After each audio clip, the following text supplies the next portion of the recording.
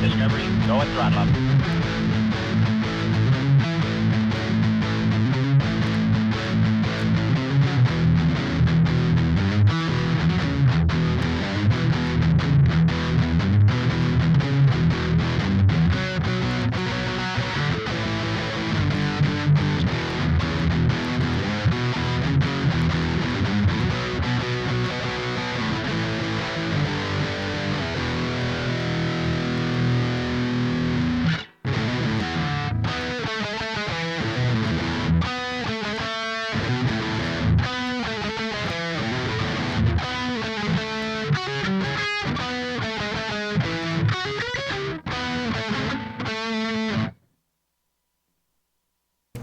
I can't make my fingers do that.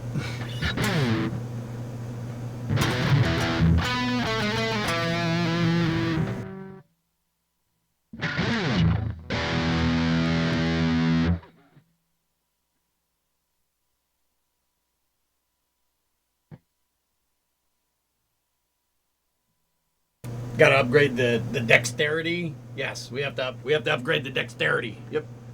Here. This is an oldie. Well, it's an oldie where I come from. I forget how to play it.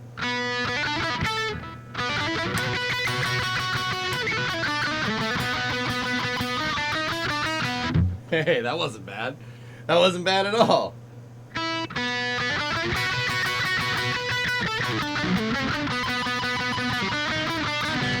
I forget how to play the rest.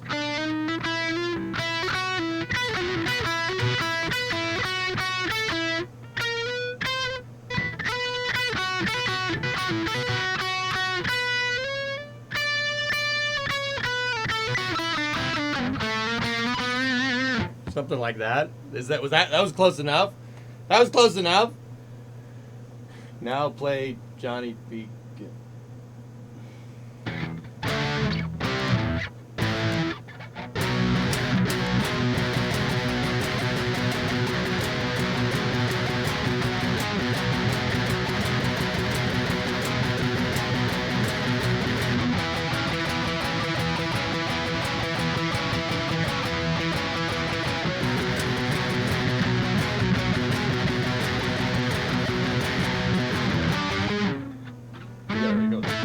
It's probably like...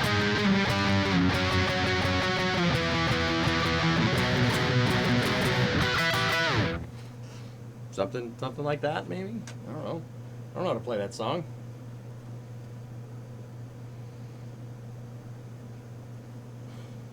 One more? One more and then we go? Here.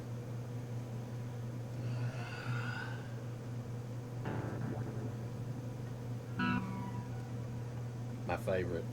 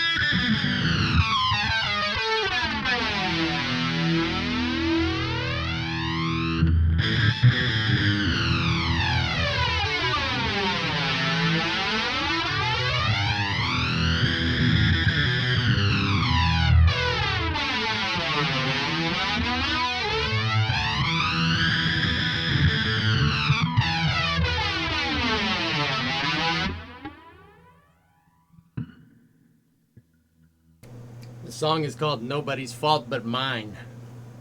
Nobody's fault but mine.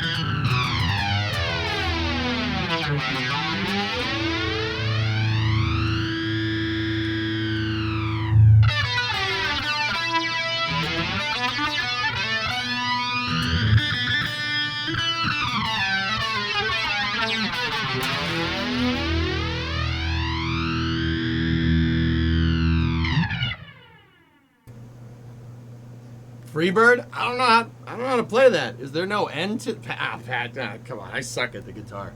I can play the drums though. I should hook up the drum set. I have an electric kit. We should hook that up. Bro, I'm not playing Freebird, Jay. We both know I'll just make a fool of myself, okay? I mean, I'm already kind of doing that, but...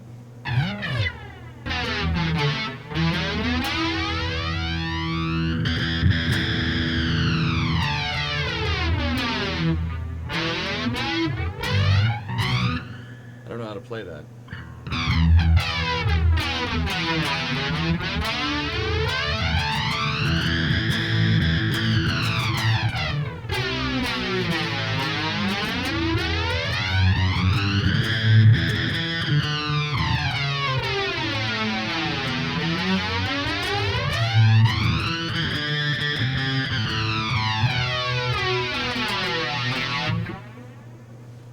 That sounds weird with the flanger on. Hold on. Gotta switch this back around here.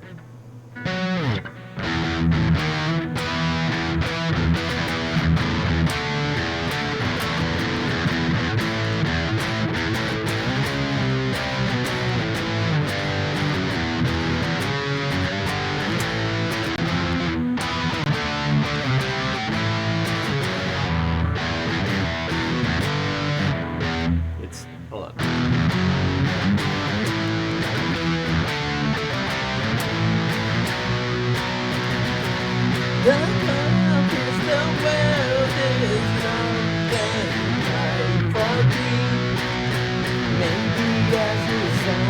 I don't know where it goes from there.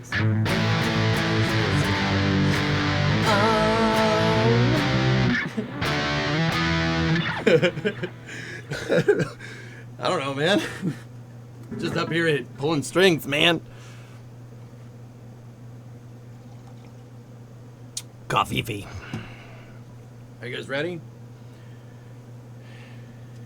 Oh, what happened to play? Oh, that's right. I said to play Gear City today. You know what, JDG? We'll do that after Flame Trench, but before Starliner Landing, okay? Well, if we have time. If not, Monday, early slot for Gear City. Just gotta rock, yeah.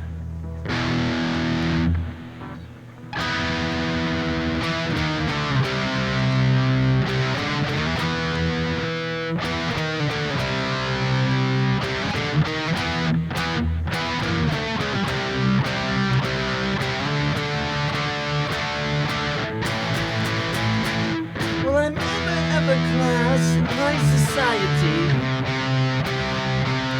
God's gift to ballroom notoriety. And I always fill my ballrooms, the event is never small.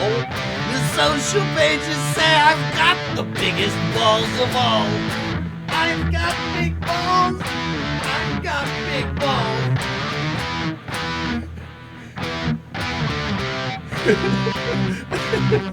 I started laughing. Dang it.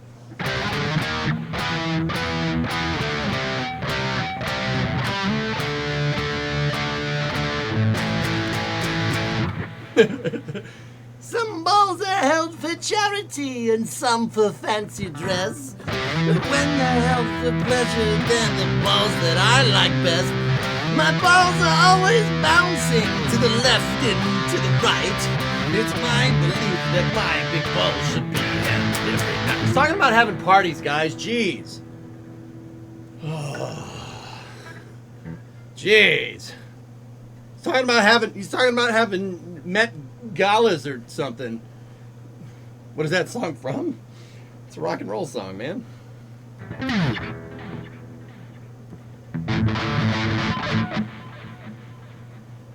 EJDC. I like that. ACDC. Now you're rocking it. Here, Pat. Ready?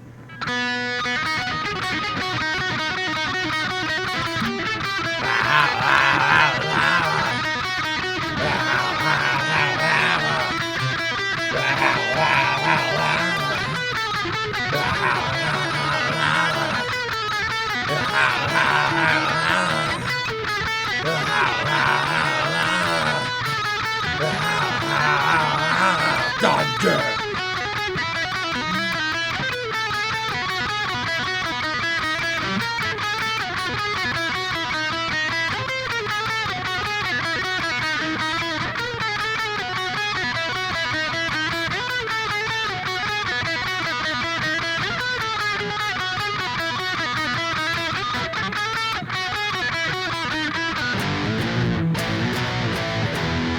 I always screw that part up. Oh, jeez. That song's hard to play.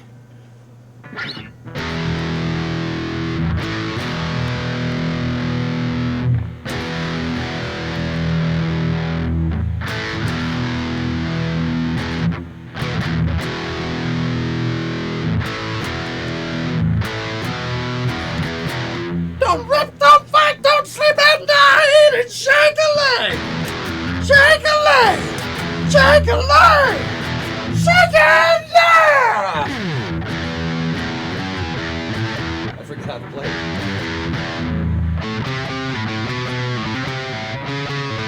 There we go.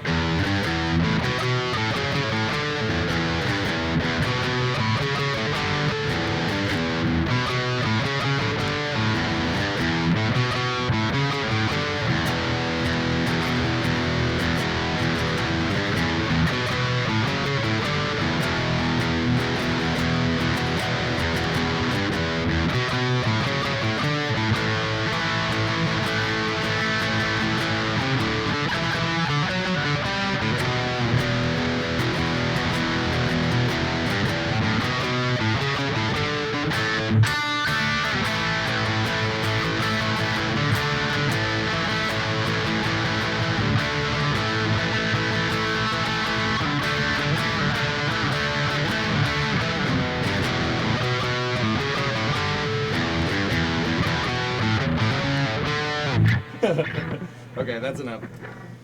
That's enough.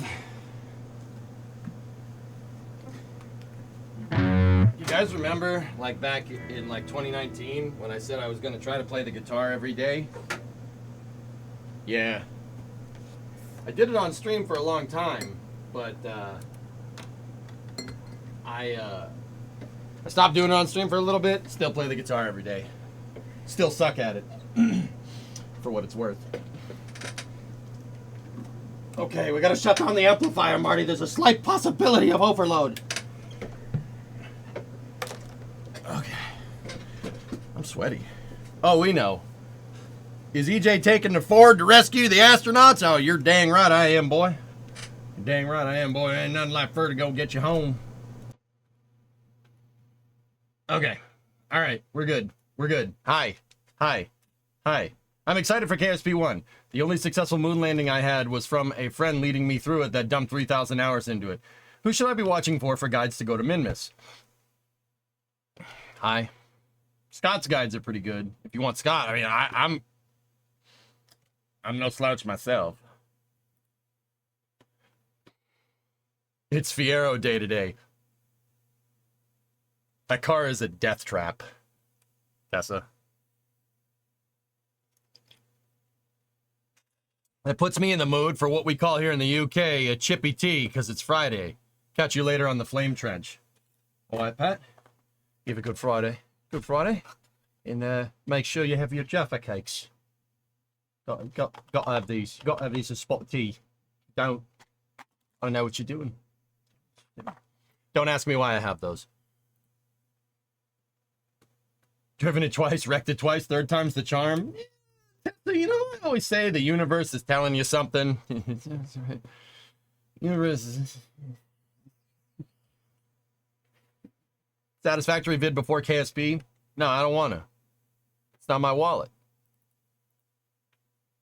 Did I look at the Discord link, John? I don't know. I get a lot of links. What did you send me? Oh, the tri-motor from EAA. Yeah. Good stuff. Ford should have never stopped making airplanes. Turns out Ford's pretty good at making airplanes. Or was at one point. Probably not anymore. Probably not anymore, but turns out Ford could make airplanes pretty well. Pretty well. Yeah, that's a lot of airplanes.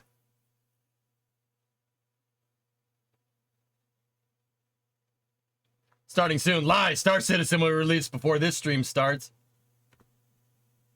You busting my balls here? You busting my balls, Zeppelin? I've known you for a day and you're busting my balls already? Oh, you'll fit in here great. You'll fit in here great. Ford started making airplanes, Clayton, in the 20s. They made the tri-motor. Tri-motor was one of the first mass-produced airplanes. Yeah, the Great Depression happened and they pulled out of the game. Shame. But they got back into it during World War II. Ford built the Willow Run factory in Ypsi, Michigan. The Willow Run factory and airport was cranking out B-24s. They were cranking out B-24s like they were cranking out Model Ts. A B-24 rolled off the assembly line like every 10 minutes or something. And okay, I want people to think about, like, don't get me wrong, the B-24 isn't, by modern standards, that's not very technically complex.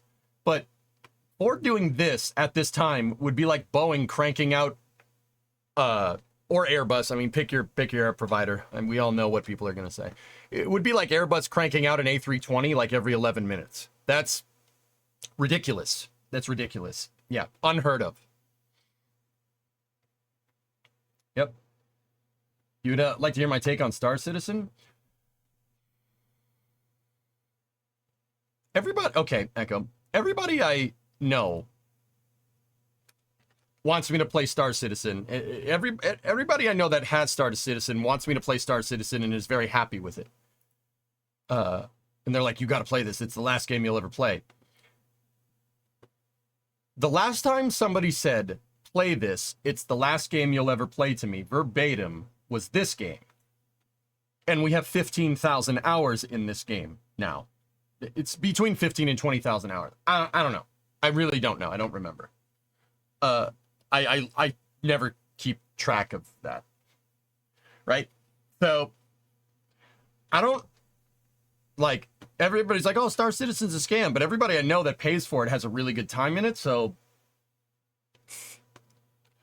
my bet is that with Star Citizen, you kind of get what you pay for. Emphasis on pay for. But it seems like a pretty fun thing to be a part of, which is why I think people like it. It seems pretty cool. I always refuse to play Star Citizen, once again, because the last time somebody said that, it was this game. And I'm afraid... Okay, here's this thing as a streamer, okay? There's a lot of good games out there. There's a lot of really good games out there. There's a lot of bad games too, but there's a lot of really good games out there. And for every Kerbal, there's like another game that's super addicting. I, as a streamer, have to be very careful, all right? I have to be very careful because you kind of play into what you want to play as a streamer, because if you're not having fun playing the game, nobody cares. Unless that's your brand struggling with the game, right? Hey, Joe, what's going on? So I'm actually kind of sweaty from playing the guitar. I'm turning the fan up. So I got to be careful about getting addicted to games, because there's a lot of good games out there. I got to be very careful about that, because if I get addicted to a game, in my particular line of work, if I get addicted to a game that I can't use to teach anybody anything, it could be catastrophically bad for my bottom line. Yeah. i.e. workers. Workers snuck up on me. I played it as a joke, and that's what I'm talking about. Yes, workers is a good example. That's exactly what I'm talking about. Space Station 13 has space in the name. I play Stationeers, Deadly. Stationeers is a 3D version of Space Station 13. Oh, we teach people all about physics and fire in that game. Where's the clip? But yeah.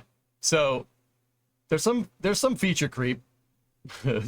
Yeah, a little bit.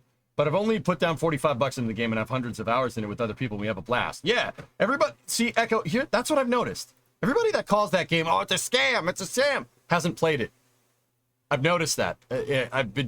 I've noticed it. Everybody that has played it is like, this is the best game ever, which is curious. So that tells me, if somebody said, A, this is the last game you'll ever play, and B, everybody that has played it has had really a lot of fun with it, right? That I might want to steer clear if I can't use it to teach anybody anything about physics.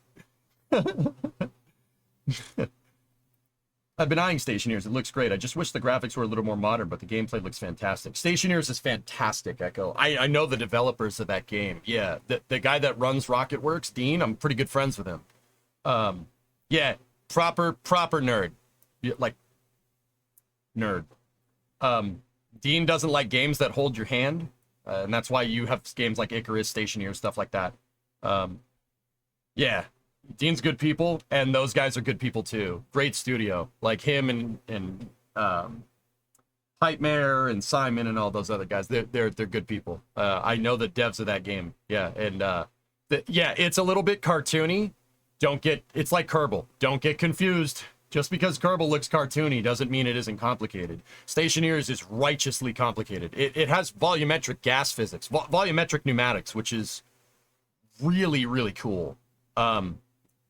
So, like, you're dealing with PV equals nRT in that game. You get condensation in pipes because of the ideal gas law. It's super cool. A lot of fun. The thing about it, though, is that Stationeers takes time. But that ain't any different than any other game. What other game can you get Morgan Freeman in space? Andy Dufresne crawled through a river of poop and came out clean on the other side. 500 yards, that's the equivalent of 5 football fields, just shy of half a mile. Oh my gosh, the stream has been paused this whole time. Oh man, I've been talking to you. Skill issue. No, it's all good. The oldest Ford that I've seen in person is a 1912 Model T, but I did not know that Ford made airplanes. It's really cool that they did. Clayton, it looks like a flying refrigerator. I'm serious. It looks like a flying refrigerator. But that was cutting edge for the time. See? Ford tri-motor, man. Yeah, Henry Ford wanted to do with planes what he did with cars, but the Depression stopped that from happening. But the tri-motor was really ahead of its time. Like, Ford cranked this thing out when other planes were still having, like, it had, like, canvas wings, dude. Other planes just looked like gliders. Ford cranked this out, all metal skin. That was huge for the time. Mono wing construction, big advancement. That was a big deal. This was in the early 20s, man. So, like, just after World War I, which is bananas to me. If Ford had stayed in the aviation game, holy crap, I don't even know what they'd be making today. Like, yeah. Structurally, it's huge. Exactly. Corrugated. They were using corrugated metal, Echo, because they hadn't figured out stringers just yet. you know what I mean. So they used corrugated metal, which is why the thing looks like a damn refrigerator.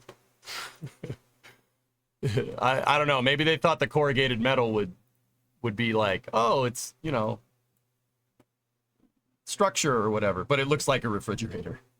But yeah, it actually cutting edge design for the time. This thing when it came out was like Starship to us. It's This was a big deal. Like, oh my gosh, you get to ride inside. You don't have to wear a head sock and deal with the wind blowing in your face. An enclosed cockpit. What the heck? Like, that's how big of a deal it was, Clayton. It actually changed the aviation industry.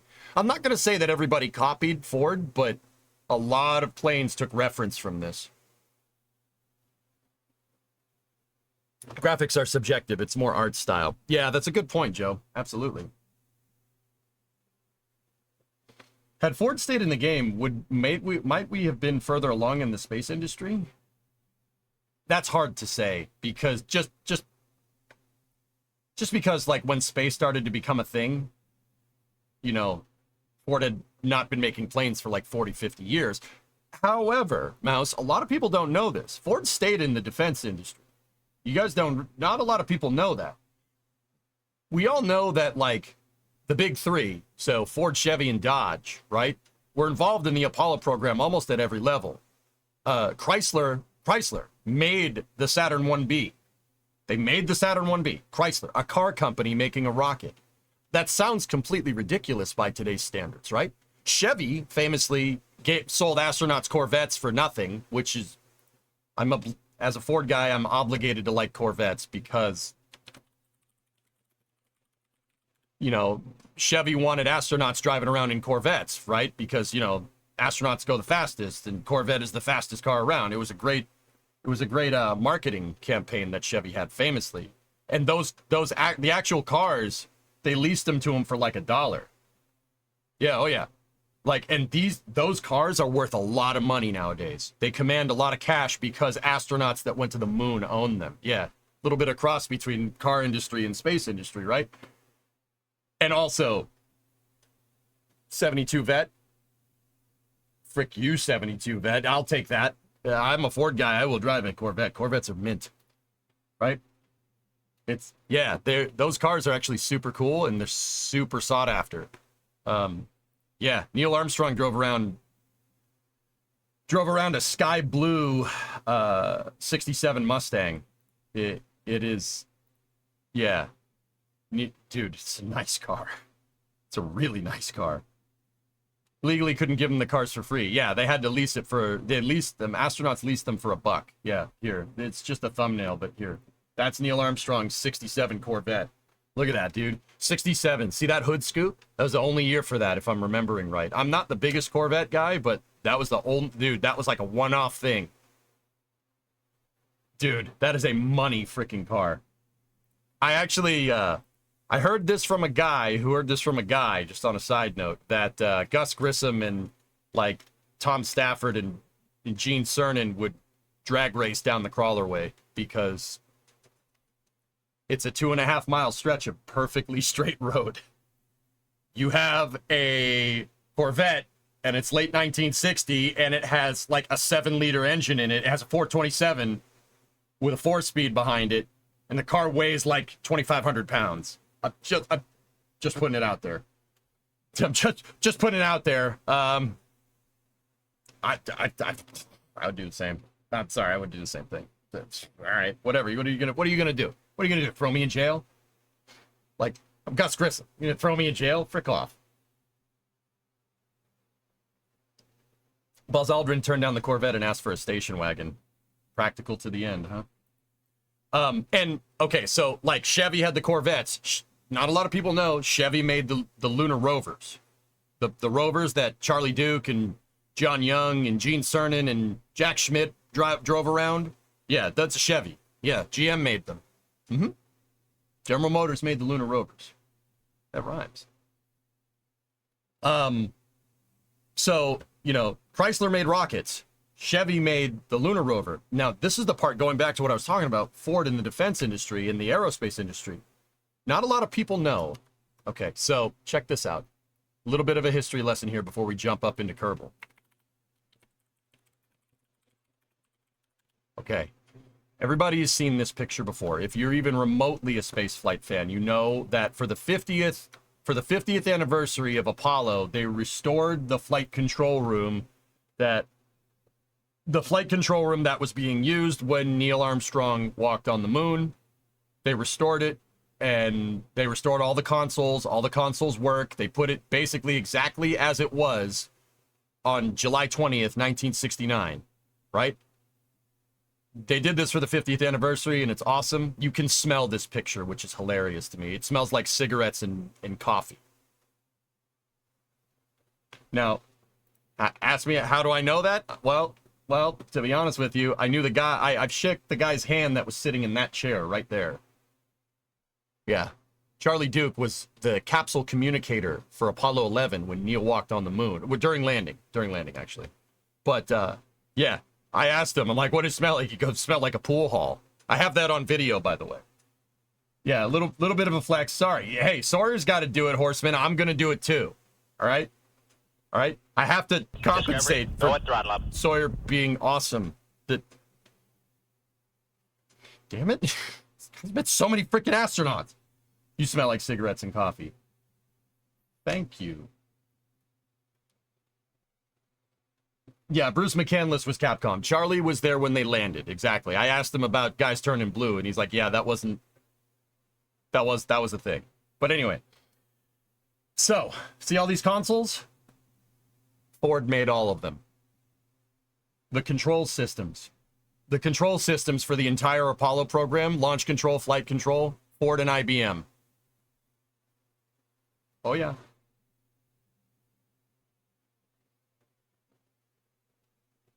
Yeah, that cathode ray with the wood cathode ray tube TV with the wood trim. You could practically hear that thing powering on. The tactile flick of the switch, and you hear the capacitors turn on, and I missed that noise.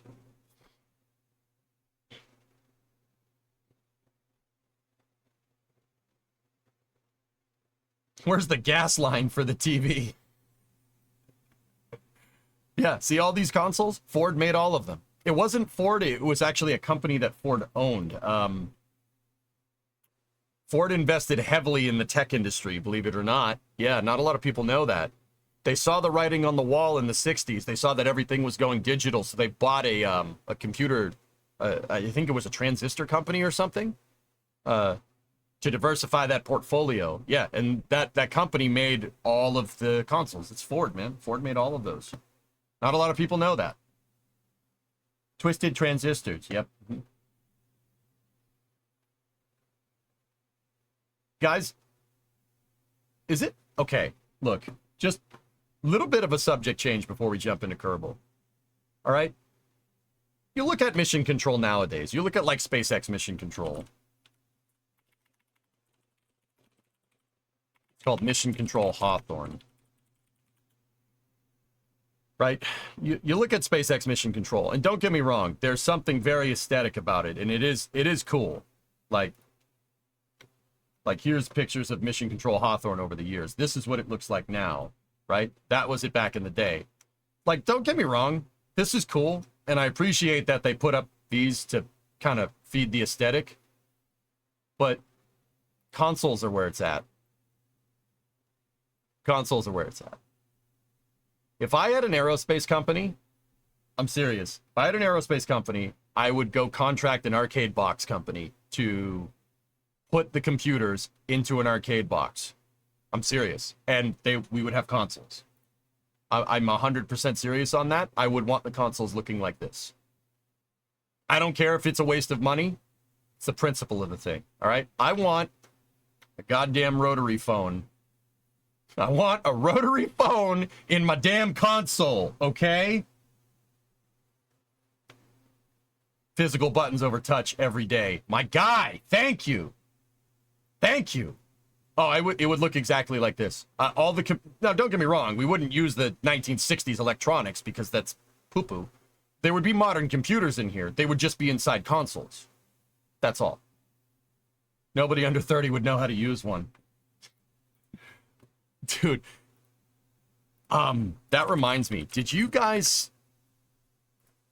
Okay, last thing. I do have Kerbal ready to go. Would they come with Galaga pre-installed? Oh, yeah. Like, this is all fine and dandy. It's kind of like half console, half computer. But it's not... First of all, 4:3 aspect ratio. Second of all, we need consoles, man. Just consoles. It reminded me of one more thing, dude. One more thing, Jackie. Controller falling on the ground. Okay. Here. If you guys... There's a YouTube channel called Curious Mark. Curious Mark is run by a bunch of software nerds that restore vintage Apollo spaceflight hardware. Okay? This video popped up in my feed the other day, and I want to show you guys something ridiculous from it. We're not going to watch the whole video. Oh, Dawn. Yeah, I use that all the time. All right, here. I want to show Tessa, the rotary phone reminded me of this. It's unbelievable. They had... So, Curious Mark had a vintage field trip. You should go watch it. It's awesome. I've seen all this stuff, but the last time I was down on the Cape, when I did see all this was like 2015, and I didn't recognize really the significance of it. Like, I knew it was cool, but this is a tour of the U.S. Air Force Space and Missile Museum at the Cape, right? And it's all the vintage pads. There's a model of Vanguard, which... Vanguard 1, if you know, you know. You want to hear something, Kerbal? Vanguard 1 went to launch in 1957. It blew up on the pad, and that was a model of the satellite right there. I didn't know this. It was that's a model of the satellite. The rocket blew up, payload fairing fell, crashed to the ground, broke off all the antennas, and that thing rolled into the bushes. They found it next to the pad in a bush. It blew up, the thing fell, and it rolled away. Like cartoons when the car crashes and the wheel goes rolling away. It did that. It rolled into a bushes like 200 feet, 1 to 200 feet from the pad. Wow, how Kerbal is that? Very Stay Putnik. Yeah, exactly, right? So... There's this one part, Tessa, when they're showing the consoles that as a man who knows how to use a rotary phone, you and I think you would appreciate. Please do not handle equipment. That's a nice way of very respectfully saying don't touch anything. So these are the consoles from like Mercury Redstone and stuff, right? And dude, these things had logic, right? There was very, very basic transistor functions here, right? But yeah, and that's how they launched it. Flip a switch to start the oxidizer pump and flip a switch to start the liquid fuel pump. This is a manual ignition sequencer. Watch the video. It's just ridiculous. A manual ignition sequencer. Can you believe that? You got to flip the buttons. Hopefully you don't miss one. You miss one, it blows up. But that's what they had. A manual ignition sequencer. All right. There's one part that I want to show you. And it shows kind of some governing logic, which is just bananas to me.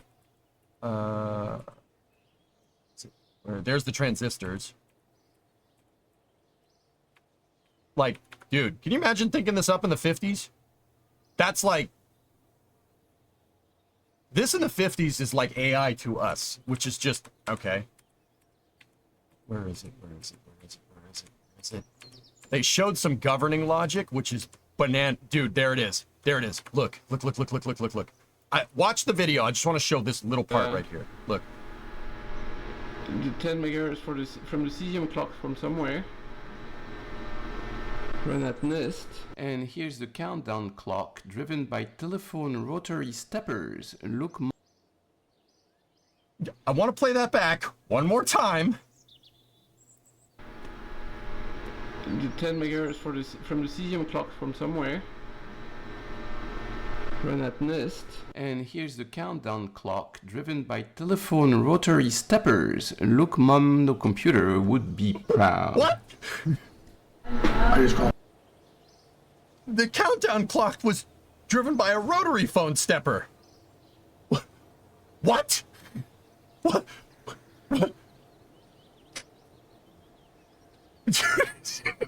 Dude, that's nuts. Oh my god. Okay. Last, please. Okay. Zap, you seeing this? It's freaking the countdown sequencers, rotary steppers. That's awesome.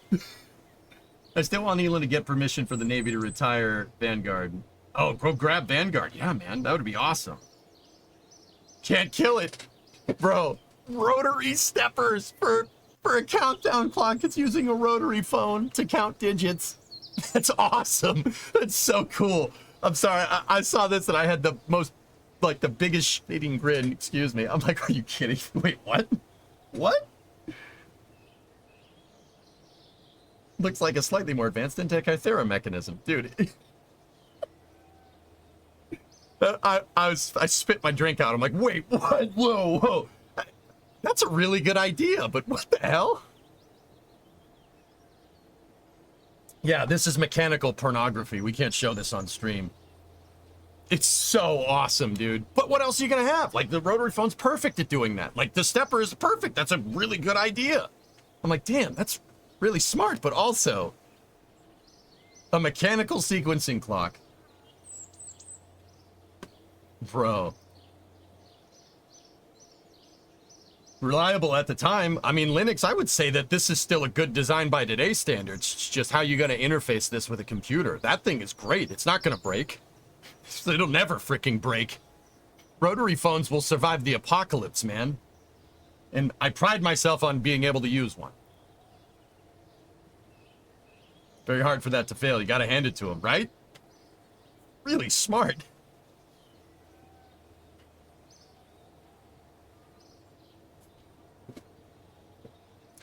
All right. Anyway, guys, I wanted to play Kerbal today. I said I was going to play Gear City, but now what I want to do is make a... I want to work on designing a reaction frame for the MLV. You can hate me if you want. Whatever.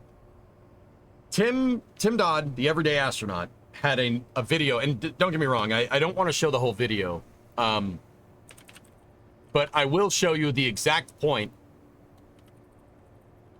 We're not gonna watch the whole video because I want you guys to go subscribe to Tim's channel. He put in a lot of work to get that right. There is one particular part of the video where I was like, I can make that. I can make this. I can make this. It's a Unix system. I can make this. So this is Tim's video. Tim has a video where he's with Jeff Bezos and talking to Jeff Bezos about New Glenn and stuff. It is, dude, Jeff is a great STEM communicator. I will tell you this really, like, straight up. Watch the video. He's very good at explaining this. Like, his explanations are way better than mine. Way more simple, way more straight to the point, right?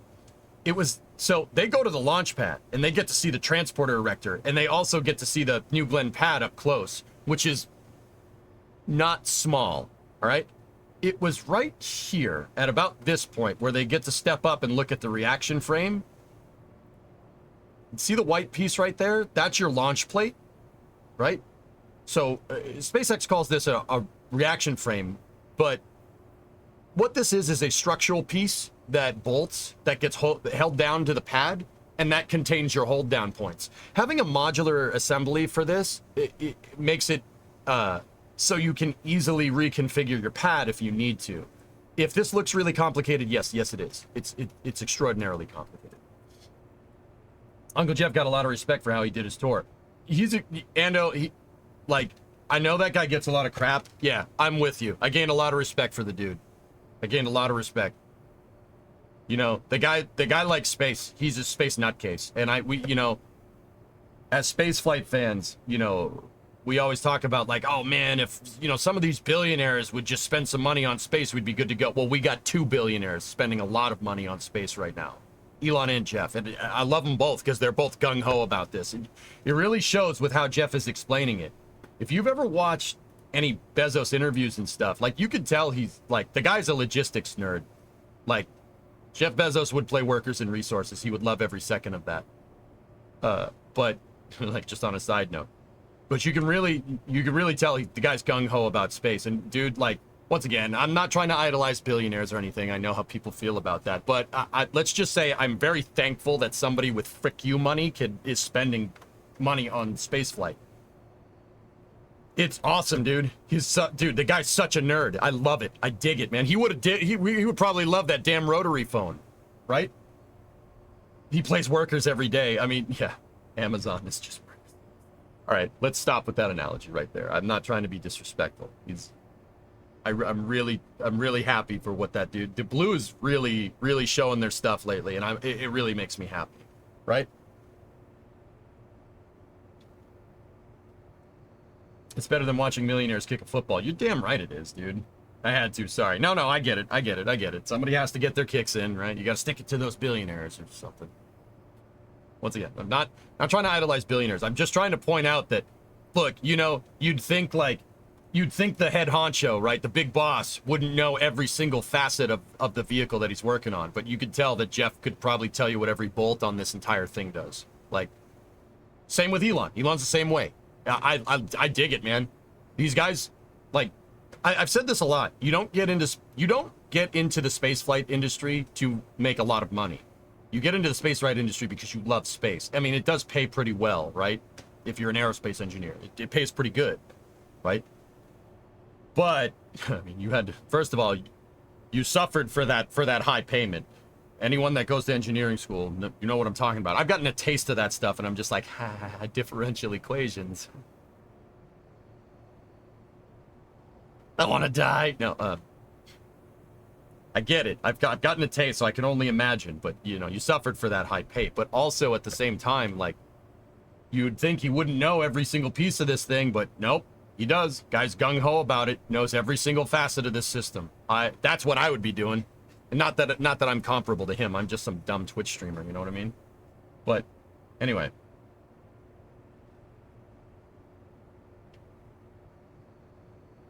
He said he played Kerbal, by the way. He said he's not good at KSP, which is interesting.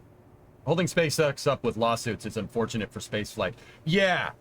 Katanga, I'm with you on that one. I 100% agree. But I think that was the old Blue Origin CEO. That was Bob Smith.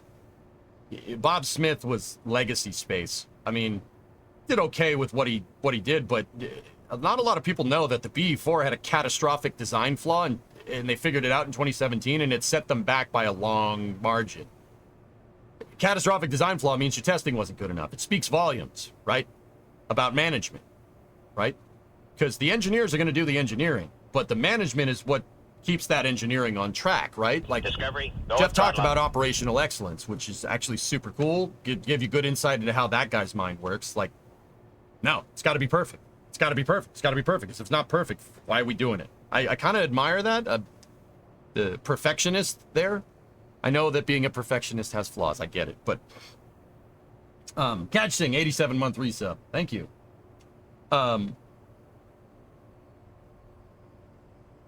Differential equations. Yo, dog, I heard you like equations. So we got you equations for your equations so you can equation while you equation. That's pretty much it. Yeah, that's pretty much it.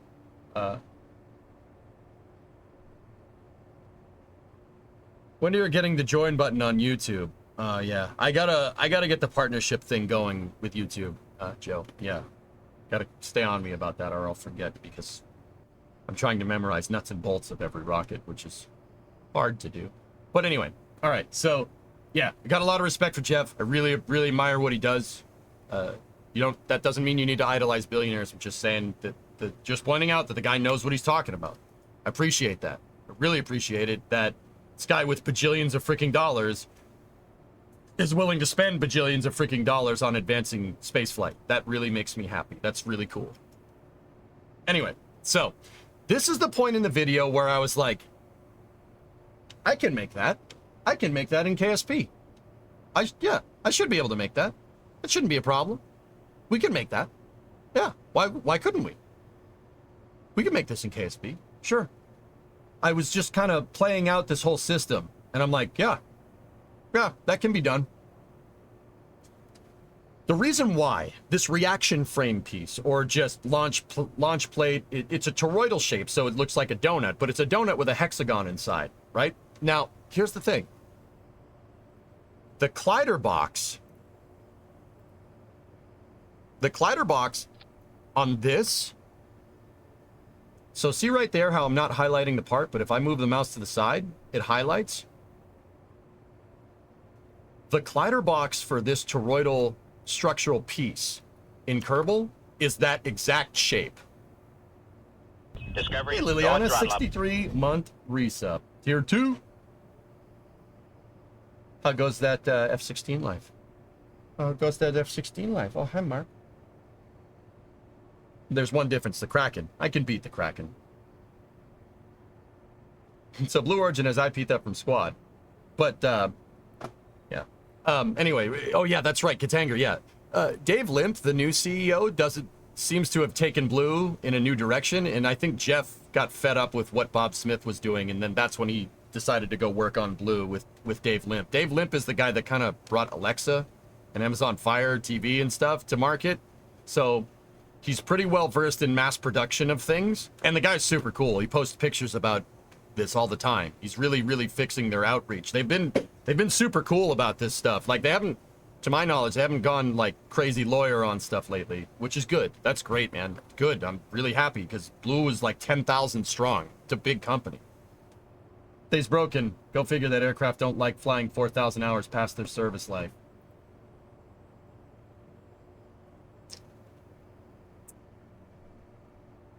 Cracks. Cracks. Cracks. Cracks. Yep. Anyway. Worst, your older brother was accepted to the Air Force Academy. His last physical before he graduated high school. He was still nursing a broken ankle from football. They decided he wouldn't qualify for flight school. He ended up not going. Took all of 4 years of his high school to get a nomination and compete against others for a few spots and didn't go. Oh. Right, your ankle heals. It's fine. Anyway, so I saw this and I saw how they have the plates set up with a hexagonal outside and a conic or a cylindric outside and a hexagonal inside. And I'm like, I can make this in KSP. We can make that. I can build this. Now, once again, this is Tim's video. I have it right from Tim, not to watch the video, like clips, like just a little pause on the video like this is good. Please go over there. I can't ask you guys enough. Go over there, hit that subscribe button for Timmy. Dude, this video is awesome. It is a freaking treat seeing this infrastructure up close. They walk up next to the transporter erector for this thing, and dude, it's like the transporter erector is 2 stories tall. Oh, look, here's an ad. Oh, yeah, that's great. Yeah, dude. Holy crap. I'm telling you, watch it. It's unbelievable. Unfreaking real. Now, this is the part that I want right here. The reason why is because I can use this for reference to make this thing.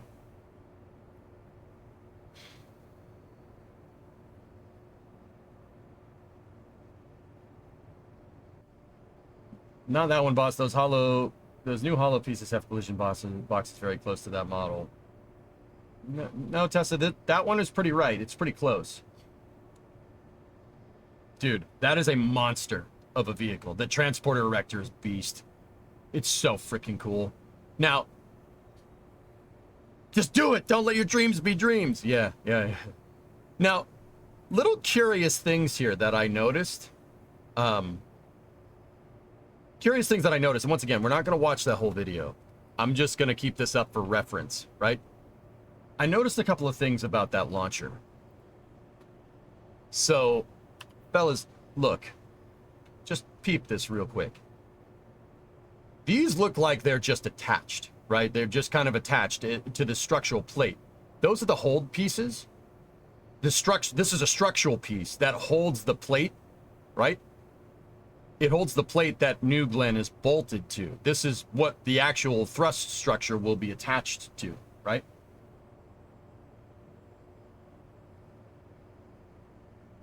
I'm going to go out on a limb and say this is probably all modular. And it seems like the TE can be reconfigured for a slightly bigger core size. Yeah. I'm going to go out on a limb and say that. Why so much space right here? And why so much space over there? Why leave that big of a margin? This is just going to make it so you have to beef up the structural component here.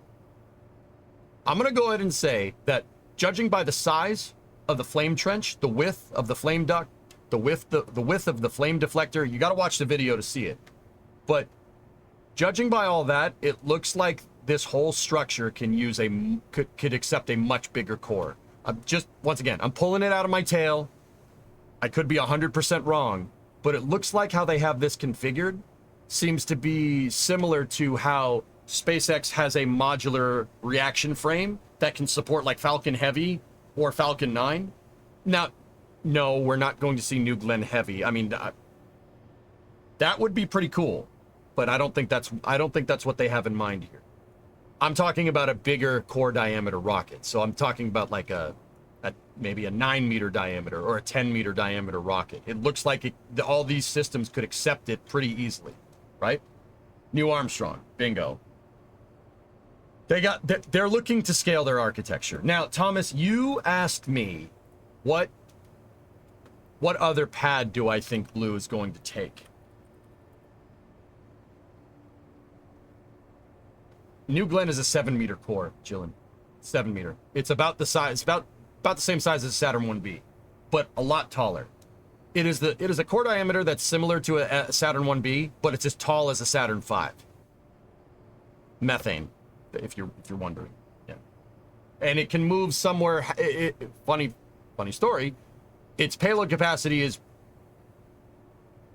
like it's like halfway in between Saturn 1B and Saturn 5. Actually, it's closer to Saturn 1B. New Glenn, I think, is 40 tons, Leo. 40 to 50 tons, which is... That's pretty good. 7-meter fairing. Great for EOR architecture, Earth Orbit Rendezvous architecture for lunar exploration. It's built for that. It's built to fill a similar role that the Saturn 1B would have done if NASA hadn't gotten the Saturn 5 working. Which brings me to answering your question, Thomas. Jeff Bezos was talking about using another pad right after they discussed LC-37. I noticed that, Aiden. Yeah, so Slick 36 is down here. And in the video, so Slick 36 it's actually 3 launch pads here, 2 launch complexes. This is the former LC-11 right there. LC-11 looked like that.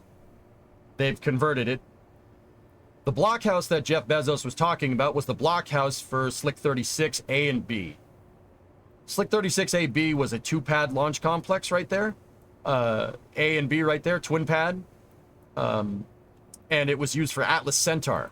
Yeah, the first Centaur stage took off from here. And it was used until the early 2000s, like 2003 or 2004, launching Atlas 3s.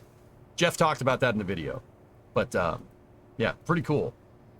Blue has done some modifications over the years. I mean, but the blockhouse is the Slick 36AB blockhouse, which is pretty cool. That's when they used to sit, launch control used to sit next to the damn rockets. Now, they weren't doing that until into the 2000s, but it's still cool. It's still cool to have it. And I'm actually kind of pumped that he just kept it with all of its periscopes, because Jeff Bezos is a space history nerd, which, and just from what I can tell from the video, seems to be a very big history nerd in general, which, as a history nerd myself, I appreciate that. Anyway, look at this. See how wide the flame trench is? See how wide? See how wide it is? See how wide the TE arms are relative to the reaction plate? This is all modular, and you could build a much bigger rocket with this. You don't make a flame trench that's 3 times your core diameter size for no reason. Yeah. Yeah, you don't need to do that. Right? Which is pretty rad. Like, that's that piece that I was telling you guys about. Tim and Jeff in the video were standing right here looking at it, and the transporter erector was in the down position, but still.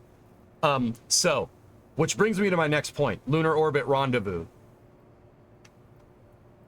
Jeff seemed to have a lot of knowledge in Tim's video about Slick 37. And he made it a very big point to mention that Delta IV Heavy is being retired. He did also talk about Falcon Heavy, which is super cool. Which, once again, tells me that the guy is a superb space nerd. Which, great. Good. Excellent. So, Slick 37. The interesting thing about Slick 37...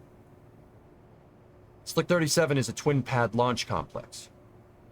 Not a lot of people know that. Just like Slick 36. It's a 2-pad launch complex. There's 37A and 37B. This was originally built for the Apollo program.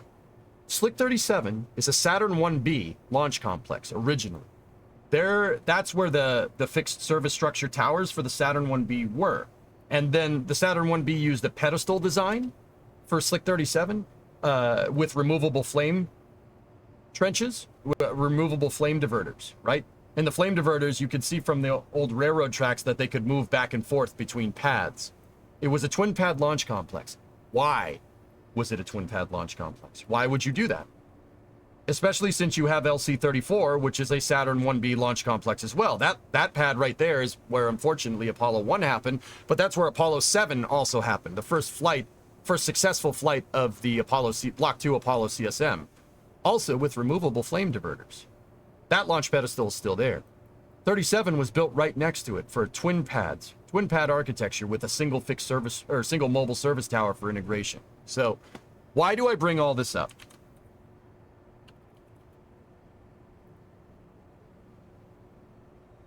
Let me get a picture. So, Slick 37 was built as a launch complex that was designed to use EOR, Earth Orbit Rendezvous, for the Apollo program. Now, this was built as a backup in case the Saturn V wasn't ready. What does that mean? So, this is a twin pad complex capable of launching Saturn 1Bs in pretty rapid succession, right? You have a single LOX facility, RP1. There's a hydrogen facility here somewhere, but Discovery, go and throttle up. you could basically tee up two Saturn 1Bs really quickly, and you had one mobile service tower that could actually move back and forth between the pads, right? Hey, Kelly, 67-month resub. Now, I told you, and keep in mind, this is a theory from me. It's probably wrong. Maybe I'm connecting dots that aren't there, which is most likely. New Glenn, we know, has a contract with NASA for SLD, Sustainable Lunar Development. And Blue Origin is working on an architecture. They're working on an architecture for EOR, Earth Orbit Rendezvous, for lunar development, meaning they're going to launch a lander, they're going to refuel it, and then send the lander out. That requires quick succession of launches, right? And a high launch cadence. Now, SpaceX's HLS, which is the other lunar lander that we're going to field, right? SpaceX also needs high launch cadence, and SpaceX's idea is, landing the booster right back on the pad and catching it, which will be righteous, by the way, when that happens, and I think it will. I'm thinking October now, guys, from what I've seen. Be sure to watch the NSF breakdown, super helpful, right? So, they're aiming to put the launch, put the booster right back on the pad and launching in quick succession that way. Blue is kind of, I want to say, taking a more quote-unquote conventional approach. They're trying to make New Glenn highly reusable, but with how SLD is set up, it looks like they're going to need a lot of launches in rapid succession. Jeff said that Slick 36 Blue Origin needs other pads besides Slick 36 to up their launch cadence. Now, you don't up your launch cadence unless you have a lot of things to launch. New Glenn's Sustainable Lunar Development Program needs a high launch cadence. And I'm starting to think that I thought Slick 37 was going to go to SpaceX, and we still don't know. The jury's still out on that one because ULA basically stopped using the pad because Delta stopped flying because they replaced it with Vulcan, right? And Vulcan doesn't use this pad. So this pad is on its way out. It's basically vacant. What I'm wondering is because this is a twin pad launch complex, what I'm wondering is if Blue is going to make this a twin pad New Glenn complex. Could be pulling it out of my tail, but it makes sense when you think about it.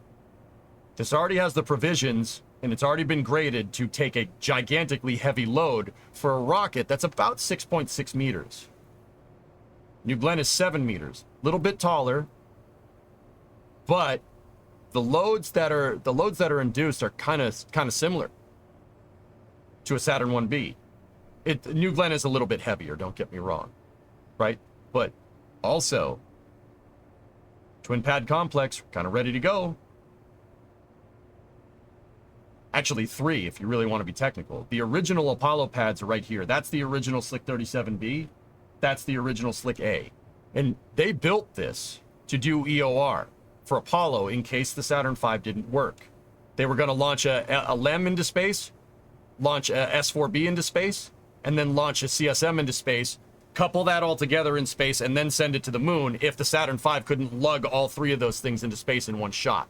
Now, the Saturn V did work, so they stopped using this pad, and it was actually abandoned for a long time until the 2000s. Till the early 2000s, or the late 90s, when Delta IV took it over, right? I'm honestly wondering if we're going to get a twin pad complex here. Does Blue have any West Coast pads? Not that I know of, Pixie. What if Blue uses 37 for New Glenn while Slick 36 gets converted for NA? Maybe. For New Armstrong? They're making a brand new one at Vandenberg called Slick 9. Ah, there you go. I knew they were doing something. Stream's been on for an hour. Did I miss the part about the Apollo crew abort slide? Wait, what? No. No, there's step. But, yeah, that was, I have a theory, Thomas. You asked me what pad. That's my theory. Now that I'm thinking, I mean, Jeff knew a lot about Slick 37 comparatively to every other pad on the complex. He knew that the landing pads were for Falcon Heavy. So, former LC-13, right? But he knew the VAB. He didn't talk about 40. He didn't talk about 41. But he knew a lot about Slick 37 and Delta Force pad, which is kind of curious. The booster strikes are beast mode, Ordon, yeah. Bring it up with guys on the Flame Trench. They'll probably say I'm crazy, as per usual, but that's my theory. I thought that this was going to be a Falcon 9 launch complex. Honestly, I thought SpaceX was going to scoop up Slick 37 because they scooped up the West Coast Delta 4 pad. They scooped up Slick 6. So I thought it was only right for SpaceX to scoop this one up too. And I thought SpaceX was going to use it as a twin pad for Falcon 9. But it's very clear that Jeff has his eyes on it because he knew a lot about it. Knew a lot about that pad, which is kind of weird. He didn't talk about 40. He didn't talk about 41. He didn't talk about 30. He talked about 34 for a second. And he knew about the Falcon Heavy landing pads. But he knew a lot about Slick 36. Now, maybe I'm reading too much into it. Possibly. Probably. But also, Jeff doesn't seem like the kind of guy that would waste time learning stuff that isn't valuable to his company. You know what I mean? Like, you don't get to his position and just know useless information. The information is calculated. Everything you do is calculated when you have that much cash. I'm sorry, like, maybe I'm reading too much into it. Hey, Nearly, what's going on, man?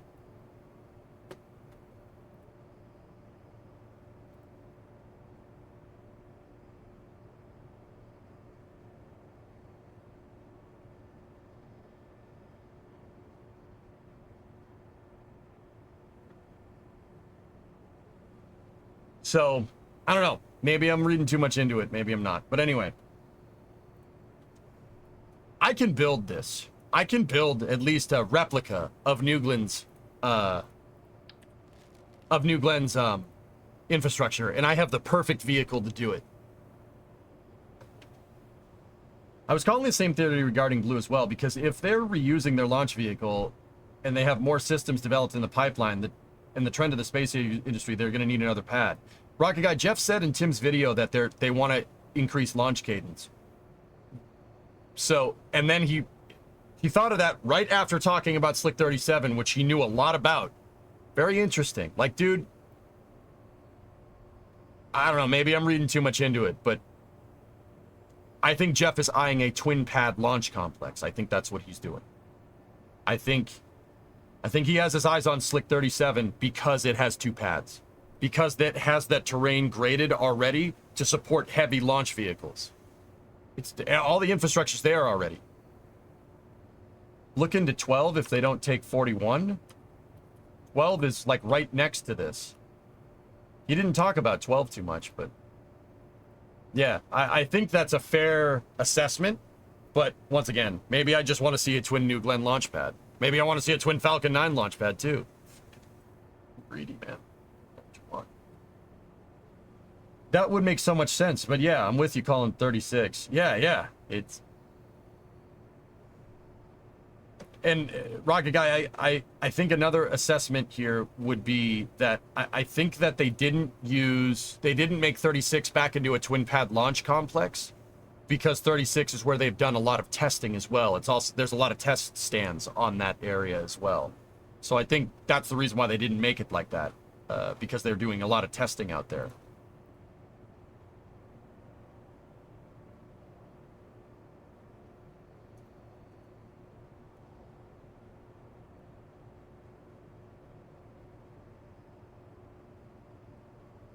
So I think I get it. I think one launch pad for supporting a heavy ship with lots of fuel and probably fuel lines for filling the tanks up, then another for landing with no fuel on the ground around the pad. There's Steph, not really. I'm talking about 2 launch pads. Like 2 launch pads next to each other. Do you think New Glenn will launch before or after Flight 5? The launch window... So, I think, Grimlock, I think Starship is going to launch sometime in October.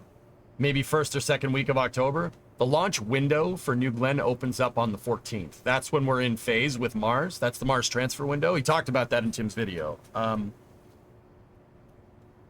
I think that that's...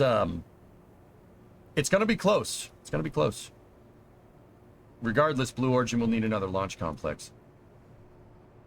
So you're saying October Sky launches? Yeah, baby. I mean, Rocket Guy, what other pad would they have? What other complexes are on the hook that has that type of infrastructure? Just out of curiosity. I mean, Goalie, you said Launch Complex 12. I mean, so just another quick note, just in case anybody needs some context here. Why are they pining for a pad that already exists? Why not just build another one, like right next to it? Well, here's the thing. This is swamp. See? It's swamp. The water table, because you're close to the ocean, is extremely high. You have to grade stuff. And grading takes time. Moving dirt around is expensive.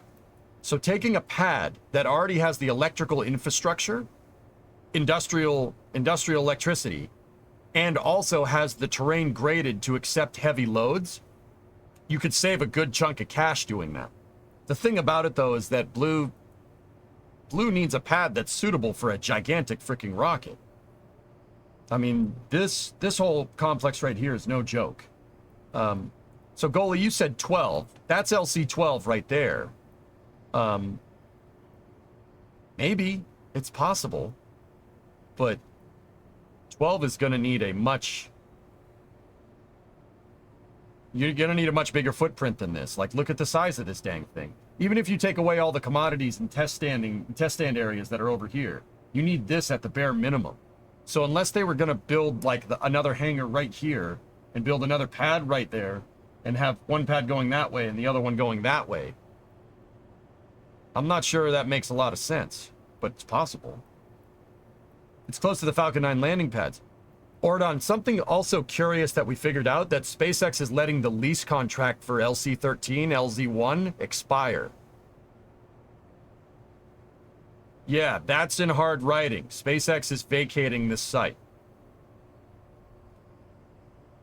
This is a former Atlas launch pad that SpaceX just paved over and made landing pads for.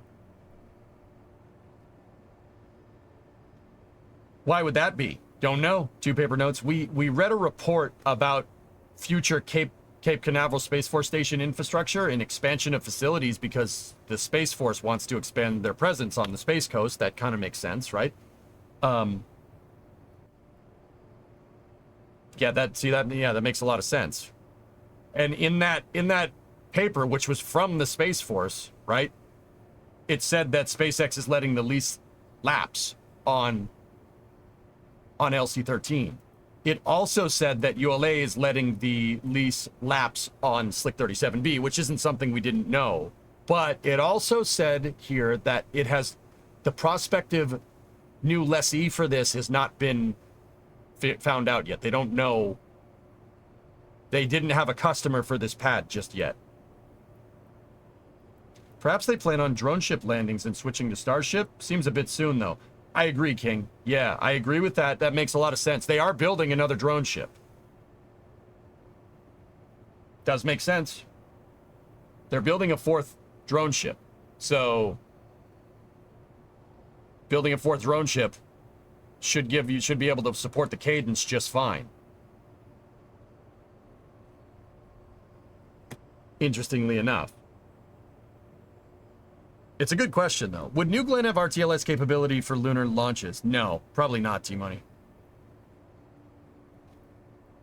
SpaceX is handing those over around the summer of next year, if I recall correctly. If they plan on landing Starships at 39A, might as well throw Falcons at it in the meantime. Yeah, Beryl, that's the other thing I was thinking. You know, you have a lot of extra space up here at 39. You might as well, right? Might as well just put the landing pad here. Which, it's already there.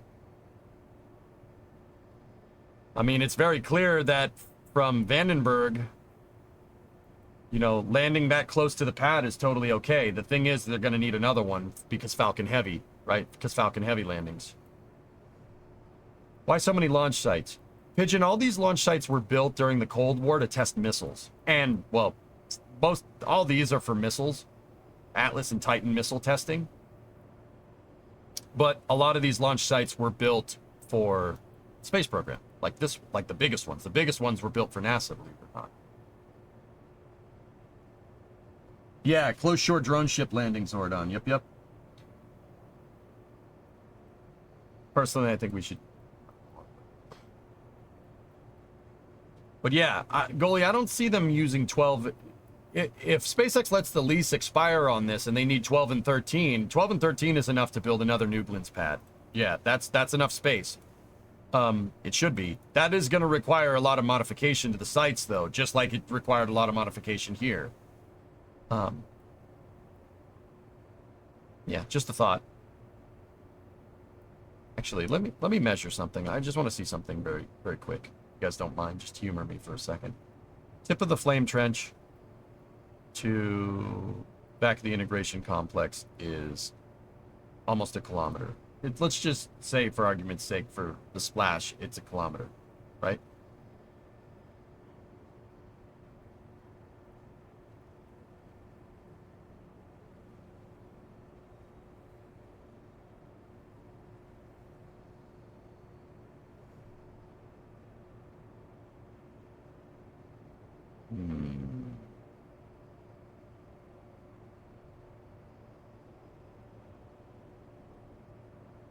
Safe to assume you watched Tim's video? Yep.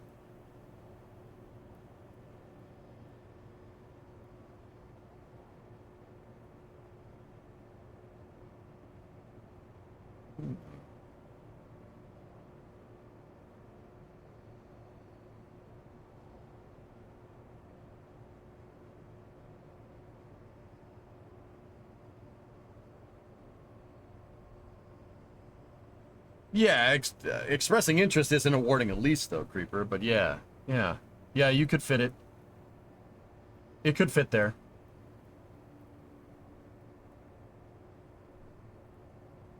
There's enough space. And yeah, there's enough space. You're gonna have to do a lot of grading right here, though. But there definitely is enough space. Actually, just let me check one more thing before we jump into KSP. Yeah. Yeah, they had to grade all of this right here for that big HIF. And part of it is on Slick 36B. Part of it, not all of it. See? Yeah, this was ungraded terrain. They had to grade it, and they had to grade it to put that heavy building in there with that heavy transporter erector. So, yeah.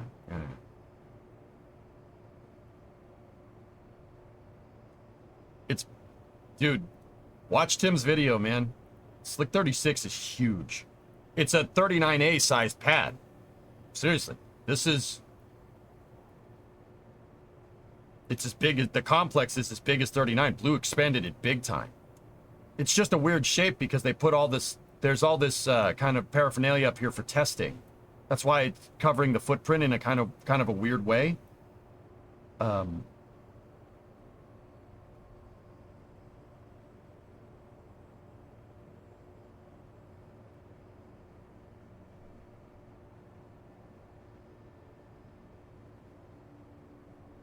Yeah, it's possible. They could do it. They could make it work with 12. Sure. They could build another one. And if they let the lease expire on 13, 13 already has a lot of grading right there. And it's yeah, those two pads are definitely big enough to do that. The footprint is big enough. I was curious. I was wondering if it was, but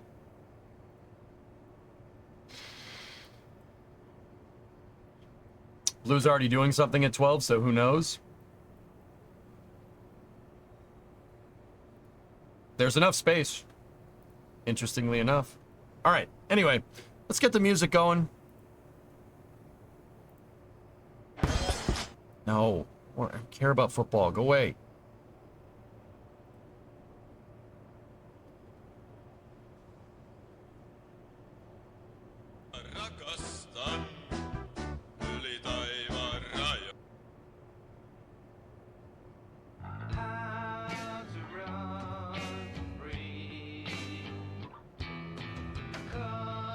Are there any modern crew abort systems built into the launch pads? Why would an abort system be... Oh. 39A has the slide wire baskets. So does Slick 40. So does Slick 41 and 39B. Yeah.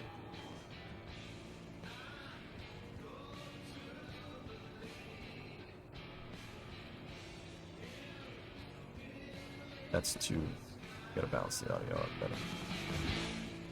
There we go.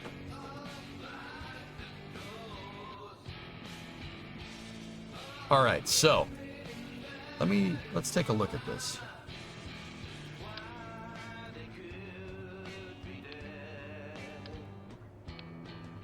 What I'm gonna do is I'm just gonna temporarily, I want to attach this piece and I want it centered. The reason why I put the nose cones on this is because I didn't want the plate attaching to one of the side motors. So we'll just leave that like that and just call them plugs there. So my medium launch vehicle has a very similar footprint. You know, it would be cool if you did a UHC mode like DOS, but with your custom parts. I don't understand how that's any different from like a mission mode thing. But yeah, that'd be cool.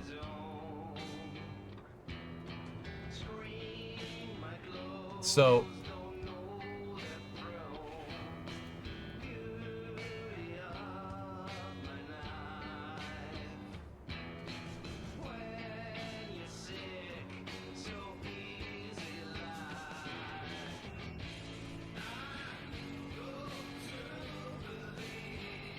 where's my umbilical?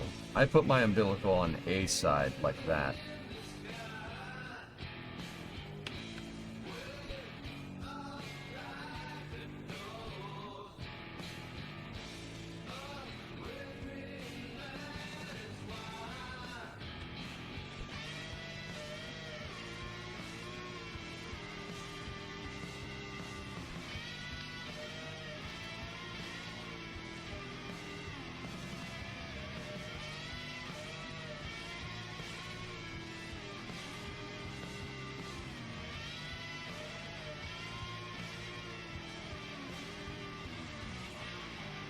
Okay. Okay. Now, the thing is we're going to run into the same problems as the SSTO. The SSTO is going to have a similar issue here. I had the sudden realization the other day that they said the fuel flows into the engine nozzle and cools the nozzle, preventing the nozzle from melting in the heat of explosive reaction. Yeah. Yeah, there's channels. The nozzle is hollow. Yeah. Here, I'll show you. An RL10 is always a good example of showing this. So check this out. If you look at a Aerojet Rocketdyne or L3 Harris RL-10, you see this? See this ridge structure right here?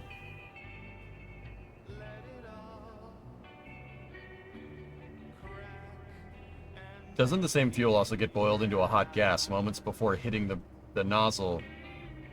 Yeah. Yes, Deb. So, here, you want me to really blow your mind? See this motor? See the RL-10? Check this out. So the propellant goes, the liquid hydrogen goes through these channels. It goes up and down. This thing, see these rings right here? And see how it's ridged? This is just brazed tubes. Seriously, it's made like there's just a pipe, and they take a pipe and it's bent in the shape of the nozzle, and then they just go all the way around, and then they're brazed together. That's how they made cooling channels on rockets in the 60s. It's made like a barrel. Same idea. Like a Wild West barrel. It's just a bunch of pieces of bent wood, right? And then they have these iron bands around them. That. Same thing. Only not wood. You have tubing.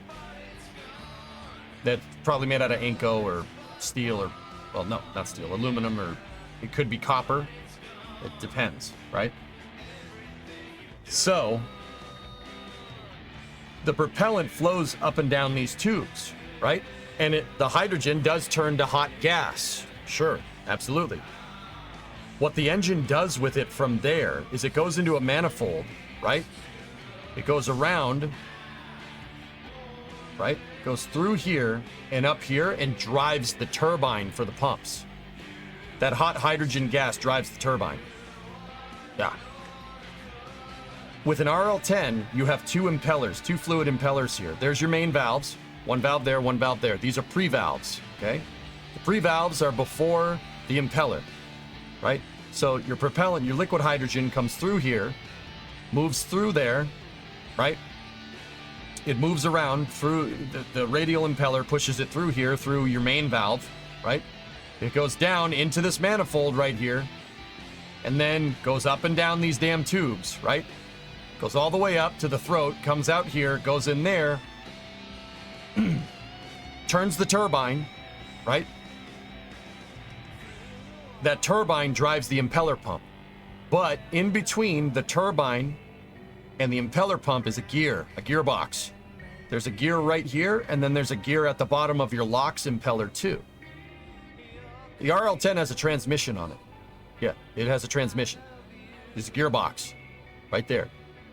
So it does use that, it uses that heated gas to drive the turbine to make the engine work. It's called an expander cycle. Yeah. It's been a thing since the 60s. Pretty cool, huh? How do you even begin to design these? B Aerojet in the 60s. Yeah.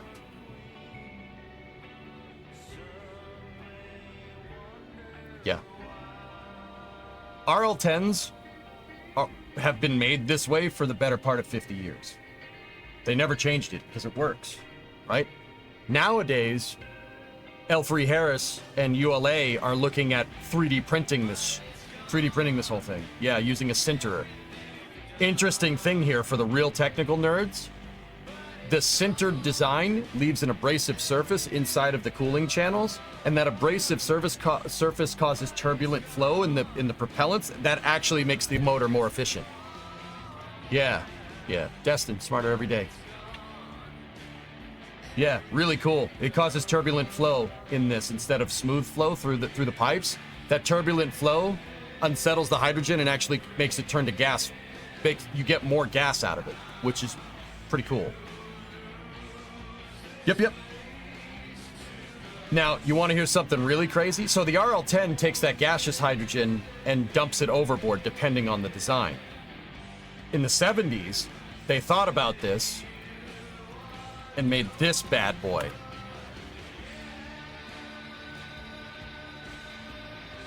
That thing does the same thing. That's a space shuttle main engine, or an RS-25. Now, they came up with this crazy idea, right? Take that hydrogen gas, that hot hydrogen gas, obviously use it to drive an impeller, to drive the turbines, right? But instead of just using the hydrogen gas to drive a power head, right? Some crazy melon farmer came up with the idea of taking that hydrogen gas and injecting it with a tiny little amount of liquid oxygen, okay? What that does is basically takes your power head, your turbo pump, and turns it into a jet engine, right? They reheat the propellant, just like an afterburner would. Same idea. And then they take the hot hydrogen LOX mixture in the preburner, set it on fire, right? And it basically creates a gaseous hydrogen mixture that, because of that explosion, it causes the hydrogen to spread out really, really, really, really far, right? You know, gases, when they heat up, they expand. Ideal gas law, right? From there, they take that superheated hydrogen. It's not superheated, but I just said that because it sounds cool. They take that superheated hydrogen gas after basically turning the turbine on your hydrogen power head here into a jet engine, a hydrogen jet engine. They take that mixture and they throw it into the rocket engine. And then hit it with more liquid oxygen after that. It makes an insanely powerful explosion. Fuel-rich stage combustion is what it's called. Yeah, really smart for the time. Insanely smart. The space shuttle engine basically has a hydrogen jet engine, afterburner, shooting into the injector plate, which is genius because it's easier to get hydrogen gas to atomize with liquid oxygen when it's easier to get hydrogen to atomize when it's a gas with liquid oxygen. You get a way more efficient and way more powerful explosion if you spread that hydrogen out into like a vaporous mixture and then you shoot liquid oxygen into it and blow that up instead. The space shuttle engine has a hydrogen jet engine afterburning into the intake of the rocket, into the injector plate. That's why this thing is not called a turbo pump. It's called a preburner as opposed to an afterburner. An afterburner blows up stuff after your main combustion. A preburner blows up stuff before your main combustion. It's a jet engine shooting into a rocket engine. Crazy, right?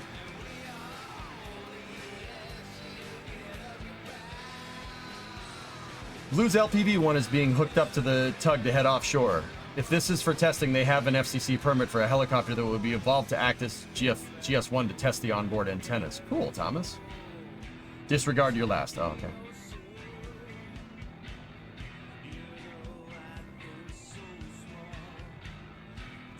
Crazy, right? Yeah, it's a jet engine that's shooting into a rocket engine. Crazier part about this, fast forward to 2016. Raptor engines. Everybody sees like a Raptor 3. Raptor 3 is so crazy. Raptor 3 is so crazy. Yeah, it is. It's nuts. But the crazier thing is what Raptor does in general. So the shuttle engine did that with the fuel preburner. Okay, with the fuel side of things. They made the turbo pump into a jet engine that shoots fuel, gaseous fuel, into the injector plate. What Raptor does is shoot gaseous methane and gaseous oxygen. These are, right there and right there are two jet engines that have, one has an extremely oxidizer-rich exhaust, and the other one has an extremely methane-rich exhaust. And though the gaseous methane and the gaseous oxidizer meet in the injector plate to make a righteously powerful explosion. This has two pre-burners on it. That's a full flow staged combustion cycle. Staged combustion, meaning you have combustion before your combustion. The idea here is to get your oxidizer and methane to spread out as much as possible. The further spread out they are, right, the more opportunity for methane and oxygen to atomize together and make a nice big explosion. Yep. Raptor 3s have been firing at McGregor. Yep. And the fact that SpaceX condensed it down to that is ridiculous. But anyway. Let's build out our pad.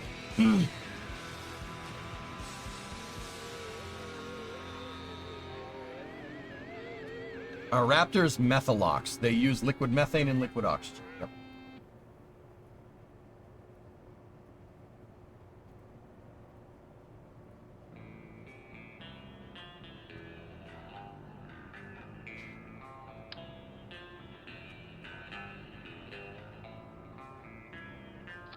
So, we're gonna have hold down points.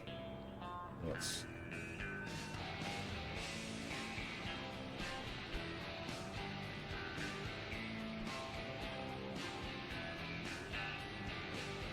No problem, West.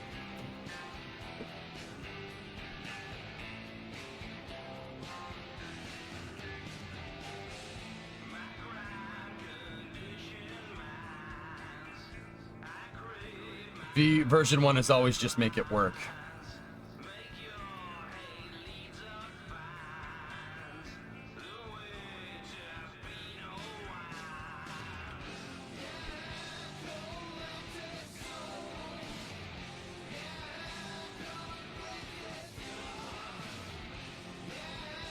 Does Starship use densified locks like Falcon 9? Yes. You think switching Raptors to Hydrolocks would be possible? For instance, in the future on the moon, they only have H2O available for making fuel.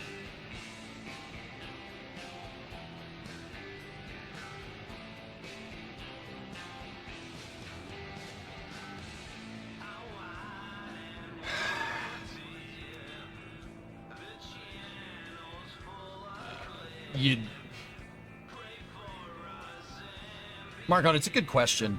A fair question, for sure. I think that it would be better to clean sheet. Vargon, just joined. What are we building? I'm building a pad for this, a launch erector for this based off of New Glenn's design. No, Marcon, you'd have to change so much stuff, it would be better to just clean sheet a design. However, hang on. I have to...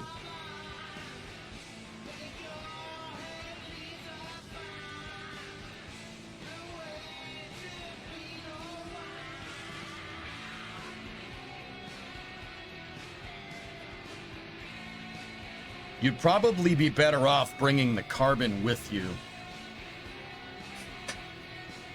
Marcon, instead of trying to redo Raptor to get it to use Hydrolocks to make it more sustainable when you're out in deep space, honestly, bring the carbon with you. Like, just have the amount of carbon, like in a solid payload, and just, like, land a big lump of carbon on the freaking moon, and use that with hydrogen and oxygen to make methane and oxidizer. That would probably be easier. Dude, propulsion is so freaking hard to get right. It's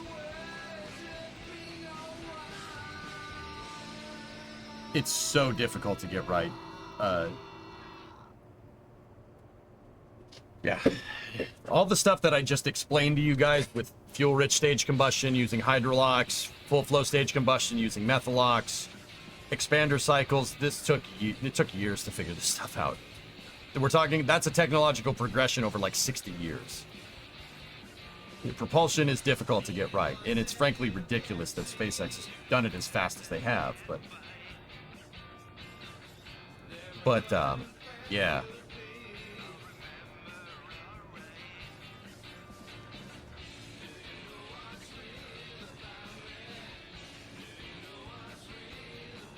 Okay, so we have our pedestal for the rocket. I'm pretty dang sure we have the clearance here, Clarence, to make this all work.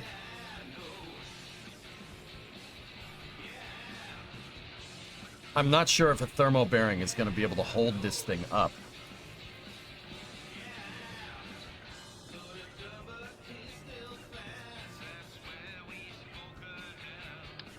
Here, let's test.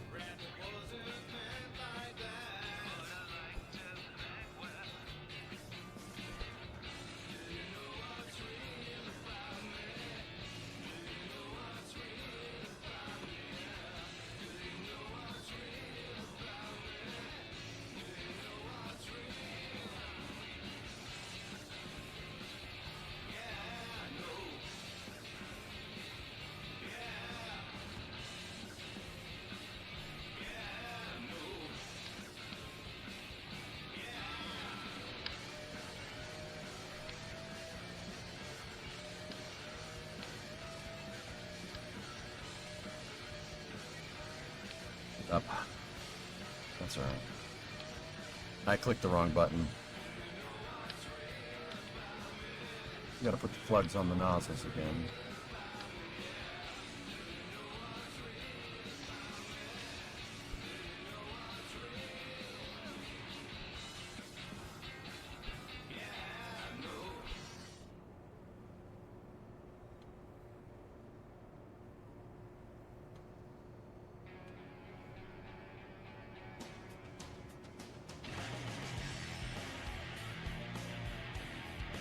Okay, gotta get that lined up. And now I'll hit save just in case I screw it up again. Take that off here. Take that off. I need to reroute to the docking port, right?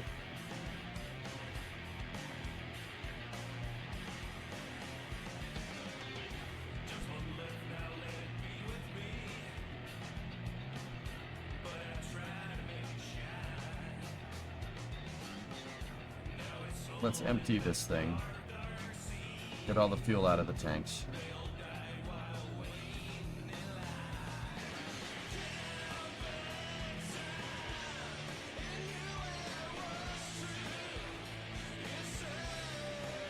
You can keep the payload mass up there. You done messed up, EJ? Yeah. Alright, so what I want to do is test out this thing being like a pedestal, being all pedestal-like. This is probably going to end extremely poorly. But, you know what? We'll put some struts in here just so we can load this thing up and not have it break on us right away.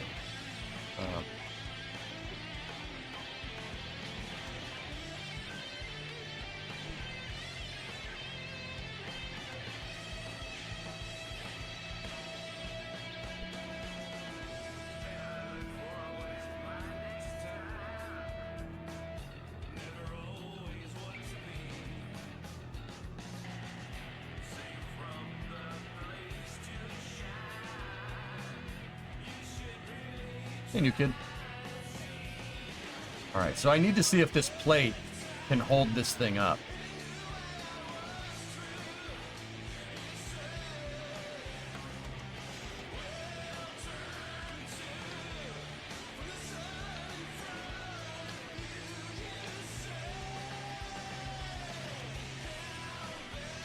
Oh, not ready.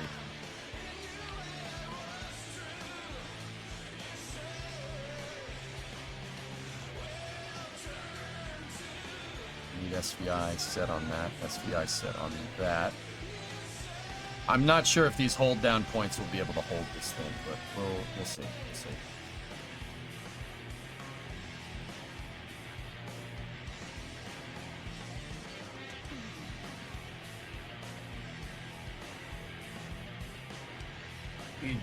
It's Edge from Bakalaka Daka Step. Get it right.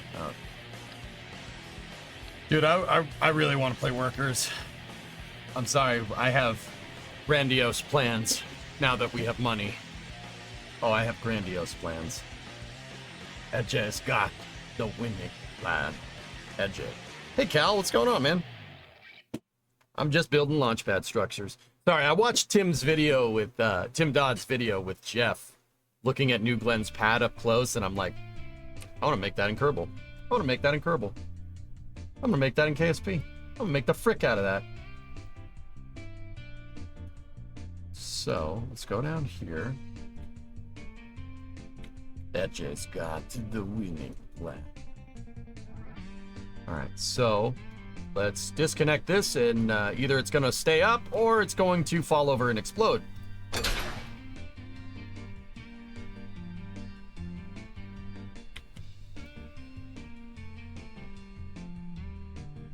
Edge streaming live today.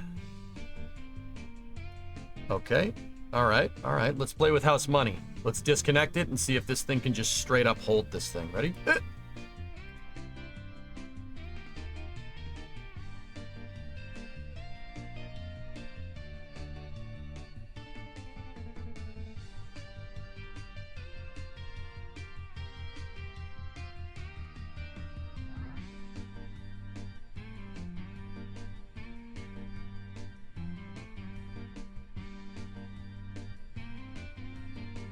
Cheats. Stand by for loud noises. Headphone users, you have 10 seconds to comply.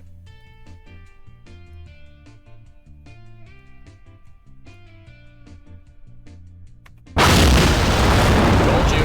You're warned.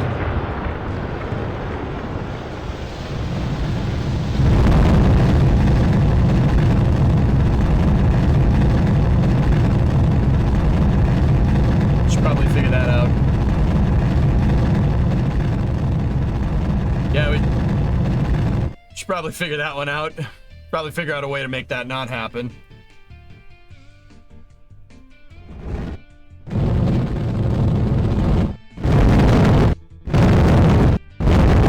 Get off of me! Get off of me, you piece of crap!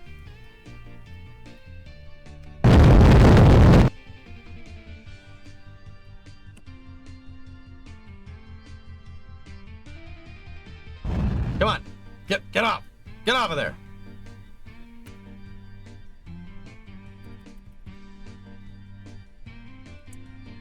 Round is coming up pretty quick. Oh,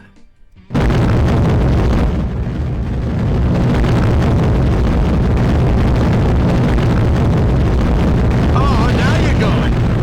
Oh, I see how it is.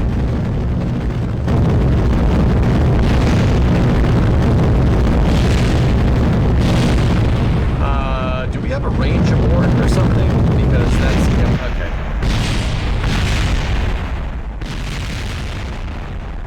All right.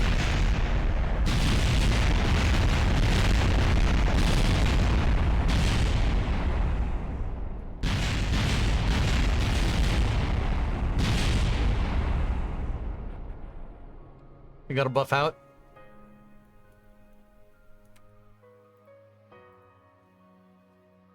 Mission failed. We'll get him next time.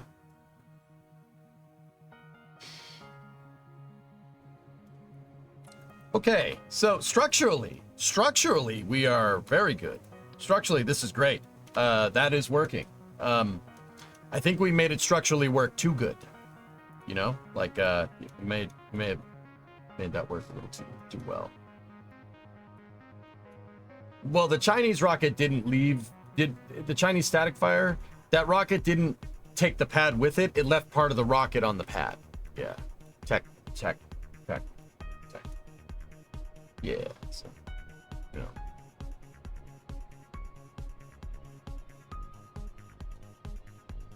I think our thrusters were overheating. We've had an anomaly. Yeah, my hold down point got stuck, which is fine. That's okay. It's streaming live today.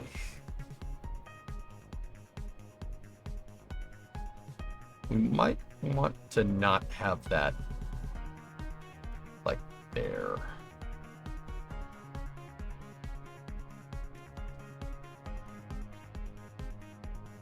So what does it do if you secure the pad with clamps? That would probably be a lot more like the static fire chest.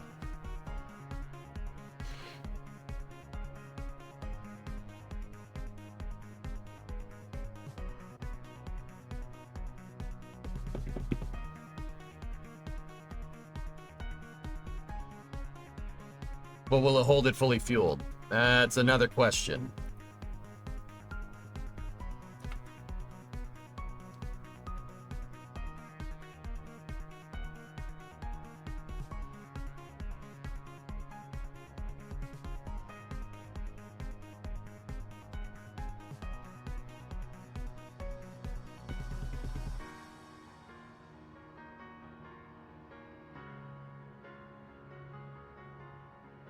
Okay.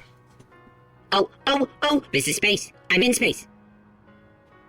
Derek, gifted 5 subs? Thanks, man. How's the new job, dude? I assume if you're gifting subs that it's probably going all right. Got your first paycheck. All right. Hey, there you go. Look at you. Nice, man. Congratulations.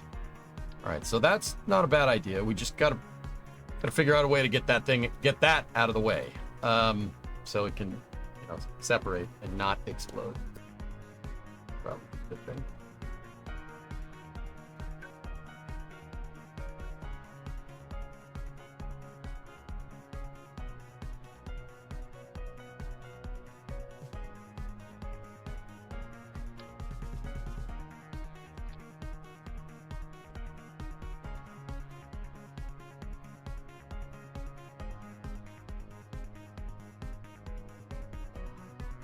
It was going good until the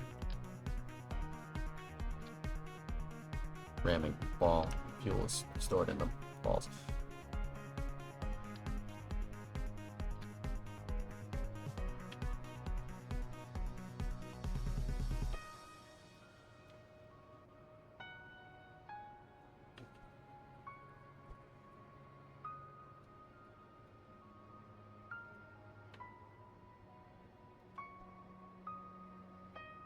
Okay, I'm gonna use one of my Hybrid Tech hinge clamperinos.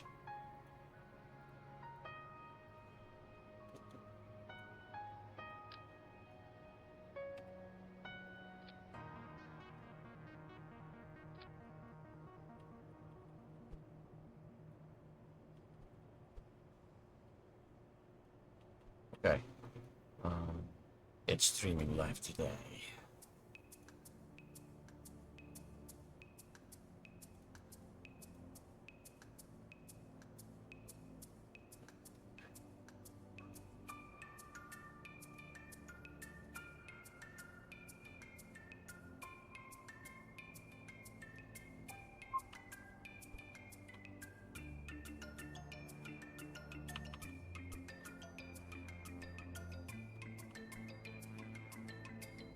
All right, so I modified my hinge, so we gotta change the design, or we gotta do another test.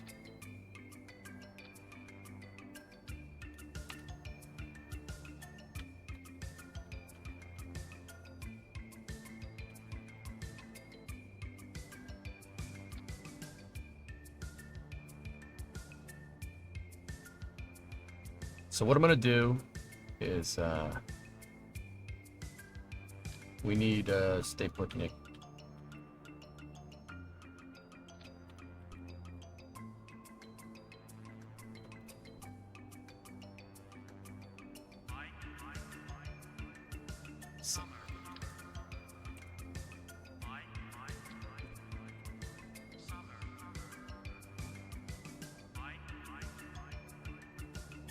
Okay, Marvin is going to command this test stand. And then we need a cal controller here next to Marvin. What I want here for this cal is the launch sensor.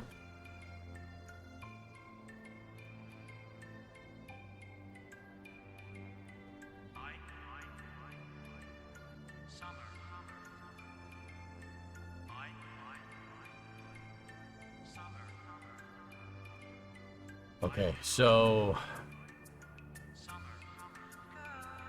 we want play sequence combined to toggle 3, then go to your launch sequencer here and click on the docking port right there.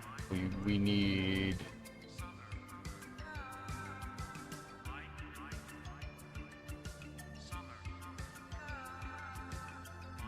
undock.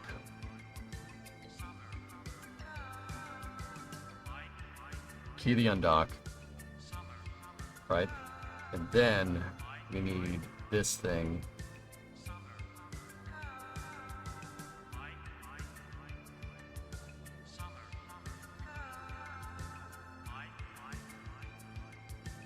I'm gonna see if what it does with that thing unlocked, just out of curiosity.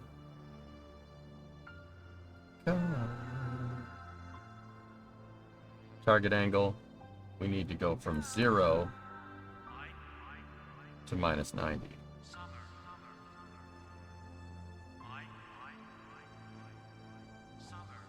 Plus in another point.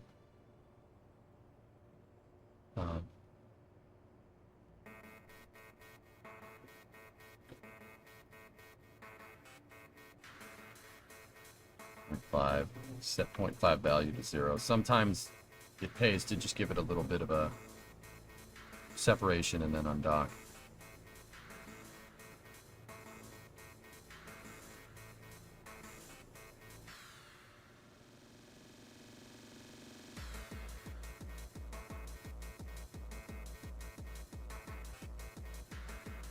Gotta be quicker than that. That's fine. If that even works.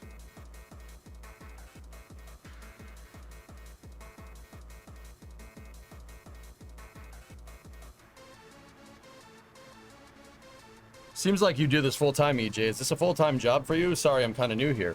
Cal, it's been my full-time job since September 18th, 2015. Yep.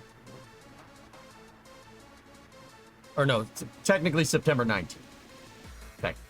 18th was my last day at my other job. I've been streaming for 14 years.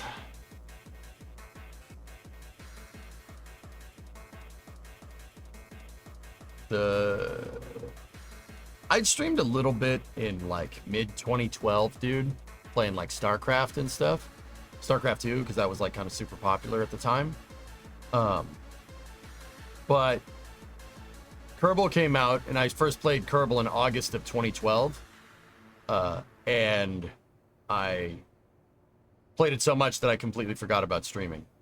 And then by the time December rolled around, this is the condensed version. By the time December rolled around,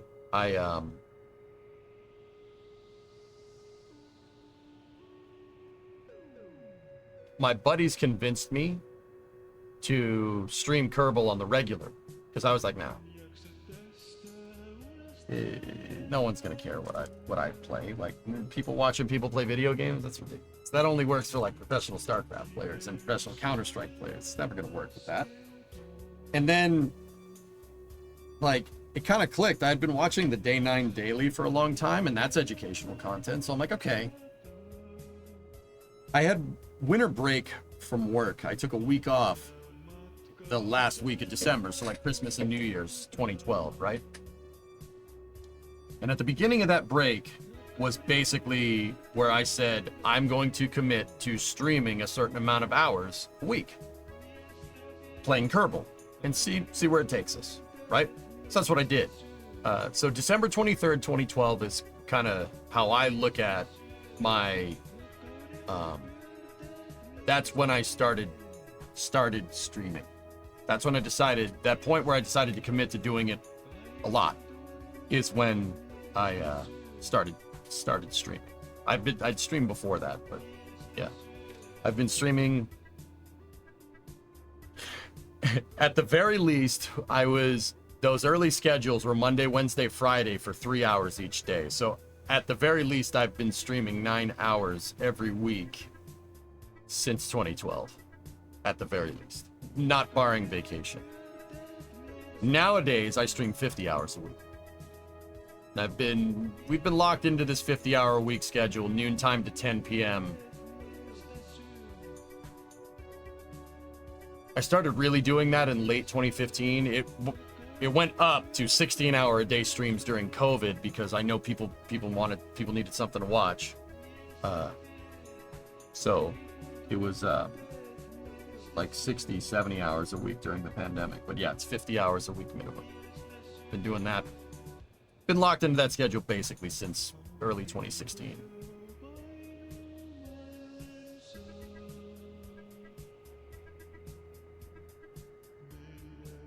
"12/17/12 was your last day of work to injury and you haven't been back." Damn. Well, you're okay. I mean, that was a little while ago. Yeah, that's the short version of my streaming career.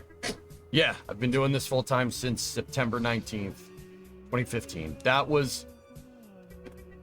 I was working from basically 2012. So 2012, I decided to stream 9 hours a week. And then in 2013, that grew to like 30 hours a week. By the time 2014 rolled around, I was streaming 40 hours a week. And also working 40 hours a week on a loading dock, if you really want to know. Yeah, logistics. It's my thing. I like it. I'm a fan. Rocket logistics is the best, though. And I said to myself, you know, it was getting tough. It was getting hard to do this in, work 16-hour days. I mean, little did I know, pandemic later, but, go work 8 hours on the loading dock, stocking shelves at a Best Buy, and then come home and stream for 8 hours after that. It was getting to be a little much, and I told myself at the time that if I get to the point where the stream makes more money than my job, I'll stop. I'll quit the job. So stream was going 40 hours, basically 30 to 40 hours a week, 2014 into 2015. 2015 on April 12th. It was April 12th. April 12th. Yuri Day. Holy shoot. Why did I never make that? Dude, we got partnered on April 12th, 2015. That's Yuri's day. April 12th is a significant date in spaceflight. That was the first time somebody launched something into space. April 12th, 1961. And then April 12th, 1981 was the first flight of the space shuttle. I got partnered on April 12th. How did we never put that together? Is that a stock Falcon 9? Stock-ish. Ghost, I changed around the propulsion a little bit to be more Kerbalized, but yeah.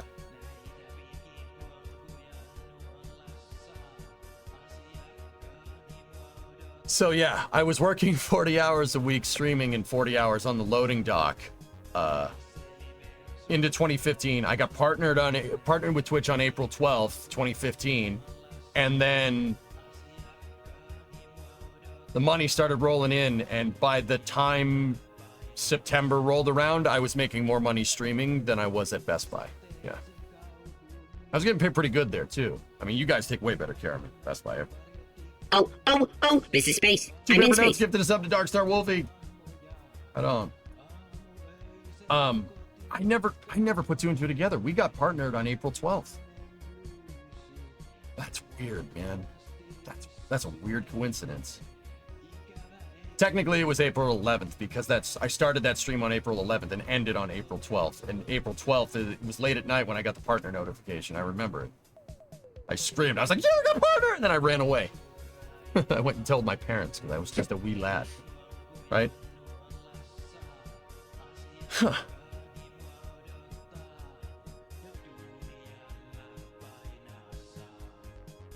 And then, yeah, September 18th was my last day at Best Buy, and September 19th, which was the first day of TwitchCon 2015, or thereabouts.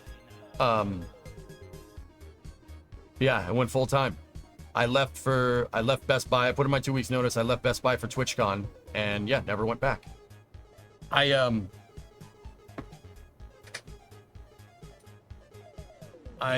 have that photo.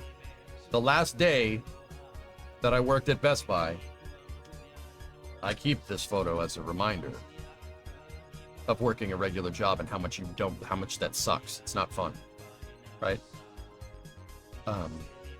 I remember this distinctly. I took a picture with my phone the last day that I worked at Best Buy, and then all the pictures in my phone after that are pictures of let's see.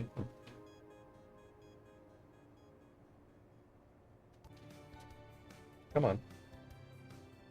September 19th, 2015. Okay. That's the Best Buy in Framingham, Massachusetts. If anybody wants to know. Shoppers World. Yep, it is. I know it's a little bit blurry. Sorry about that. Nice hat. Thank you. And then the next picture. Look, the next picture is TwitchCon. I posted that on Twitter if I remember. So, yeah. That's, Oh, and then the next picture is In and Out. Hell yeah. Let's go.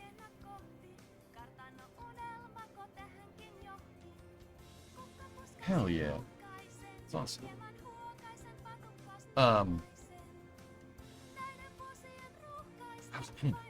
That picture of In and Out is like 10 years old.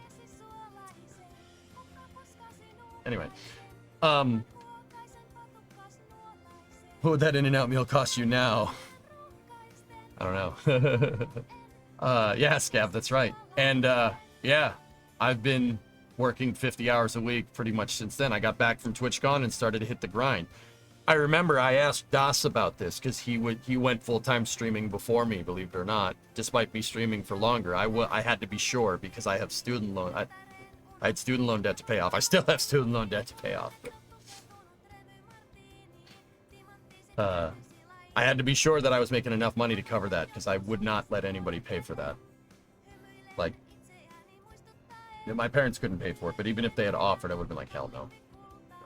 No, go away. So, yeah, I asked Das, like, how much should you stream? Like, what's a good schedule? And he said, stream as much as you can, right? Like, you know, the more you stream,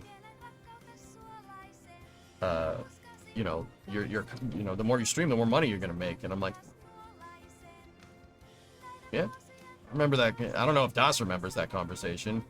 I said, how much should I stream? Should I stream 40 hours a week? I don't know. I don't know what I'm doing. I have no idea. This was, the hell do I know about doing this professionally at the time? I mean, I'd say that I still don't, but. So yeah, he was like, dude, stream a lot. Stream as much as you can. And I'm like, okay. Kind of took that one to heart, but hey, whatever.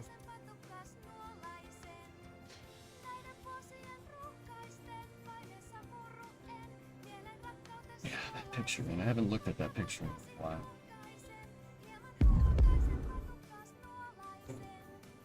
You're still in the Northeast? I live on Cape Cod, Cal. Actually, kind of halfway between Cape Cod and Plymouth, Mass. Like where the rock is. Around there.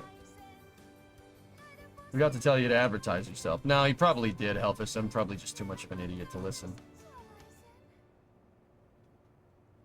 Did the pandemic streams make you more money? Yeah. Oh, yeah. Yeah, I got paid, Ando. I can only wish that they had done Partner Plus, dude. If they had done Partner Plus, like, in 2019, instead of, like, after the pandemic, dude, I would have made... Dude, we would have easily made into the 6 figures. From like, 2020 to 2023. I really wish they had done that. I would have made a lot more money, but yeah. Yeah. I don't make into the 6 figures, guys. I've never done that. Like I said, it's just a normal job. Sorry. We're not getting 1,000 viewers a night. Maybe if Kerbal 2 didn't lay an egg, that would have happened, but... What are you gonna do? Oh, God, this is space. Spiffy, what is I'm in this? space. Come on. God Ninja, I've hosted NASA panels at TwitchCon with people from NASA, dude. So, NASA partnership? Yeah, basically. They came in here and said they endorsed the channel. But yeah. Spiffy, well, you're gonna... Oh, great, great, great. How does this look? How does this look, you gifting 20 subs? This looks ridiculous, man. Actually, Spiffy, I have, in those pictures, dude...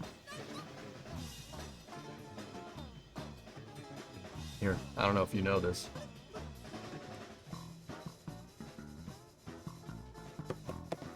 Just saying, if you know where that's from, you know where that's from. You're transitively paying your salary. There you go. Yeah, I've been doing it for a decade, man. Damn. But yeah, dude, that's fun. I like Twitch. Twitch is fun. Still a good time. Isn't there a KSP competitor coming out that you said something about? I don't know. And if I did know, I wouldn't tell you. No, I don't know. We'll see. All right, but yeah, Spiffy, thank you for the 20 subs, man. I appreciate it. Thanks for being here and watching. It's as much as I know you're just another viewer, but yeah, it still makes me happy to see some staff around that can still tolerate my stupid ass. I say some dumb stuff. Oh, this is space. I say some I'm in dumb space. stuff on here. Like, thank you.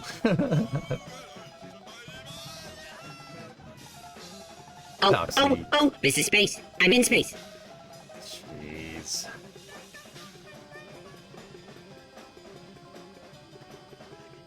Oh, this is space. Wait, why I'm is in it space. going off multiple times? You broke my alerter. Damn it.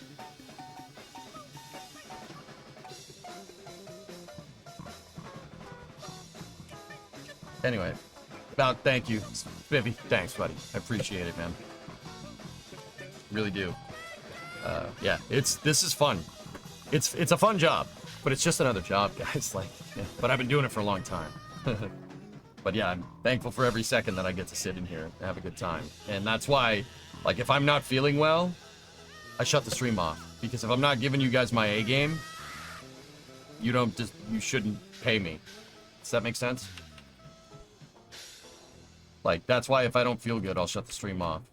I mean, sometimes I'll power through it, but yeah. I take this job pretty damn seriously, even nowadays. Oh, Marco. this is space. I'm in space. Stop it. Stop doing that. Now I feel bad.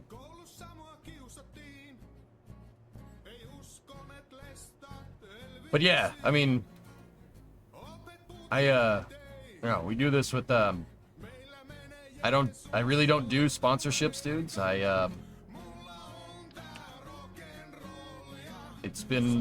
This is an entirely crowd-funded, so to speak, stream. I don't really do sponsorships. I don't like to, and I don't even like running ads. But you know, you're gonna get pre-rolls because Twitch needs to pay the bills too, and I understand that. But yeah.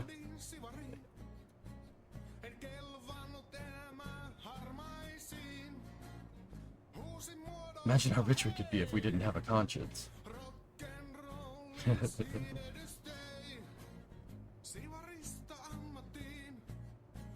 By the way, I used to play Eve with a hardcore player who's also a spacecraft satellite engineer who met you live during one of the Falcon 9 launches. Oh, really? All right. Trying to think who it was. EJ hates making money. No. Guys, the reason why I still don't get all weird when people tip money is because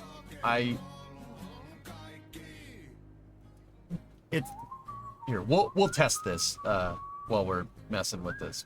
Here, let's put some fuel in this thing and see if our separator system works.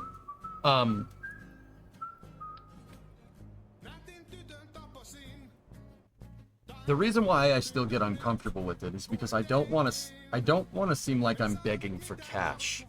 I want to succeed on merit, and I know I should advertise more. I get it. I understand. But it's very easy, I think, in this business to lose your dignity, so to speak. Whether it be doing stupid stuff on stream or doing suggested stuff. And if some people are cool with that, that's fine. I don't have a problem with it. Like, if you do what you got to do to make money, I understand. Because it's tough. It's tough nowadays. I get it. This job didn't get easier with all the inflation and stuff. Let me put it that way.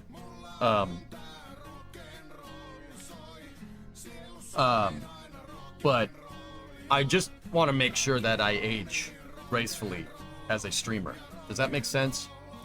I don't want to do something that could make me a lot of money right now that I look back on in 5 years and go,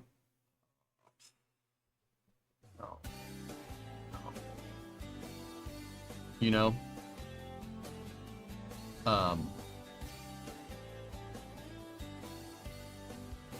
Yeah, no, Fall, no problem. Yeah. It's, yeah, so that's if it was good. Oh, Redbeard, yeah, I'm working on making a launch plate for this. Ethics is for the poor. I heard game development isn't stressful at all. Yeah. But, yeah, I just want to make sure that I age gracefully, and I'm not doing stuff that's too cringe, you know? Like, there are very, very easy ways to make a lot of money here, and I understand that. But I think it's very important to not have the stream just be all about making money. Especially with what I do. Like teaching people and stuff. Like,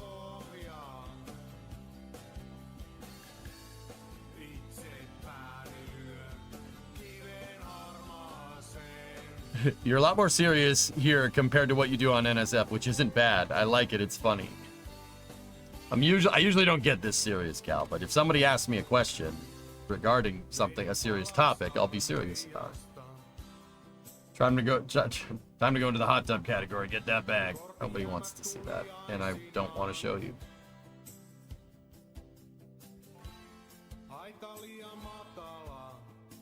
You basically don't want to make something like Jaws only to regret it later. No, Jaws is a good movie. You mean eating spoonfuls of Vegemite? Listen, Tranquility Base here. No. The Eagle has landed. I prefer tips as streamer doesn't lose half their income. Well, Bradley, because of Twitch with Partner Plus, I appreciate the tenor, thank you. But with Partner Plus, it's a 70-30 split. Oh, Twitch doesn't take half. Dude, I'm telling you, Partner Plus, being because of you guys, I got Partner Plus, and Partner Plus is 730 split up to 100K. That's like a 20%, that was like a 20% raise for me. Honestly, that saved me.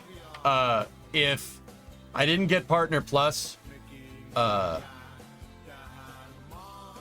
yeah, I don't know what would have happened, because, yeah, once again, the fallout from Kerbal 2 laying an egg and then Cities laying an egg right after it.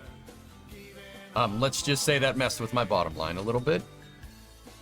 Once again, not all about making money. I'm not gonna say it wasn't stressful, but I'm not complaining either. You know. Anyway, yeah, Partner Plus saved this stream pretty hard.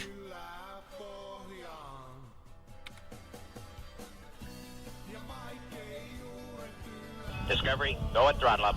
Viper, thanks for the 5 months. I think I speak for everyone to say you want to see that.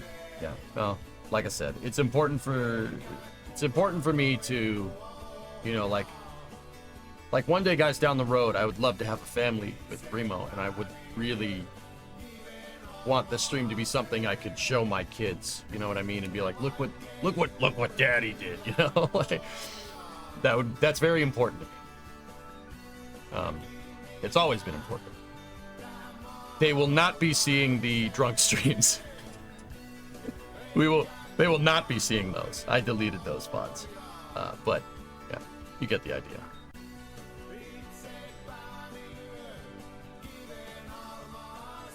That's why you deleted the Trace Coma stream? Yeah.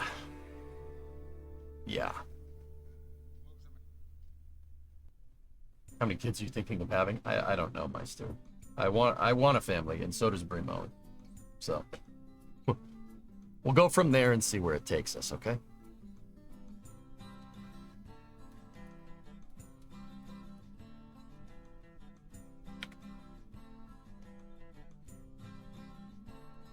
I just realized your child would be able to watch your life evolve through streaming.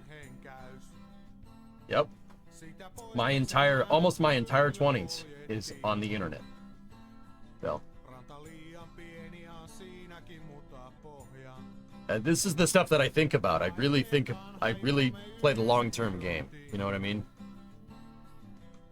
I say all the time on stream, you know, I like things that are sustainable and built to last, right? Like my car is built to last. I apply that macro perspective on more than just cars. Hi, future little EJ.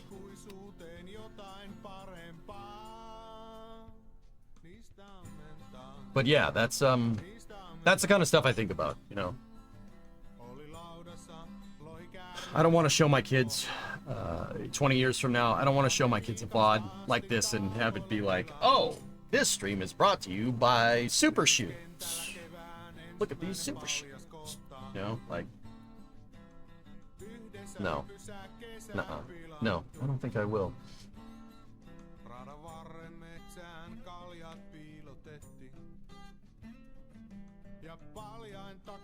Alright. So, rocket's being held up pretty well. Let's see what happens when we undo the struts.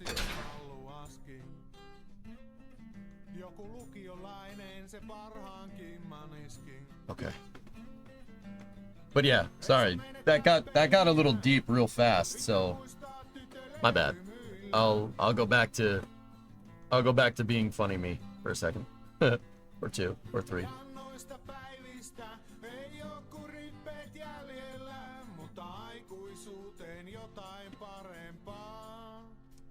I will not bow to any sponsor. Balxy, I've always said regarding, I think your kids would be very proud.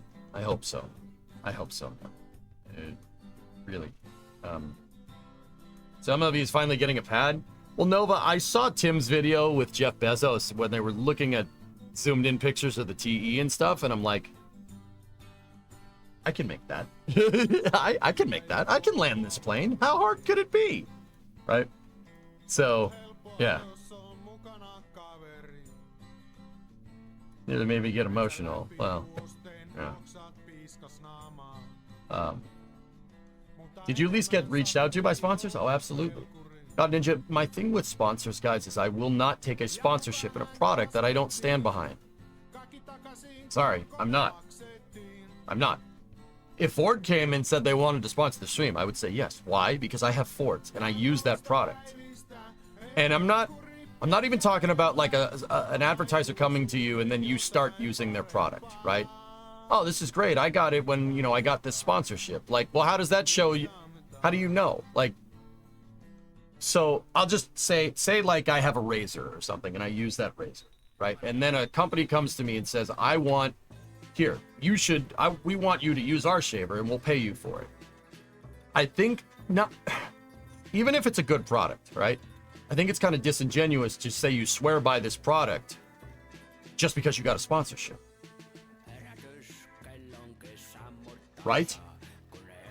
Like, there's a certain brand of headphones that you like, and then you get a headphone sponsorship, and then you say something like, oh, I love these headphones, I've been using them for a long time, etc., etc. Have you, though? You sure about that? You sure about that? You know what I'm saying? No. I'm very particular about this, and I don't care if I make less money. It really doesn't bother me. It doesn't keep me up at night. My dog does, okay? And I know this might seem completely ridiculous, but you got to look at it from my point of view here. You know, I won't take a sponsorship of a product I don't stand behind, a product that I don't use. Especially if it's something that it's like, oh, accept our sponsorship, we'll give you $5,000, and here you go. Here's a razor, and then I have to sit there and say, oh yeah, I use this razor all the time. No, you don't. No, you don't. I've had a beard for years.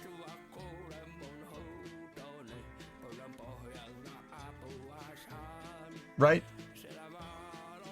Beaver, I'd take a sponsorship from Buc-ee's, absolutely. Sure. Right? Yeah, so you know it's bullcrap. You know I'm just shilling a product, right? Now, you know, people are going to sit here and you're going to look at me and you're going to say, no one's going to notice that. Bull crap, no one's going to notice that. Oh, they'll notice it, but they won't say nothing.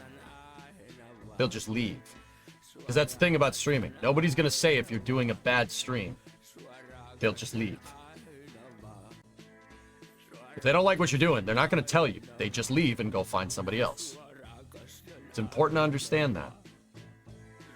Whatever paid to shill a rocket company. I wouldn't take a sponsorship with an aerospace company, Alex, because that would impede my judgment. It would basically make Space News susceptible to a confirmational bias, and I'm not about that life. Hell no. No way.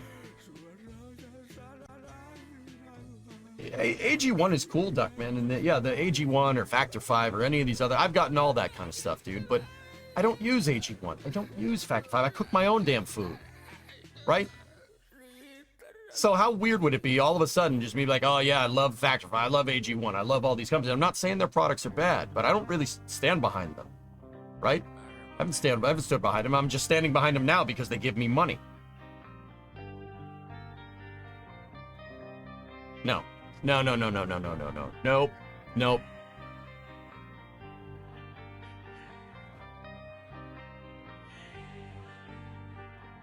Have you actually ever reached out to a smaller company you'd like to advertise for them? No, Hellfish. Tim Tams, yeah. Tim Tams, sure, absolutely. Tim Tams are great, right? Or like, I don't know, Cobalt Tools or something. You know, or Milwaukee, right? Because I use their impact wrench on stream. That's the kind of stuff that I stand behind because that's the stuff that I use, you know?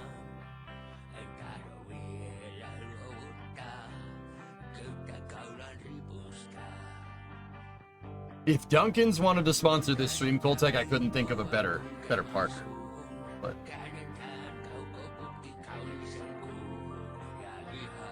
Yeah, I got a set of Cobalt wrenches, Alex. They're fantastic. As long as you're not sponsored by Cobalt toolboxes. I have a Craftsman toolbox, Echo. I have a Craftsman toolbox and I have a Husky toolbox. Craftsman toolbox is over there on the left. It's a Craftsman toolbox from 1987. Real Craftsman, like good Craftsman stuff is made here. It's made in the US. This Husky one, this Husky toolbox right here, it's pretty good. I don't think that was made here. It's a lot newer. But that Craftsman one, my father-in-law, Bree's dad, gave that to me. And he didn't care. He's like, it's just a toolbox. I'm like, no, man. It's not just a toolbox. It's a good toolbox. Tools from the 80s, guys, were built better. Sorry, they just were. I don't care. I don't care what anybody says. You can say, like, oh, gee, still think you. Nope. They're built better. Sorry. Riv, I get offered more times than I care to mention from the sponsor. I'm not going to do it. I don't play that game.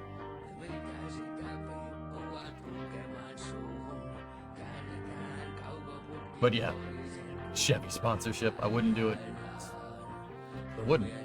Don't you think that would be a little strange, Coltec, for me to just all of a sudden be shilling Chevy products? Guys, if I ever do something like that, I'm dead serious about this, and it's something that's very important to me. If you ever see me do something like that that's completely out of character, something has gone horribly wrong with the stream. I am compromised. Promptly unsubscribe. How's that? How many streamers are going to say that? I take this stuff super seriously. Like, it's very important to me.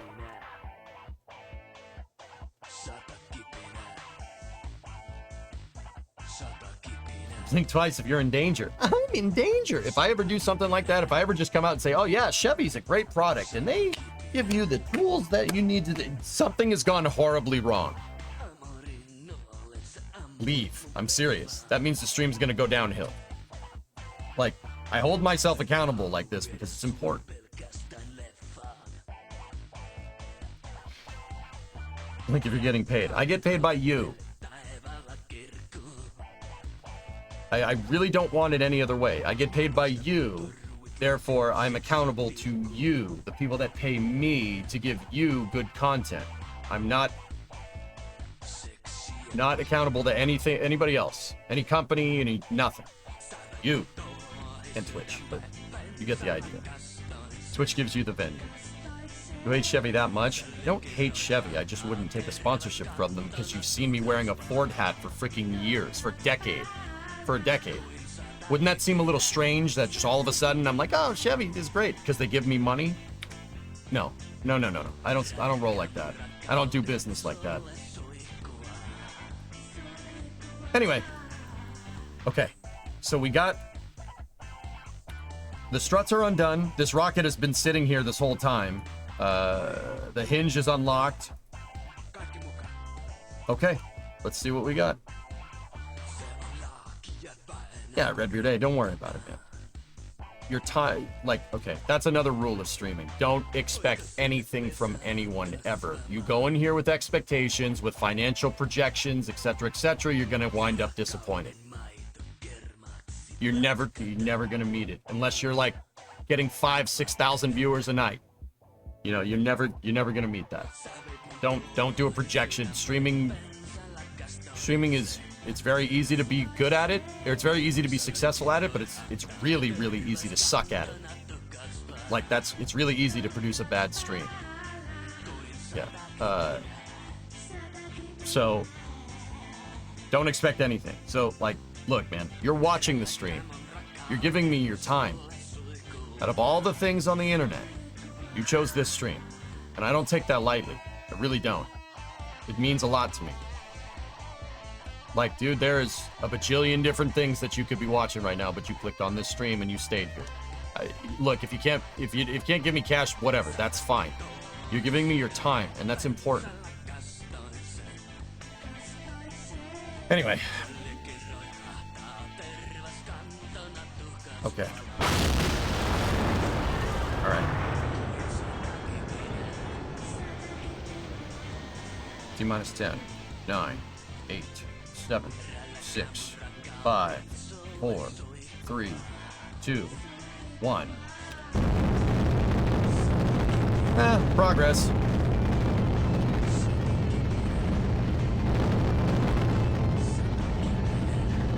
Not bad.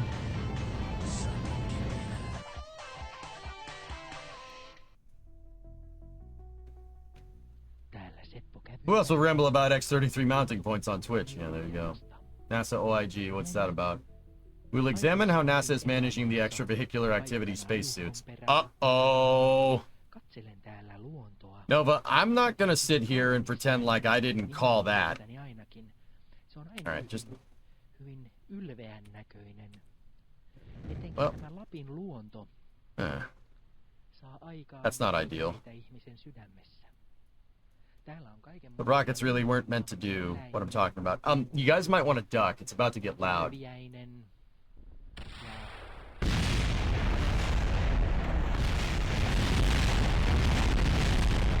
Told you.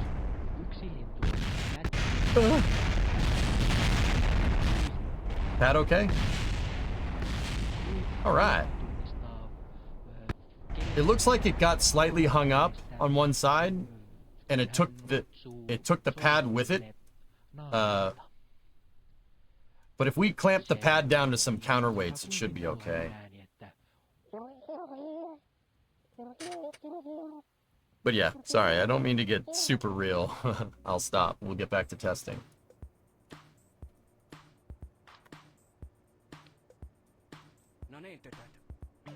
What I'm going to do now, how much mass is it? 117 tons. So what we'll do now is, just for testing purposes, we'll put a bunch of fuel tanks on the sides here.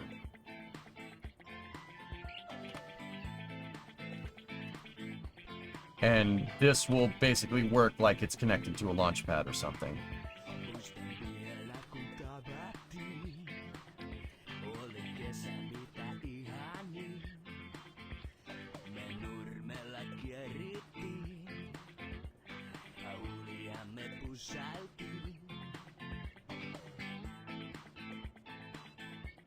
I'm just putting these supports out here. We'll grandparents strut them. And we'll just get some lateral struts from here to there.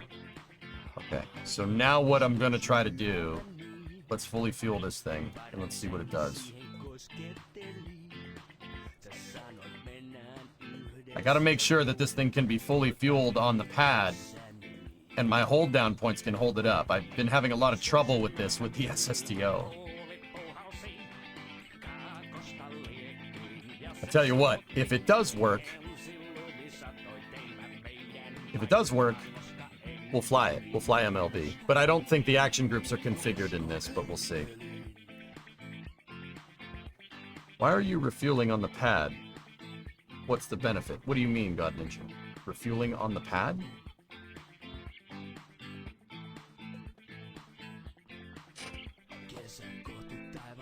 Reusable Ares 5? Redbeard, this rocket is called, I call it MLV. It really doesn't have a name.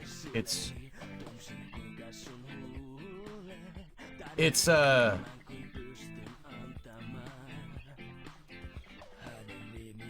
medium-duty launch vehicle that's partially reusable. So something akin to New Glenn or Falcon 9. Actually, it's more like Falcon 9 than anything. It has landing legs. The landing legs are reusable. First stage is reusable. And when I say reusable, I don't mean just like landing it over here and hitting the recovery button. If I engineer the equipment out, you could take this stage, pick it up, I would probably end up using a breakover device like New Glenn, turning it on its side, bringing it back to a pad, stacking it. You could put another upper stage on top of it. It uses docking ports to be held together, and you could reuse it. You could launch it again. It's designed to be totally reusable.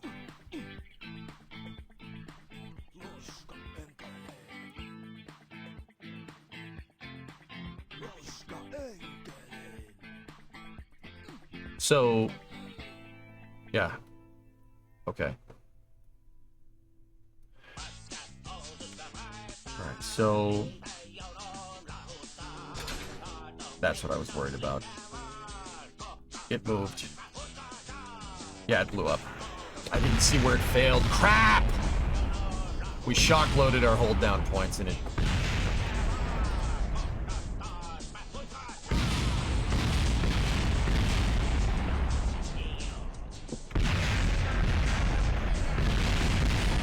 Or it could just blow up in my face. Oh, the action group key is on. I'm like, why aren't we reverting? That's not normal. EJC Nova's link. Guys, if I'm doing a test, I'm not looking at chat. I'm sorry. Like, I know I just said I'd make it a big deal to kind of see what you guys are saying and stuff, but if I'm doing a test, I'm watching the test. Like, I know it's, you know, oh, this is brand new, post it, but yeah, if I miss it,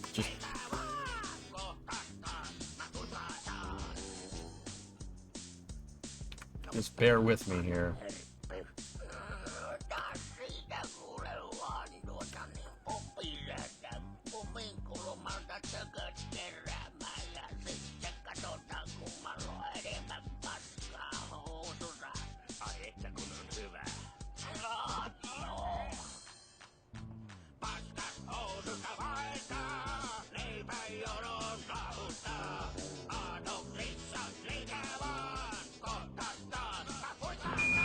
Griffin, Tranquility Base here. The Eagle has landed. What do you call a woman with a bee in each hand? Abby, with 2 bees.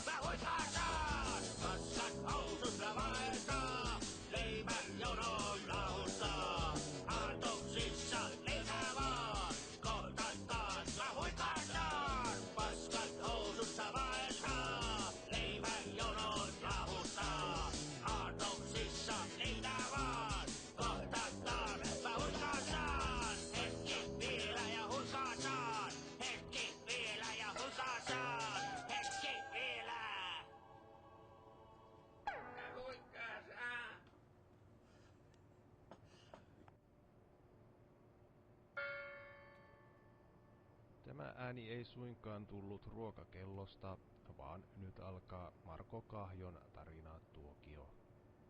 Että pahoitteluni kaikille nälkäisille, jotka erehtyivät. Viisas koira. Olipa kerran koira, joka oli omistajiensa mielestä viisas. Jos tälle komensi, että istu, niin tämähän sitten istutui miellyttääkseen omistajiaan ja saadakseen makupalan. Ja jos tassua pyysi, niin sitäkin se osasi tarjota. Ja taas sai makkarata hurttaa. Jopa maahan se rupesi makaamaan, kun käskettiin. Onpa siinä viisas piski, ihmetellään ja ollaan niin ylpeitä, että... Mutta annapa sille koiralle eteen paperillinen... I was just linking this to Adrian and Ryan in the Flame Trench chat, the Flame Trench back channel, so we can talk about this during Flame Trench. Että onpa siinäkin taas viisas koira mukaan, kun ei edes hyperpelifunktioita osaa. En kyllä osaa minäkään. Interesting. Mutta minä en olekaan koira. When Flame Trench? About 2 hours from now. Varo syöminen. We're supportive of NASA's decision to target the Escapade mission for NET 2025 and then look forward to the flight. We plan to move up New Glenn's second flight, originally scheduled for December, into November. New Glenn will carry Blue Ring technology and mark our first National Security Space Launch Certification flight. We'll provide more details on these launches in the coming weeks. To learn more about Blue...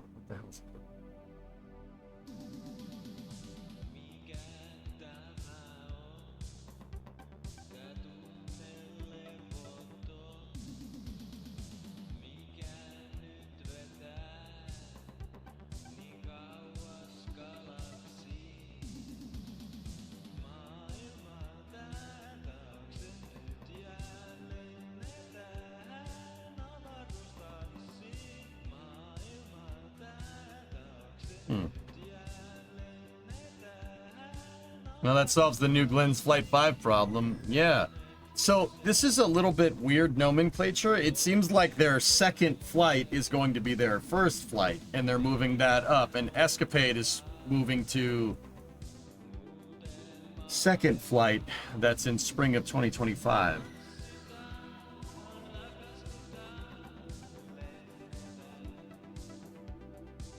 I think they just mean the payload.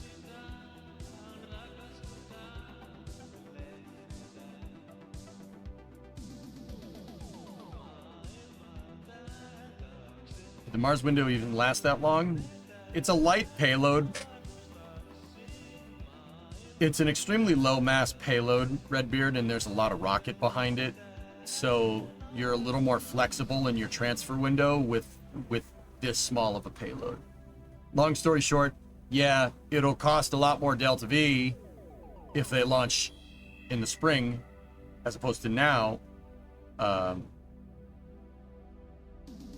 yeah, New Glenn can do it. It's a freaking huge rocket. Yeah. The window for the Mars transfer opens up, Jim, on the 14th. If that's the start of the transfer window, even going into the spring, it should be okay. Yeah, you should be fine. 1 to 2 month difference. It'll do it, especially if October 14th is the start of the opportune transfer window. That means the spring, couple of months, 2 to 3 months down the road is probably the end of the transfer window. But once again, small payload, gigantic freaking rocket. There's margin here.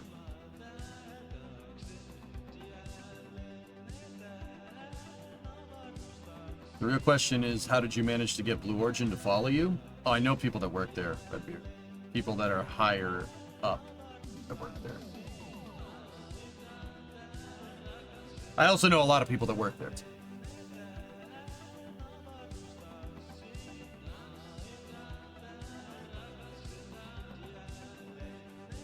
It's good to have friends. You know who?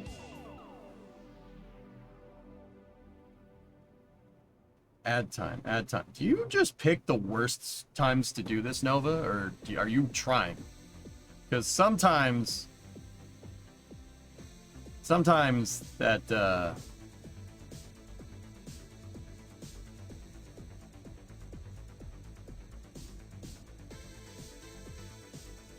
you rolled a 19.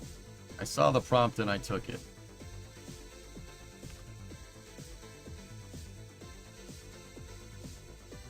Alright, let's roll. Roll again. Roll again. Oh, get fricked, nerd! You roll a 4. Get fricked. No ad time for you. Yeah, I'm interested into what this means.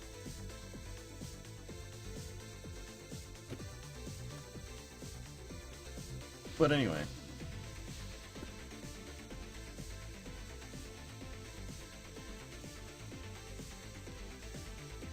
This thing, the hold down points couldn't stand up. They couldn't hold this thing. It didn't like it.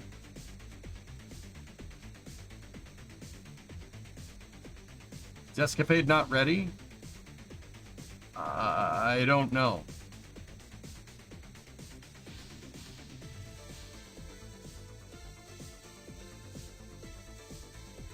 Time to design the pins. Seems to be a recurring thing here, Zerax, huh?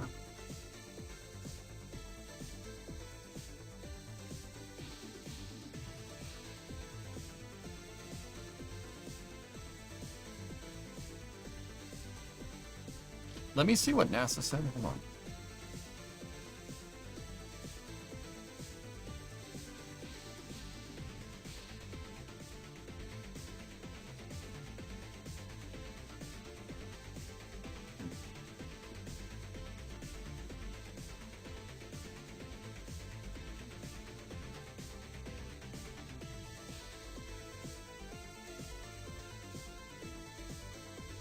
This makes it seem like Blue isn't ready. The agency's decision to stand down was based on a review of launch preparations and discussions with Blue Origin, the FAA, and Delta 45, as well as NASA LSP and SMD.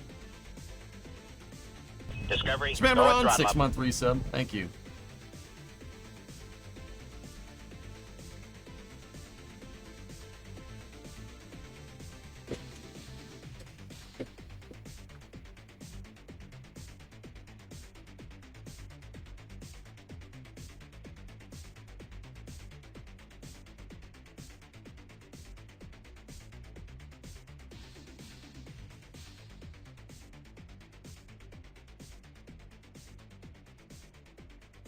Curious. Curious.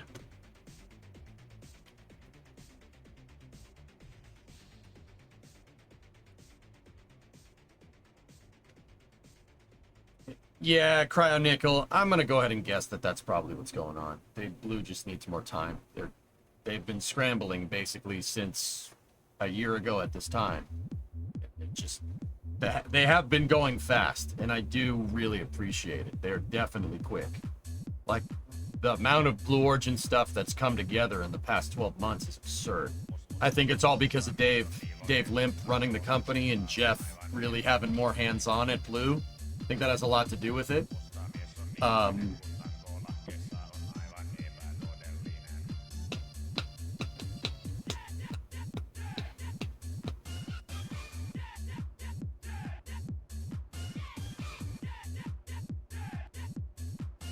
What Blue Origin will have on their first launch. Yeah, the real question is does Blue's second launch become their first launch, or are they still going to try to launch something in October? Oh. Hang on.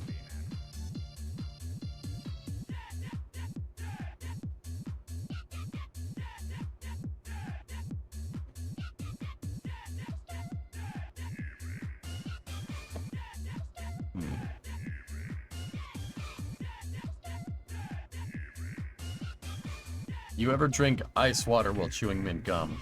Did SpaceX send up Crew 9 in a 6-seat configuration and have it return Crew 8 with Butch and Sunny, then have Dragon Endeavor? You could, Contra, but that's way more complicated than doing it the way that they're doing it. Sure. Remember, time is a constraint here.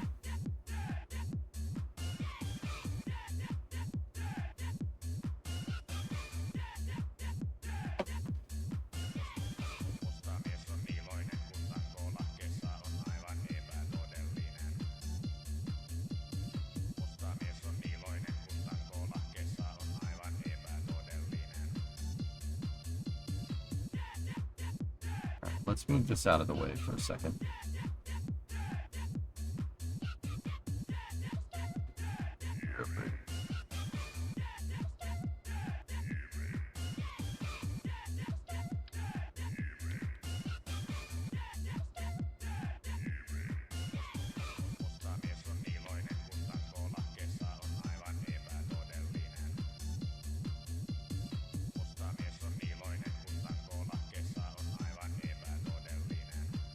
I'm gonna change my pin a little bit here. Instead of having the bottom of the pin be a spherical glider, which ends up pushing against the thermometers, I'm gonna try to see if we can make an inverse taper. Well, not a taper, but make the bottom of this flat. Fix that problem.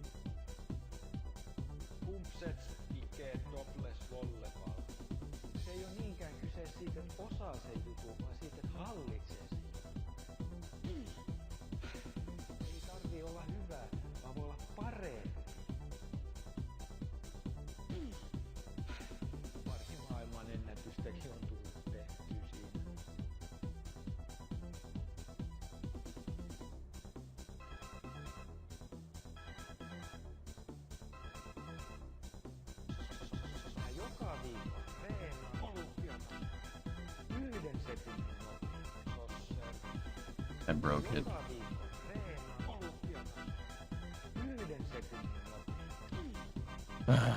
I forced a symmetry node.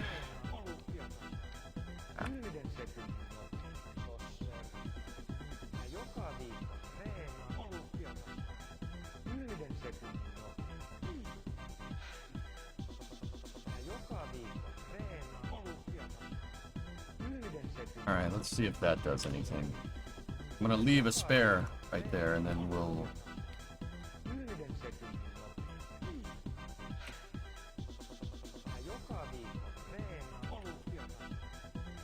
Shout out to Marco for the gifted sub. Got some good people in.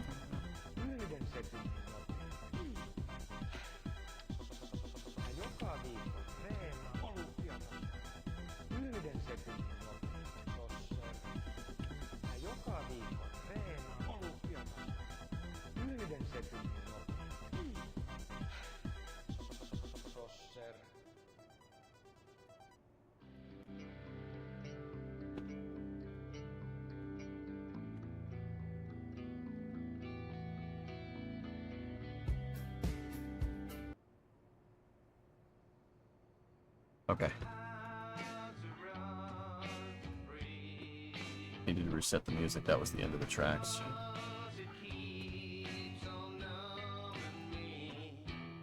Anybody else seeing anything going on at Massey's with Ship 31 Static Fire? No, Cal, I haven't.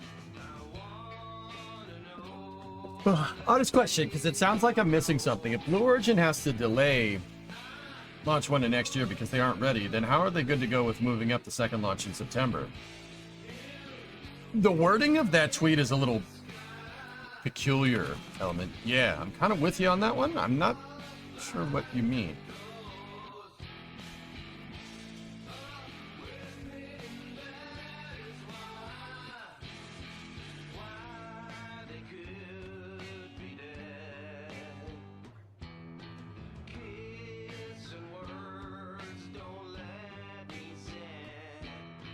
All right, let's see if this redesigned hold down point will hold this thing.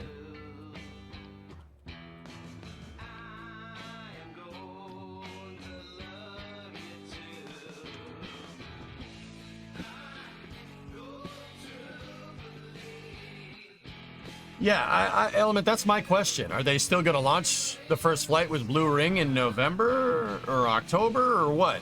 So does their second flight become their first flight? What's that, Notes? Better wording, maybe? What is SFN saying?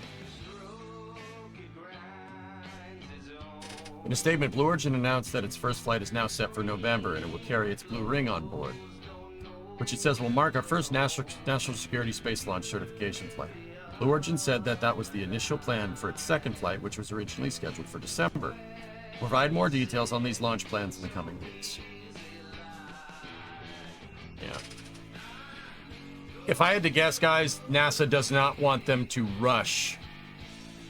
Doesn't want them to rush development or rush the final integration of putting this thing together. That's my guess. Anyway. All right, ready? Here we go.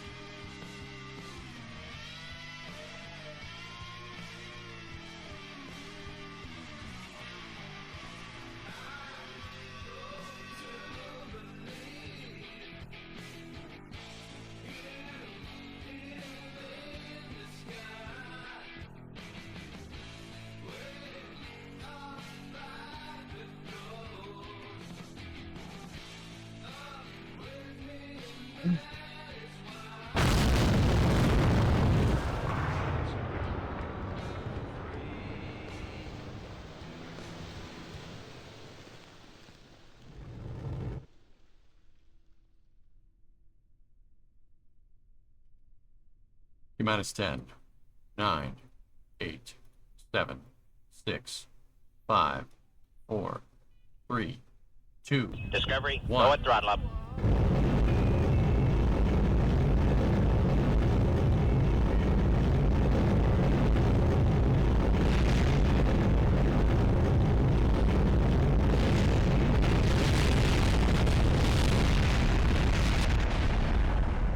That's fine.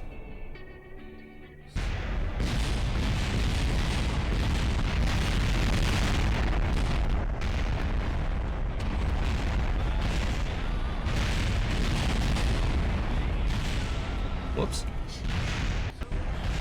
Wondering why that went off like a firework. I'm like, why are those engines still firing? They ain't connected. Wait a minute. Wait a minute.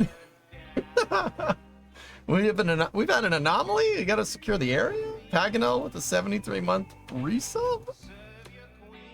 We've had an anomaly?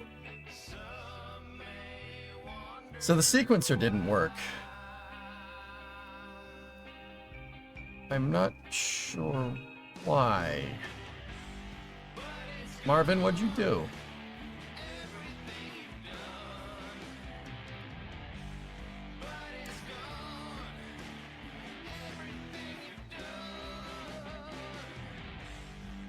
Won't separate if you don't hit the right key.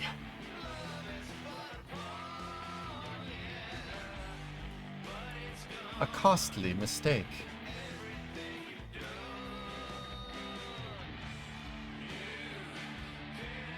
Marvin, yeah, Marvin didn't hit the right key or something.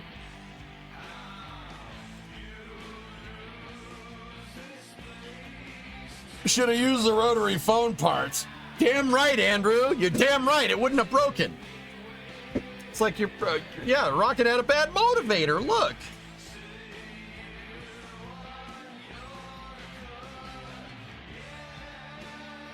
Looking back on Star Wars in retrospect, was Luke just a whiny teenager? I was going to toss the station and pick up some power converters. How goes pad stuff? Pretty good, Tars. Pretty good.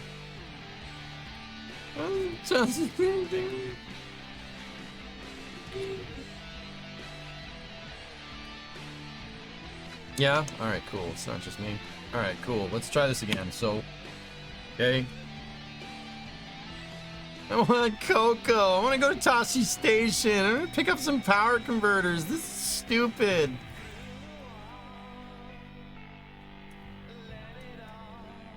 Alright, let's try this again. Prime the engines first. Thermal conditioning. That's good. Yeah, I gotcha. Gonna go to the bathroom, Obi. Not now, Anakin. Space debris. I can't stop. All right. T-minus 10, 9, 8, 7, 6, 5, 4, 3, 2, 1. Booster.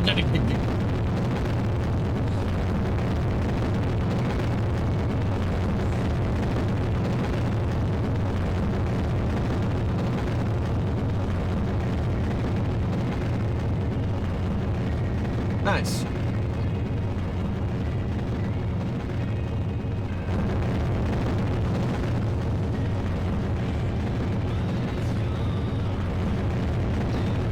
That was actually a really nice separation. That was perfect.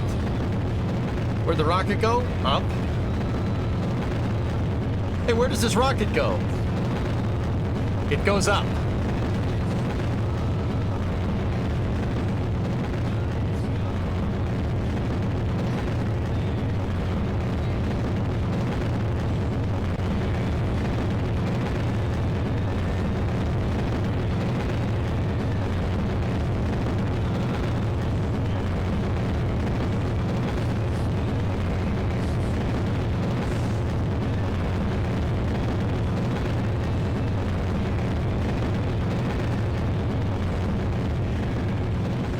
Throttling back for maximum dynamic pressure. We're into the throttle bucket.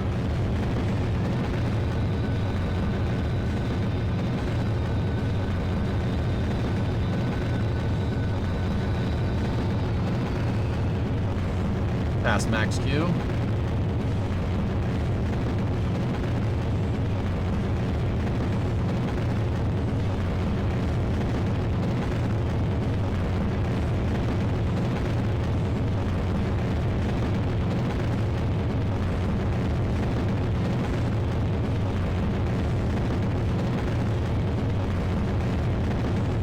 Throttling up.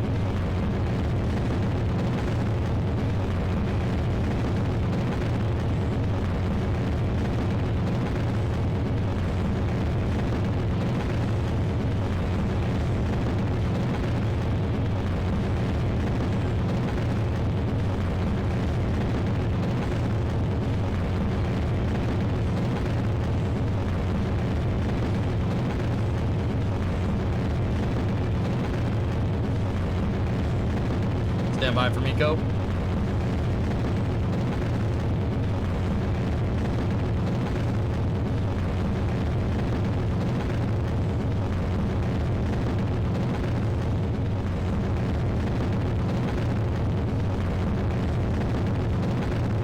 Miko confirmed.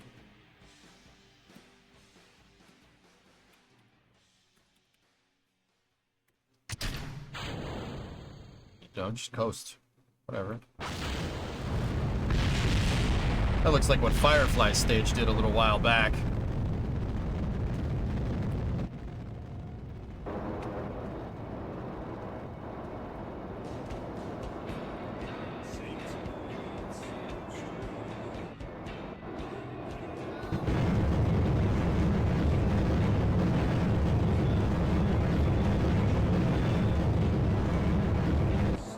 Wow, this was a freaking nightmare. Yeah, this one isn't coming back. I can't negate out that spin through it. Back to the stage. Nah, no, you know what? We could just revert. That was clean. Is this the New Glenn setup?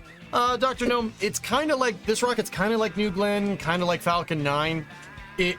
I would call this one a partially reusable vehicle that's really optimized for Kerbal. Now, it has Falcon 9 styled landing legs, but I don't really have a name for this vehicle. I was building this vehicle for a Kerbal save, and due to other reasons, I stopped playing that Kerbal save, so this vehicle was never fully developed out with its launch infrastructure. It works great. Works actually really, really well. It's kind of like a Kerbalized version of Falcon 9. So I kind of approximated what engine I thought would be closest to the Merlin engine. And then we scaled our thrust basically appropriately for stock KSP, and it just by chance ended up having New Glenn's engine configuration. Falglin. I like that. The Hawk Fin. Oh God. I like Falglin. Falglin is a good name. But yeah, this rocket is designed to be fully reused when it doesn't do what it just did. So like I have Falcon 9 style push rods in here for my separator, and we only use a small decoupler on a docking port. So you can detach this, right? You know, the rocket comes back down, you pop that decoupler off, right? And then you can you put a load spreader on the top, pick up on the alignment points, right? Auto strut it into place once it's docked. Just like SpaceX would, you could pick this thing up with a spreader. I designed it that way. You could pick it up with the spreader and move it with a crane. That's kind of the reason why I was on a crane building kick for a second, because I need to figure out a way to do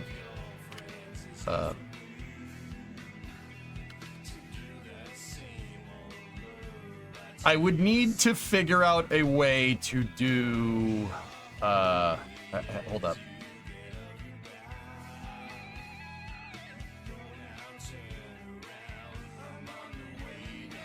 Not that.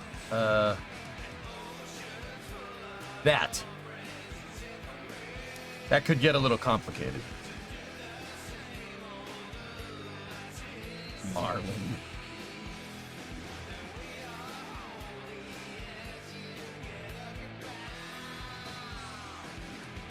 I wonder why SpaceX isn't trying to catch a Falcon 9 booster with chopsticks for the Starship booster.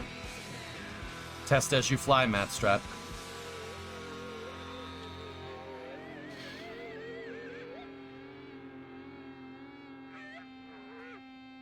Falglin. Falglin 7. That's a good name, Red Dude. I like it. Yeah, the breakover device.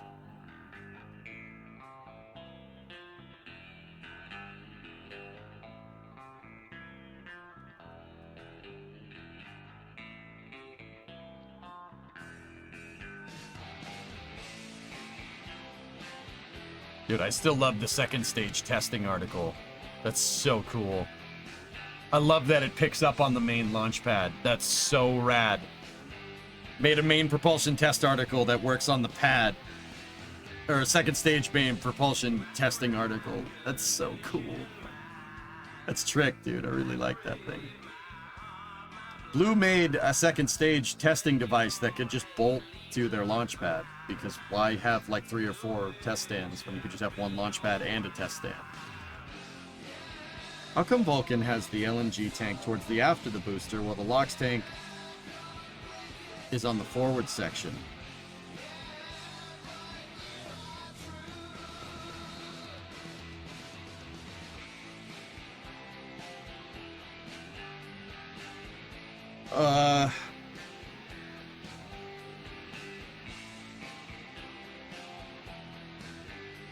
I don't know, Nova. It has something to do with structure. I would probably look into how it's transported, how Vulcan gets transported versus how New Glenn's first stage gets transported. Probably has something to do with that, if I had to guess.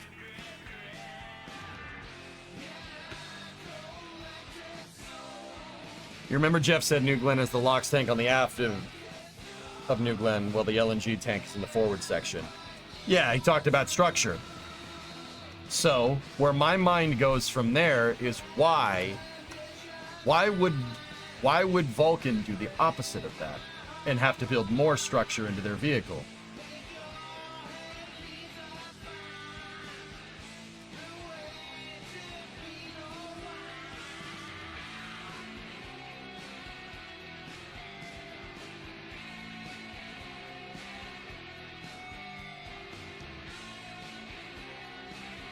That might have something to do with it.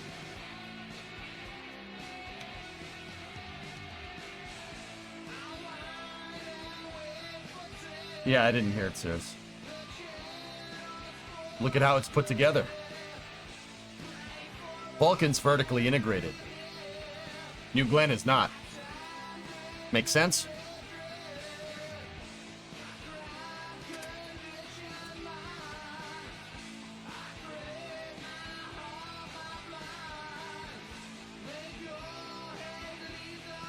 See what I mean?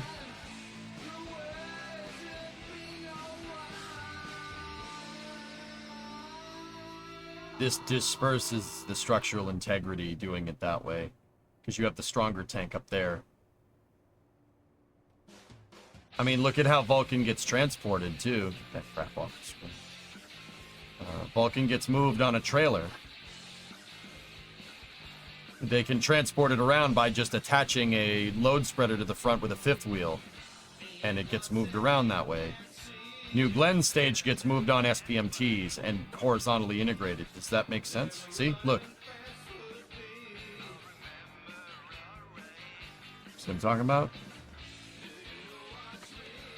I'll bet you they did that to make sure the structure is more uniform along the whole booster, because it optimizes integration. As much as, you know, as cool as the transporter is, and transporter erectors do give you a high-ish launch cadence, vertical integration is way simpler. It's way easier to put a rocket together that way. Ask SpaceX.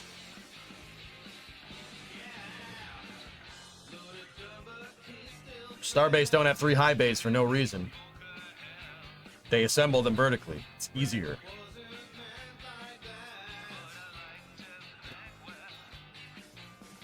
Right? And once again, that's just a theory. I don't know. I know, well, it is easier to do that. What I said about integration isn't necessarily untrue.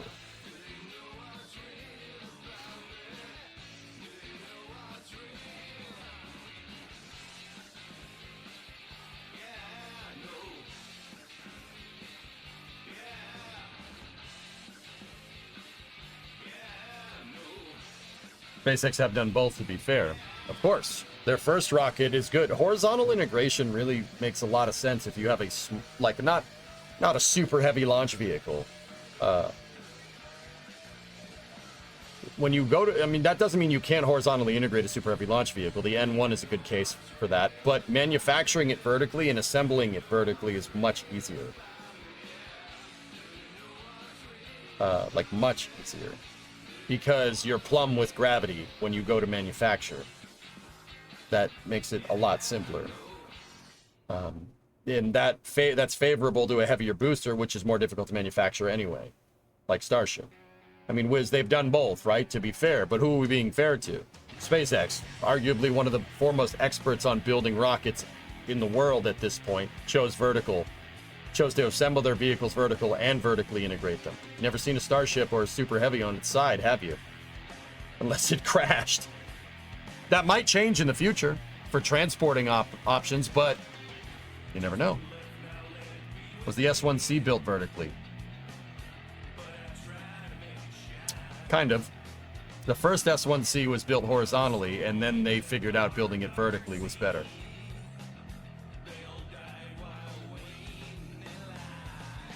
Hey Sean, what's going on? Starlink is OP, currently watching you via space laser beams. Right. Wikipedia, horizontal integration across it. Horizontal and vertical integration in terms of corporate structure are a little bit different. Than we're talking about physically putting rockets together, Martin. It's funny because SpaceX with Falcon 9 is a horizontally integrated rocket, but a vertically integrated company. And ULA vertically integrates rockets, but it's a horizontally integrated company. But that's changing because of Starship. But yeah, those two, that's not the same. Anyway, all right. So that's all working. I figured out the reason why we didn't get a good separation there. It's because the Cal controller was at 0.2. If you played it from that position, it's not going to separate. So, yeah. Did you enjoy the Tim Job video? The Tim Job interview video? Indio is what I almost said. And the views. Yeah, of course, man. Kiki, why would you think I wouldn't?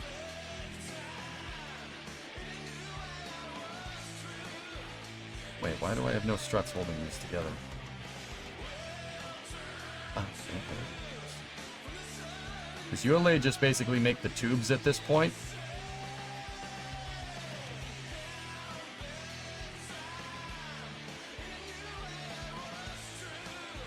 I mean, yeah, basically.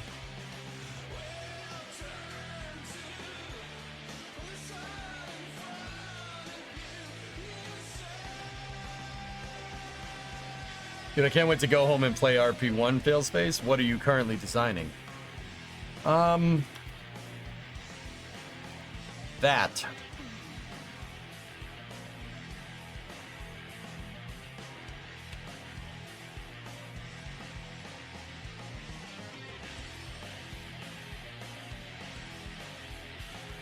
That. Jeff is pointing at it for me. You know what you can do with an aluminum tube?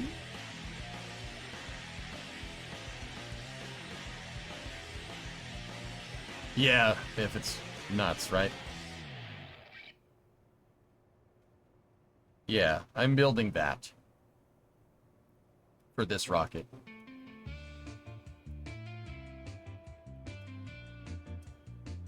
What you can do with an aluminum? You gonna build a TE for this bad boy? Yeah, I think so. Yeah, I think I will.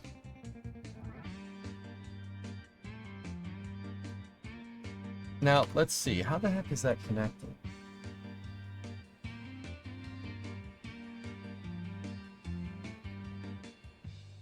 Ugh.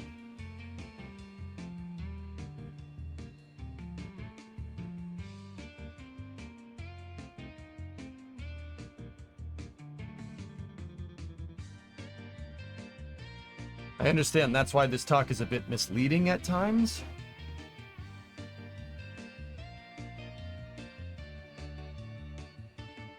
I'll stick to my point that some stuff is confusing because, well, it's okay for insiders and we are all here voluntarily. Ask me! Ask me! If you don't understand something, ask. Please. Just say, hey, EJ, what do you mean by vertical integration?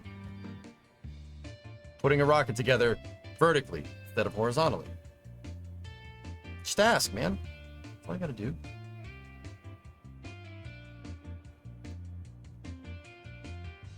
Ask me about the rockets. Like that. That's horizontally integrated right there. See the rocket is on its side, horizontally. The more you know. Bing bong boom. So, all right. I'm trying to figure out this right here.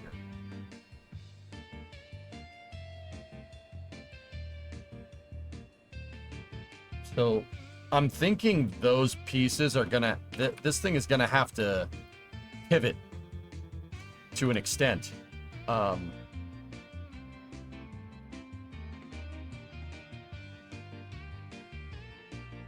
never thought that the Strakes added lift to the booster. I was skeptical about it first, but now I want to see the elegance in it. New Glenn will fly back like an airplane skeleton. Oh, yeah. It'll, like, the thing will just be flying around. Oh, yeah. Watch. You need... So, here's the thing. Jeff talks about lift on the way up. The reality of the situation is that New Glenn needs that cross-range capability. Because that first stage is going way far downrange because it's using methane. That drone ship's going to be way far out there. Like, probably like 1,000 miles out. That's a long way. You need those wings so you can... You need the wings so you can... In Blue Origin's case, you need those wings so you can spend more time in the atmosphere slowing down. You can basically... Flying more horizontally gives you more time being exposed to drag, right? So you slow down. The more time you can use to slow down with the air, right? And basically get the booster to terminal velocity, the less fuel you're going to need to land. That's why those wings are there. It's cross-range capability, but it's not cross-range capability, but it is cross-range capability.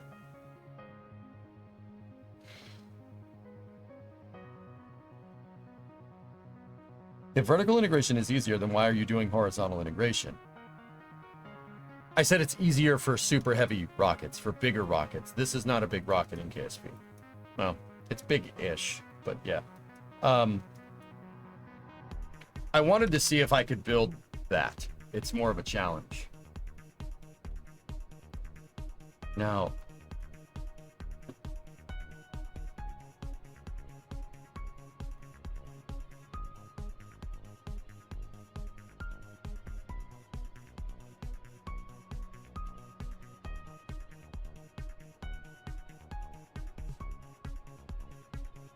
Oh, Martin, don't worry about it. It's all good, buddy.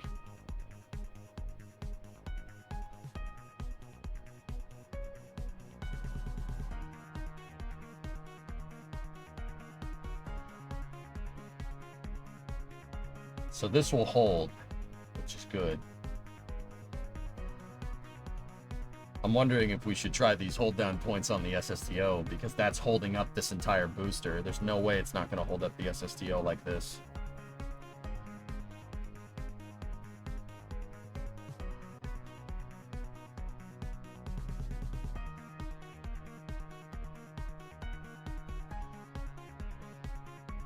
We'd love to have a streamer come to the next event summer and stream.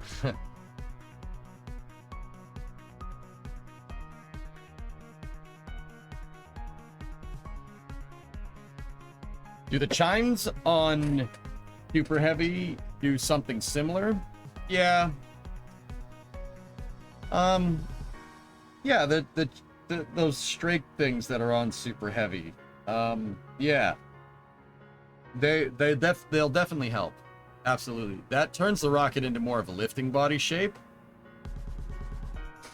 Here, let me show you. So, New Glenn's is like this, right?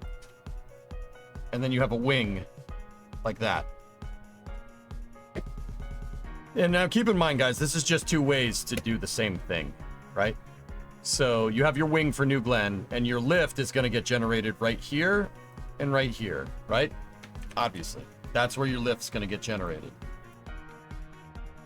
You'll get some lift from right here, some, but most of the air is going to go like this, right?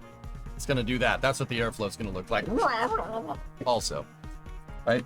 So there's that. Super Heavy does something like this with its chines on it. Ready?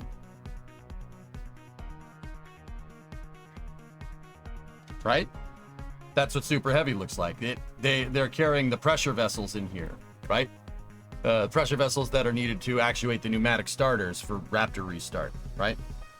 So chines look like that. What do you notice about this? So look, this right there is going to be lifting, and that right there is going to be lifting, right? So let's say with New Glenn, your wing surface area is about that, right? And maybe take the smidgen of lift right there and go right there. Look at the chines of super heavy. With super heavy, when it's coming back, your airflow does this. It's the same idea. It's the same idea, just slightly different positioning. One way isn't inherently better than the other, but this gives you about the same relative wing lift area. They'll do the same thing, though. See?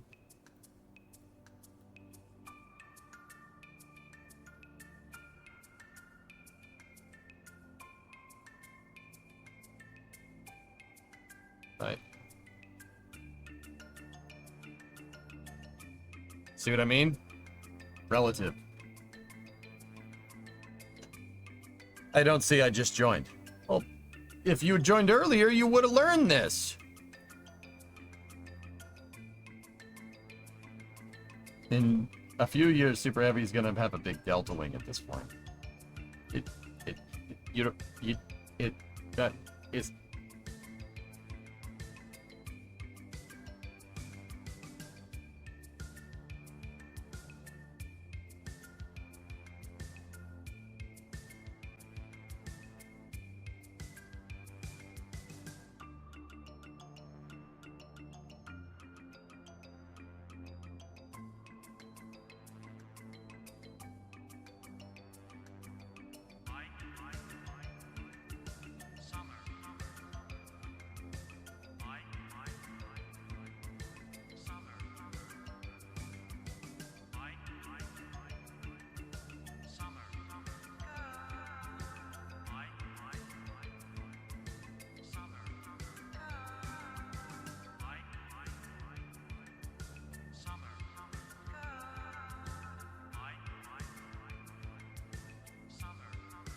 Hang on, somebody tagged me in the Flame Trench back channel.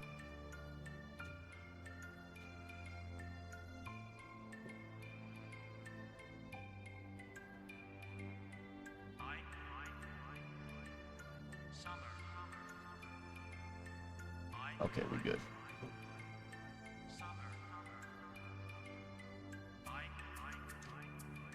What's your rating on Star Trucker? I like it. It's pretty good. Pretty cool.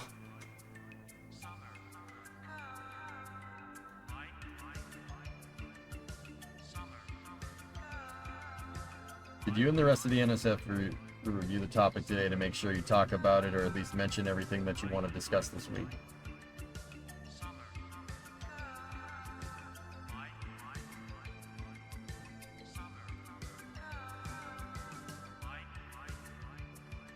At least. Dedker, what do you think we do? What do you think we do here? Do you think we'd be any good at our job if we didn't? Why do you part of the reason why I went back to doing space news again, first and foremost because I wanted to, but two, part of the reason is because space news is a great primer to get well versed in pretty much everything that we're going to talk about on the Flame Trench. Yeah, man. We have a whole document that Adrian cooks up for what we're going to do on the Flame Trench. They're talking about him, Element. Yeah.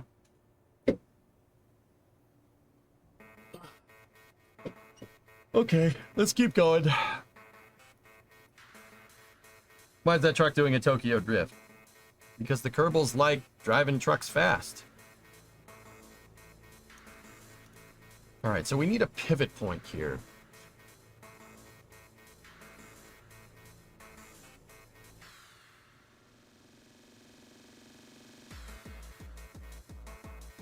I asked since you missed the OIG report and mentioned it in the after show. They didn't have the OIG report in the document, Dead Crew. Yeah. believe it or not. Believe it or not, you're herpa-derp.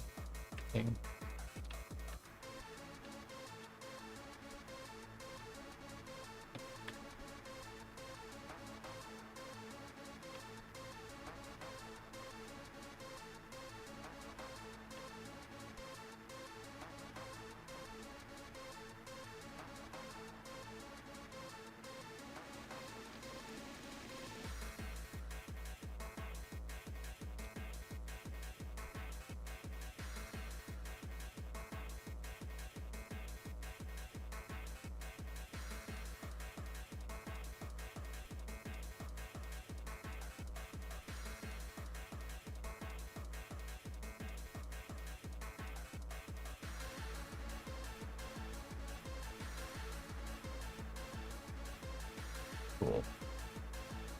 Exactly, hence why I asked. Yeah. Cool. Alright, so now... Alright, so this umbilical and this separation system works, but I noticed that it's not... The umbilicals for New Glenn aren't attached to this piece. They're attached to the TE, which is...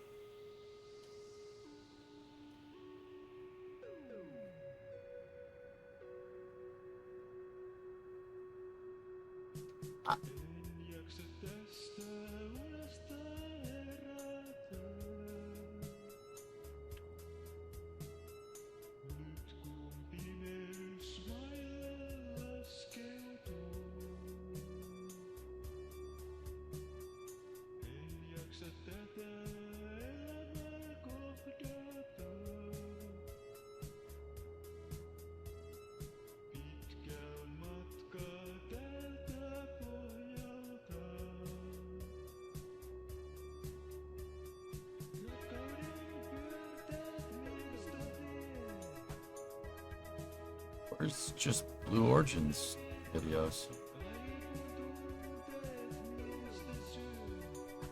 I just noticed something, guys, and keep in mind. I just noticed something. So, actually, that's.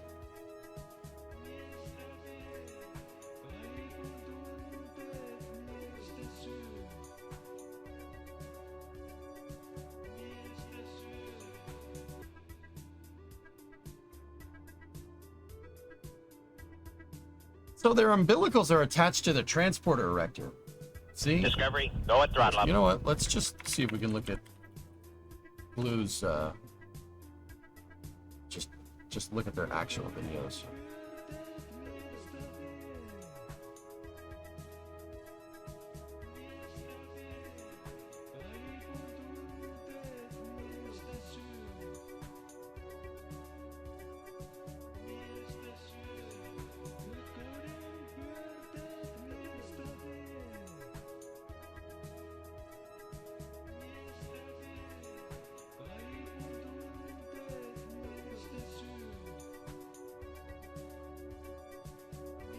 What the heck is the... Where are their original New Glenn promo videos? I thought they were here. Did they get rid of them?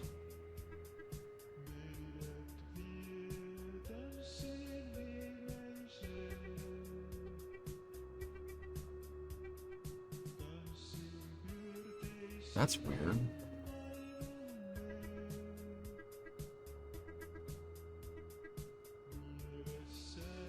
Some new obsession. What's up, Snow? 24-month resub.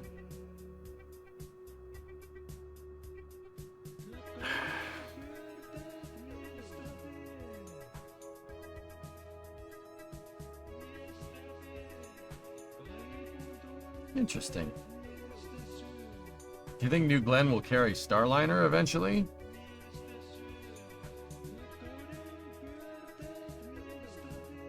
Yeah, they got rid of their promo videos. Their New Glenn promo videos, they're gone. That's weird.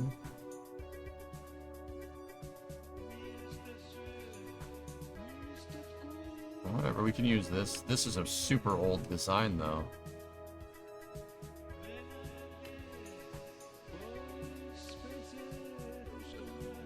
So the umbilicals for New Glenn are on the TE. The interesting thing is when the TE retracts, those umbilicals are going to stretch.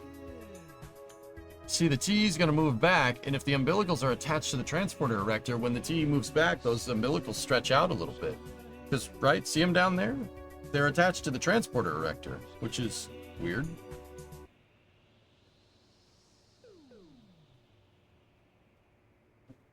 I'm also wondering why there's basically a gigantic pendant holding the launch plate in place.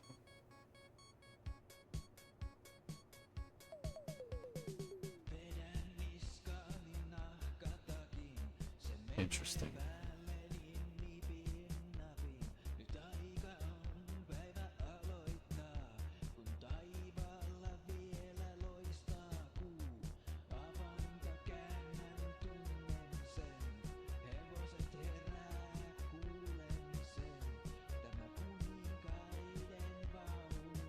Interesting. Okay, well, whatever.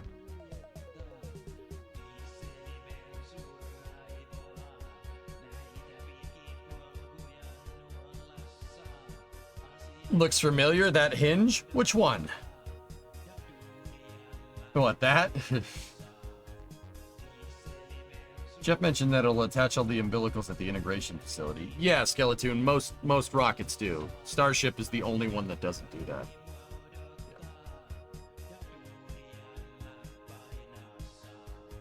SpaceX Falcon 9 umbilicals are on the transporter erector for the second stage, not for the first stage, Andrew. No, for Falcon 9's first stage, they are not. They are absolutely not. They're on the reaction frame.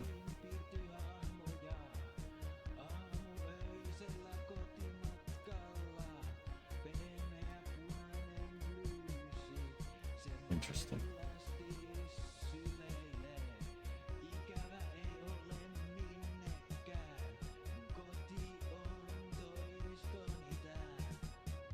Are Blue taking it one step further and rotating the whole freaking launch pad? Well, the interesting thing is if you look in this promo video, right, guys, okay, weird question, right? Take a look. In this promo video, do you see the whole plate right here? This whole plate, the hexagonal plate with the piece, the reaction frame is moving in this. The whole damn thing, which is very interesting because over here, the plate is bolted to the pad. And it's not moving.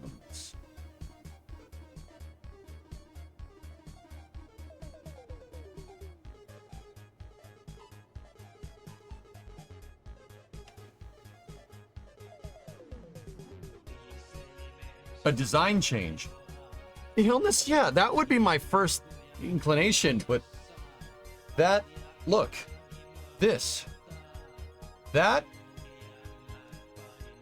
why would you go with that type of hookup for your launch plate to your launch pad? Right? That's a little weird.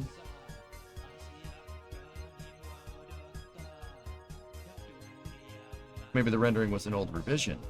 But if you were going to revise it, guys, you wouldn't bolt your pad together you wouldn't bolt your launch plate down to the pad like that. See, now I'm wondering. That's what I'm wondering. Is if, yeah, this could be an old design. It's possible. Doesn't look very old. This looks to be exactly what this thing has. Because look, the hinge for the transporter erector is there. See?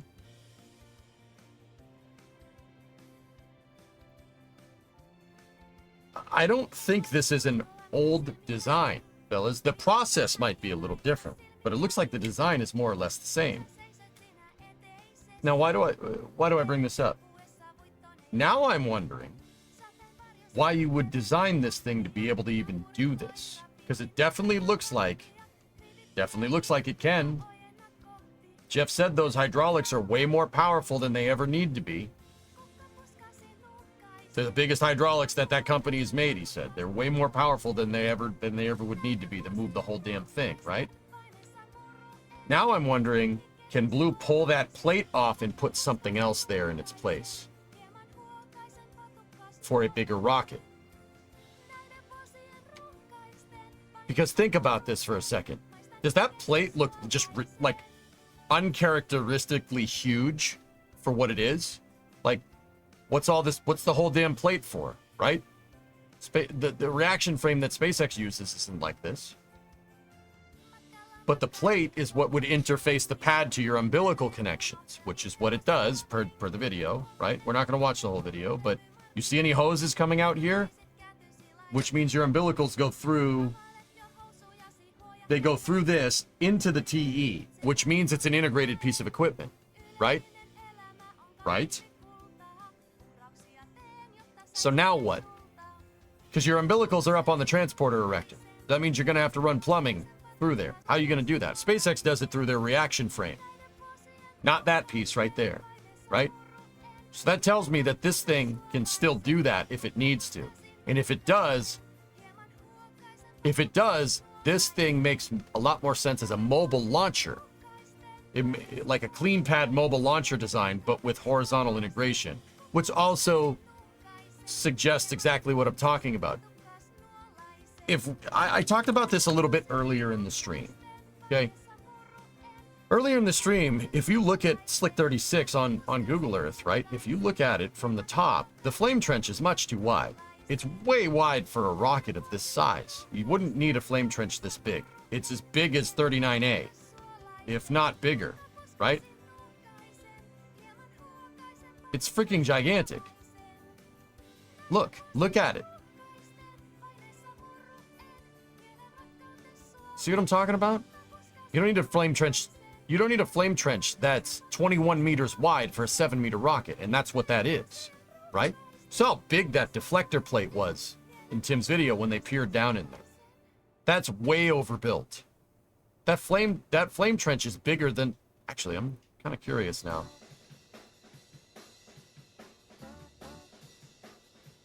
.78, so it's, let's say 80 feet.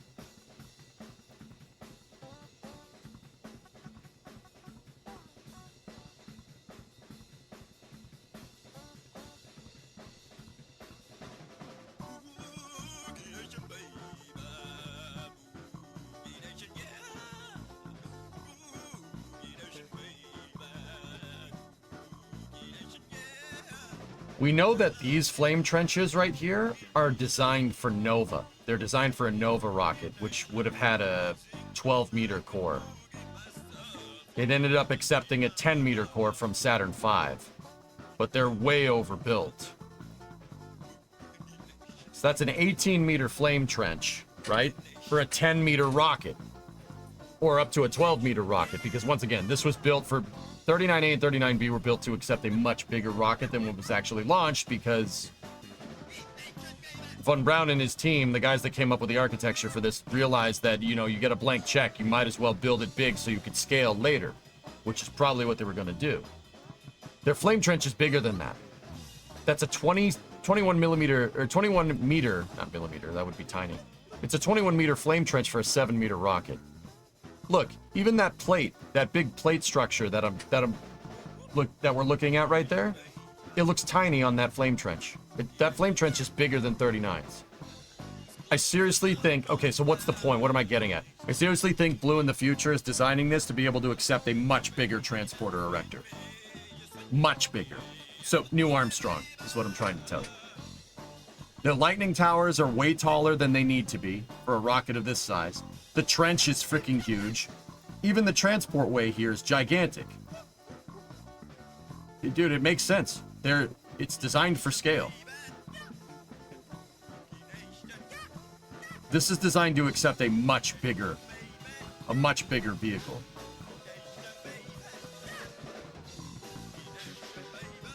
New Glenn Heavy. Dude, you know what's crazy, Ordon? It's almost big enough to do that.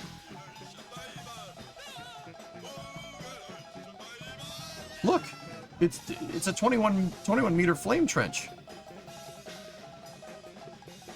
for a 7-meter rocket. It's almost big enough. Can you believe that?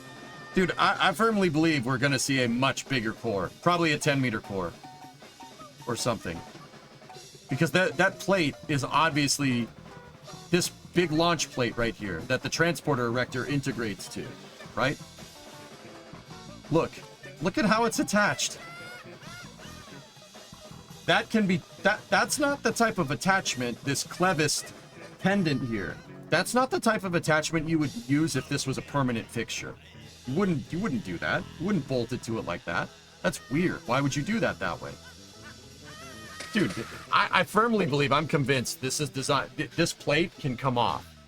Because they showed it in their video. This plate can come off, and the transporter erector can move it, and they can put a bigger plate down. I'm convinced.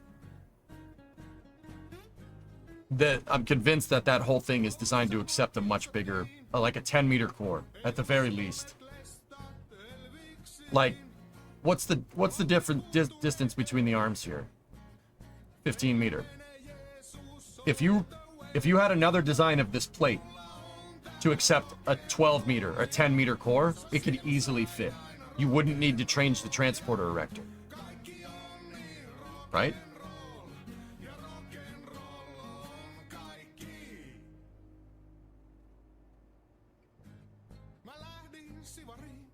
I think Blue's cooking up a 10-meter core rocket. And I think that's what New Armstrong is. I think it's a 10-meter rocket. 10-meter core rocket like the Saturn V. Maybe, possibly 12. Jeff said the transporter erector is 3 million pounds. Yep. It's a beast. So theory time. They placed the circle piece to the stack ahead of the final lift onto the TE. This would speed up turnaround time a bit by having another new Glen ready to go with that circle, the reaction frame already attached. Yeah, Thomas, I agree. Yeah, this piece that says Blue Origin on it is there if they need to reconfigure the pad for a bigger rocket. I firmly believe it's not going anywhere for a little while.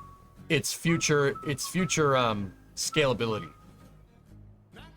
Dude, it ain't a coincidence. Like, look, if you look at these parts, you look at the ring, the reaction ring, the processing, not a processing ring, that's a reaction ring, right? If you're looking at the reaction frame and you're looking at the pedestal, this big piece, those pieces look exactly like the stuff in Tim's video. It's the same parts. So in this promo video, they're doing that. Now, you guys could just say, oh, well, they just changed the process. Oh, well, they just changed the process. Maybe. But I firmly believe it can do that. I think it could do this. And I think this is designed... I think they designed it this way on purpose for interoperability. So you could launch New Glenn or New Armstrong from the same pad. That's my guess. Because you wouldn't design this way if it was a permanent fixture. You wouldn't have that type of attachment. No rocket launch pad bolts to the pad like that. No way. Not a chance. I've never seen that before.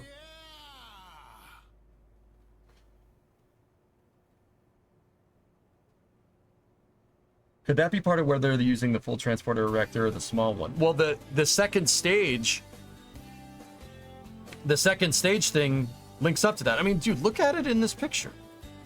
Look at how it's bolted together. Dude, that thing can come apart. It can come, the transporter can pull that thing off the pad. Look at that's such a weird attachment mechanism. But it's not nearly as weird if you're going to make another version of this for a wider diameter rocket in the future. So you could just use your TE, pull this thing right off, roll that thing away, right? Because an SBMT moves their transporter erectors around. So you could just move it out of the way, right? It's not on rails or anything. You just move the sucker out of the way and build a 10-meter version of that for a 10-meter core rocket. And it, boom, it'll just bolt right back up like a mobile launcher. It's a horizontally integrated mobile launcher platform.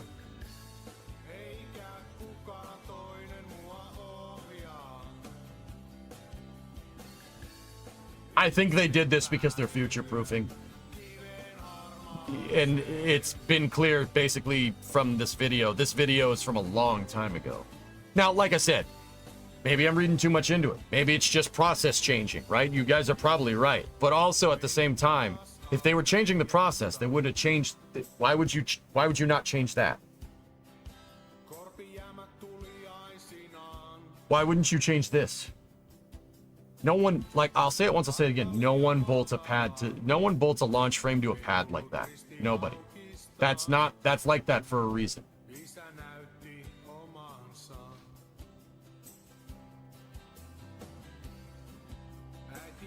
I think they chose this attachment point Uncle X because they're thinking down the road.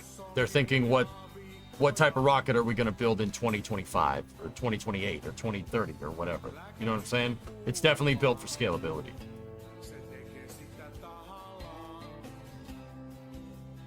Why would you use a hinge for a shock absorber or shock suppression, Wolfie? Why would you do that?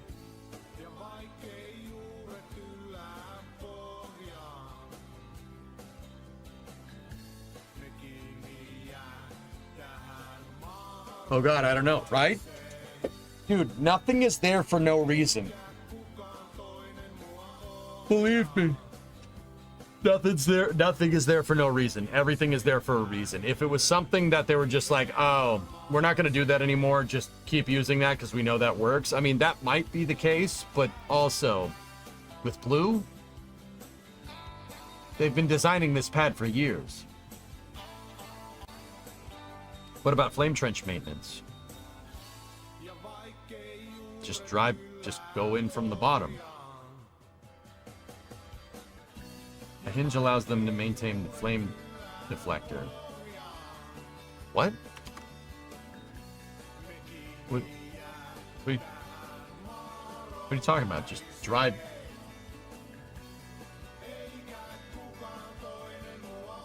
Just drive something in from here. What are you guys talking about?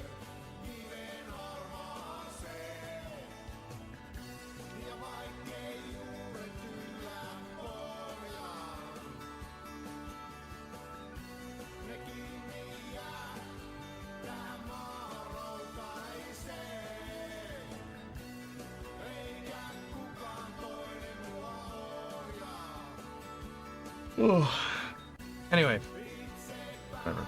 This system works, which is good.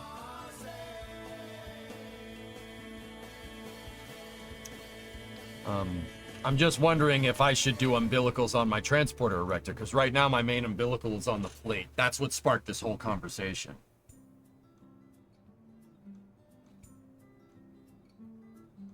The more of a bit something is, the earlier they would have to finalize their design, but the flexibility that gave them would absolutely be seen as a long-term benefit, knowing that there would be likely something coming after New Plan. They're building New Armstrong. They're at least planning it right now. Bezos plays the long game, dude. Look at Amazon. He plays the long game. I don't think there's any reasonable doubt to believe that Blue ain't doing the same thing. So, yeah, I mean, I agree with you.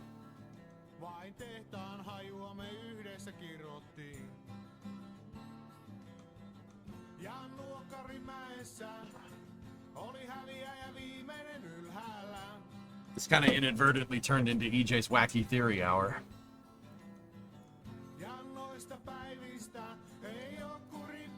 Do you watch the Blue Shift the Static Fire? Oh, Blue Shift. Those are the local guys for me, Tio. Yeah, I'm definitely interested. Let me put it to you like that.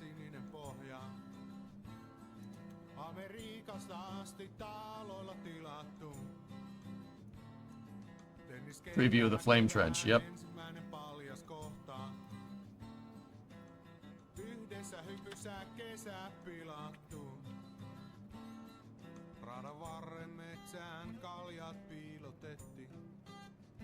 Actually, you know what? I don't want to do the step sequencer now. Just dump that. Alright, cool. Save this. Can't wait to see integration done in KSP. Yeah. I've never been successful with doing horizontal integration, Mike. That's why I'm like super worried about this, but we'll see.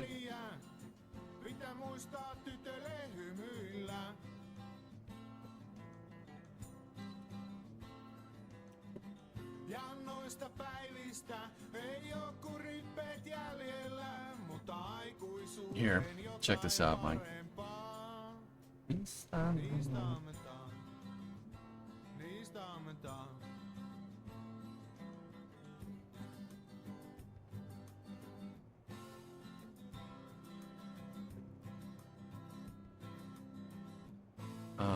Where's my old saves? Balls. Crap.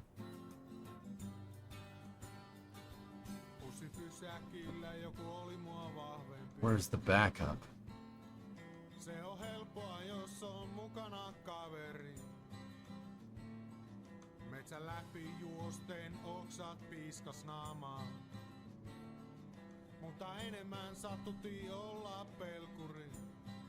No. Ja kun vähän kasvettiin, kaikki takaisin korkoinen maksettiin.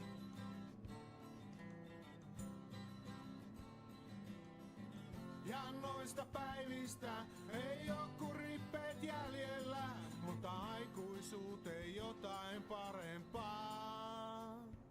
Niistä ammentaa. Hang on. Yeah, just on a side note.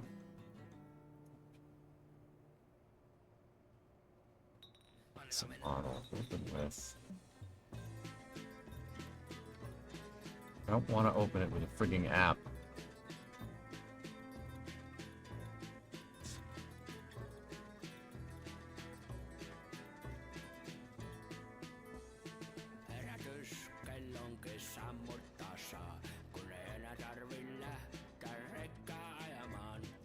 I don't know what this is.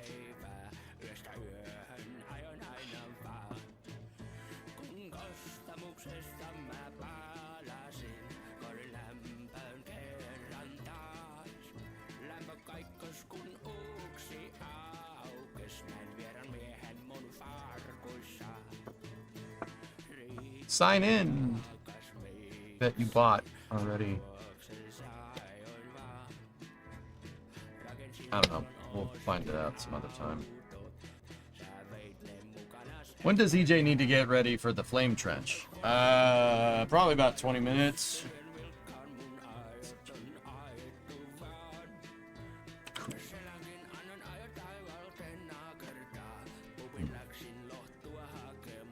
Made some good progress on this. We got our separation sequencer working, but we'll have to save that for the rest of the pad. The next thing I really need to do here, if we're gonna do that,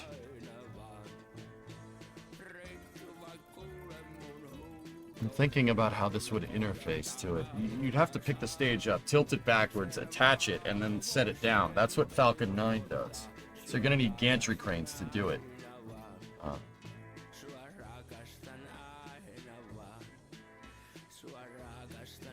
Discovery, go at throttle up.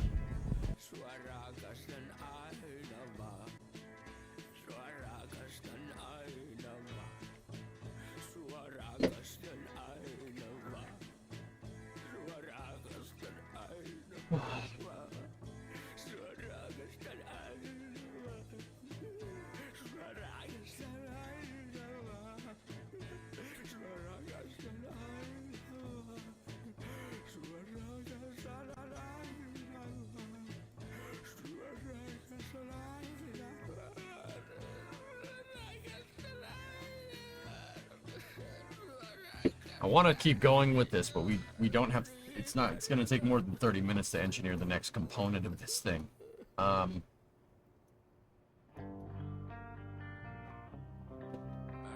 Whatever. Let's just keep going. So.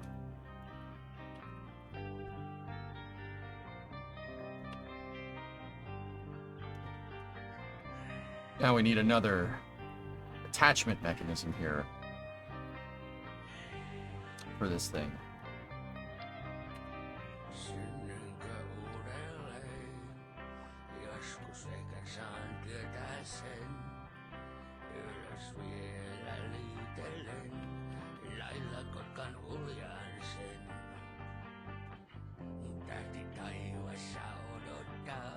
Do that.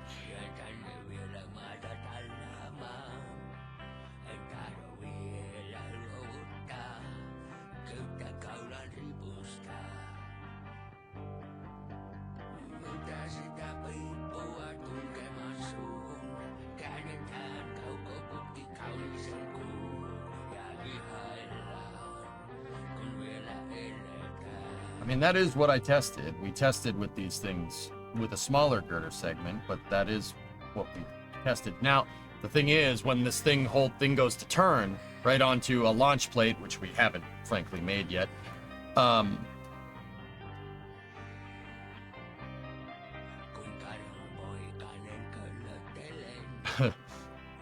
we gotta hold the damn thing together.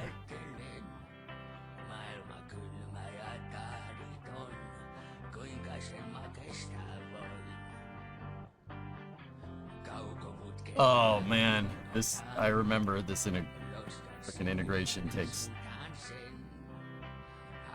Oh boy.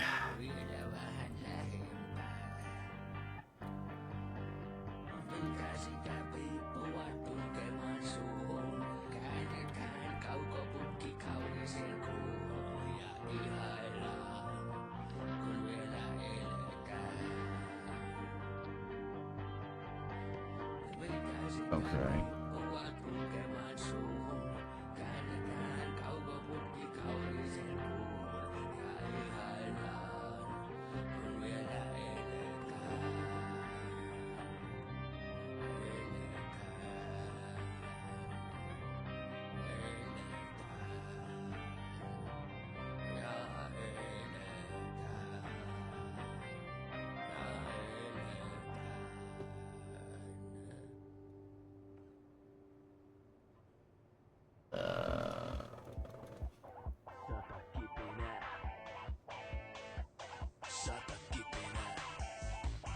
Okay, well.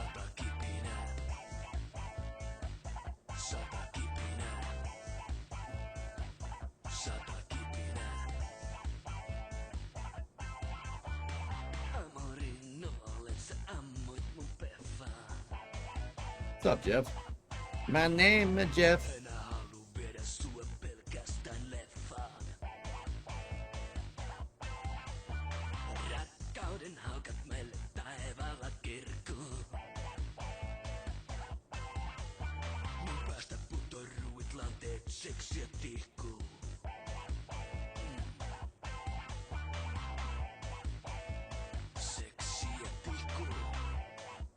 Sorry, I'm deep in thought over here. Yeah, my brain went too far down what I need to design. I was like, I need to design this, so I need to design this, so I need to design that, but then I need to design a system that pushes up on that spot. But that center of mass isn't actually where the center of mass of the whole vehicle is going to be when it's on the transporter erector. If we make that low as possible, the hydraulics will be able to push it up. We're going to need a huge hydraulic to push this, just like Blue Origin. You don't have a hydraulic in the game that can do something like that, blah, blah, blah, blah, blah, blah, blah. That's where my brain is going. Yep. Oh boy. Yeah.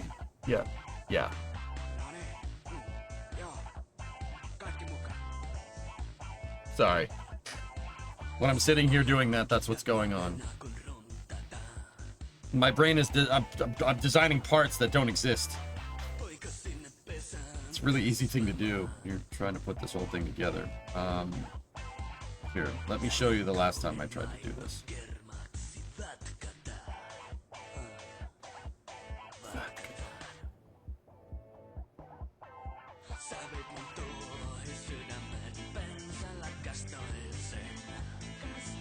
I'm just messing around, Sentemple. Damn.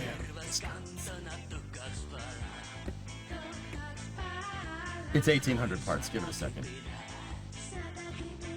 This was my last attempt.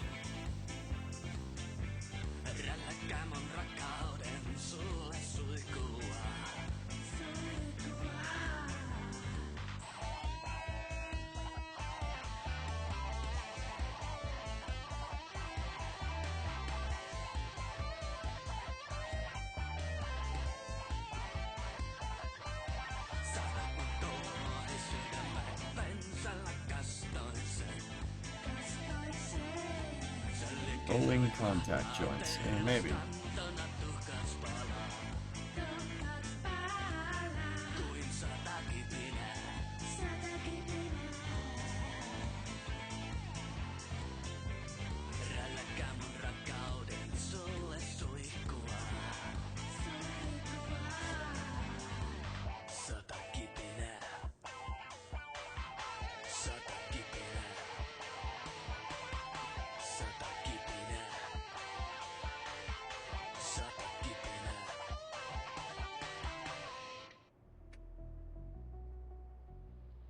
Seppo Kävyntähkä. Luonto kutsuu radio-ohjelmasta. Olen nyt aidossa Lapin erämaassa. What the frick is this? What? Katselen täällä luontoa. Luonto on hyvin kaunis tänään. Minun mielestäni ainakin. Se on aina hyvin ylveän näköinen. Etenkin tämä Lapin luonto saa aikaan ihmeitä ihmistä.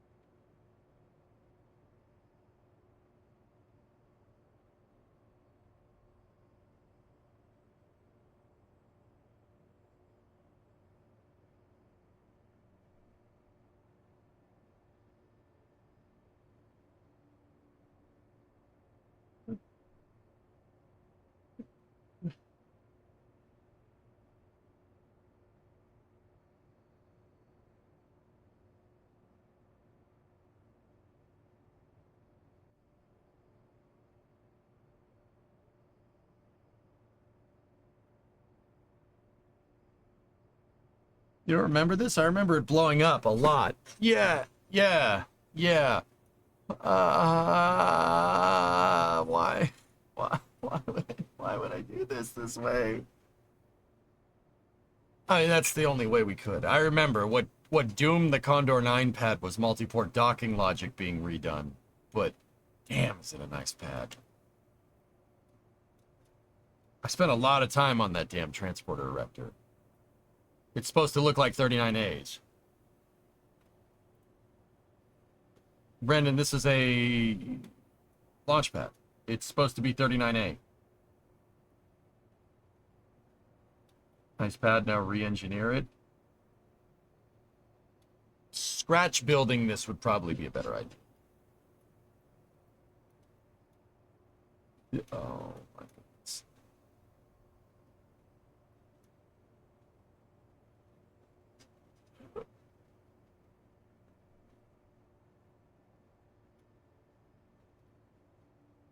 Toctic, yeah, multi-port talking. Multi-port talking is all fine and dandy, but I prefer Kerbal doesn't really like it. You can do it, but it doesn't like it. Now the reason why it doesn't like it is just how Kerbal's hierarchy works, right?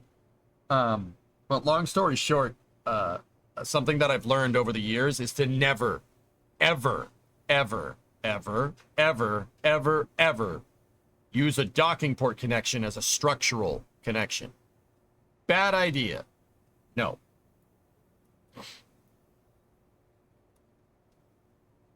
Using a docking port to connect something would be like using a screw structurally or a bolt structurally in the design.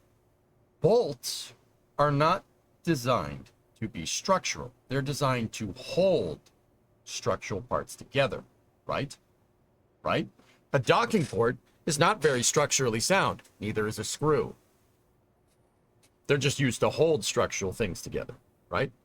So don't use docking ports for structure. Multi-port docking is not needed. You don't need to do that in KSP, especially since we have same vessel collision. Mostly, yeah, but there are some nicely set up submodules to be able to reuse, like that flame trench. Yeah, I mean, if we wanted to rip parts off of this hokey, it's possible. The cranes need to be completely redesigned. The HIF is junk. The reason why, dude, sprung weight. Sprung weight on a crane is such an idiotic idea. That's such a bad idea. Why would you do that? Right? Like, no, no, we don't want that. Yeah, this is not a good way to do that.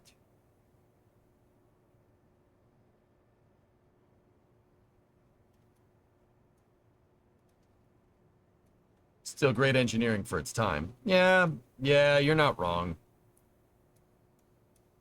It is pretty rad.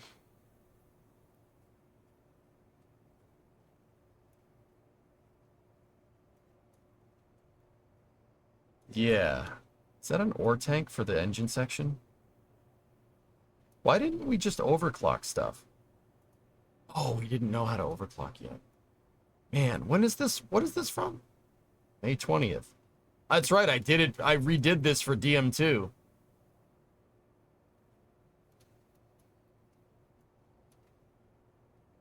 Remember the time you used your Reconder using a shuttle engine? Yeah, that worked pretty well, actually.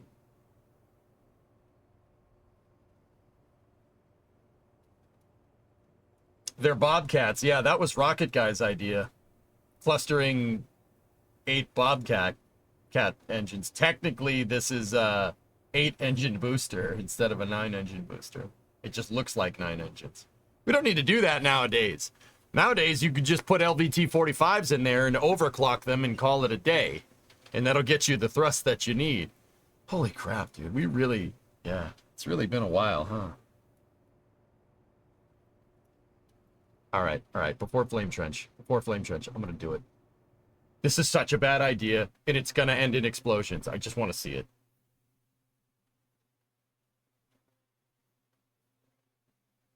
Dude, I don't know what it is. That Tim video looking at all that new Glenn stuff up close, Hokey, just the itch is back. Not that it wasn't there to begin with, but now I'm like, horizontal integration was one of the things I never really quite solved in KSP. Wait, are there Kerbals in the capsule? Probably. Dude, I'm just, that, like, oh, it's, dude, what a tank. Like, it made me want to just model all these parts and just, boom, put it right here. I want to see how the hydraulic section works. You know what, Mike? Me too, man. You sure it's just not wanting to say you KSP better than Bezos? Does that need to be said, Smirks? I'm Rick James. He's Charlie Murphy, right? And KSP was imprinted in that head of his for like a week. Slap! Oh my God.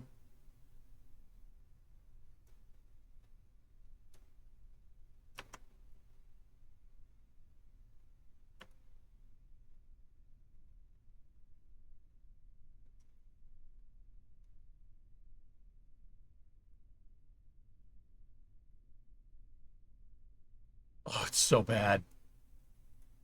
It's so bad.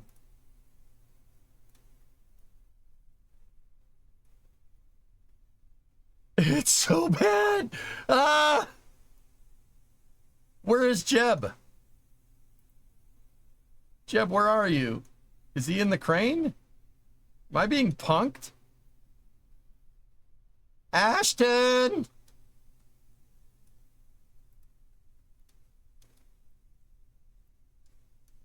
He's not in the capsule. He's in a lander can.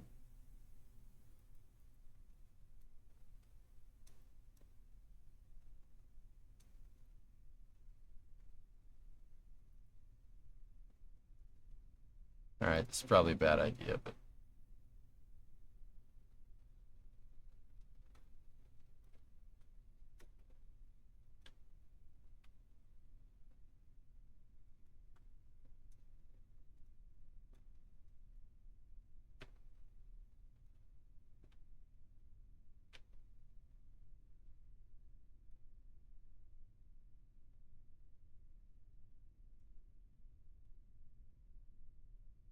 Oh.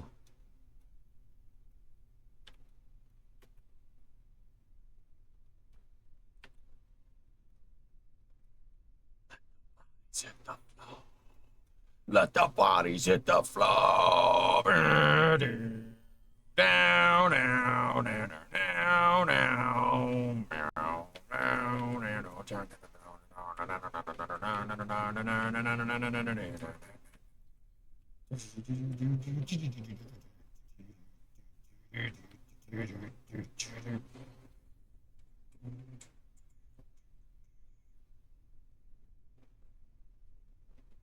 Can't take much more. Here we go, here we go, here we go. Now, 1, nothing wrong with me.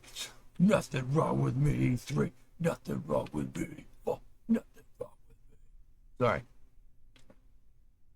How many parts? It's like 1,800 parts, dude.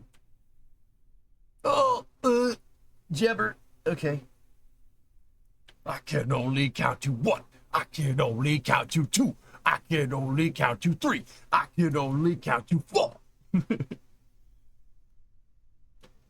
Hey, Erno, what's up? All right, so I believe the first thing to do is that.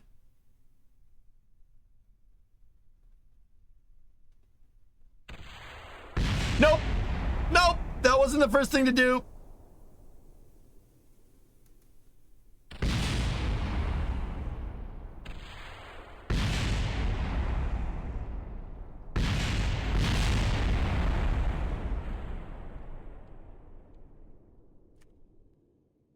Okay, past this part. In fact, never play that part again.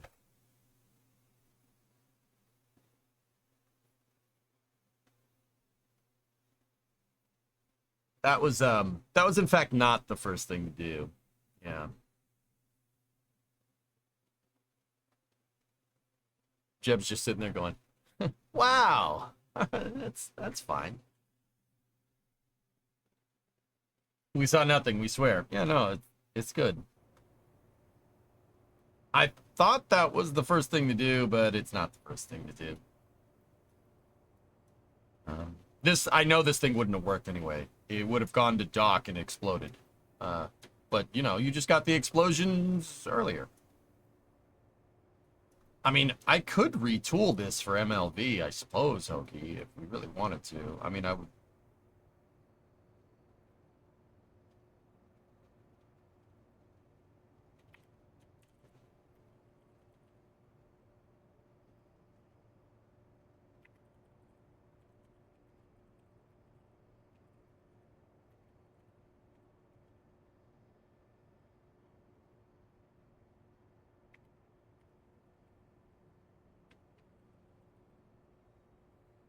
Oh, checklist needed.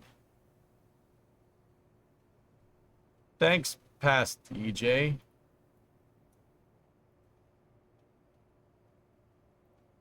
All right, we can get rid of that. We don't need that.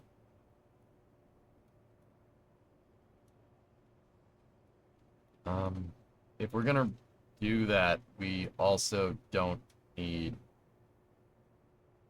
Condor. We can get rid of it.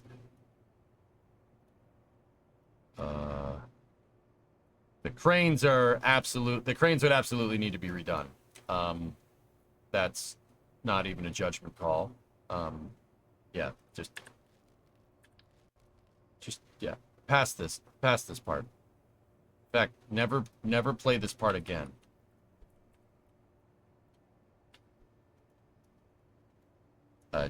Just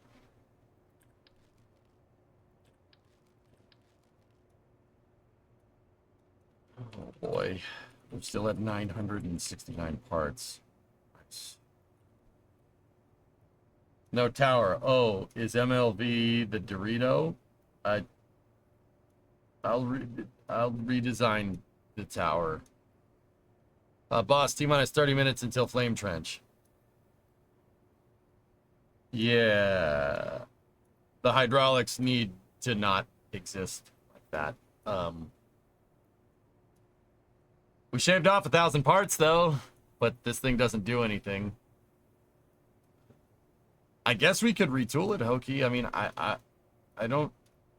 I might need to remake the bucket here a little bit, but, I mean, that's obviously not going to be a thing. Neither is that. Neither is that.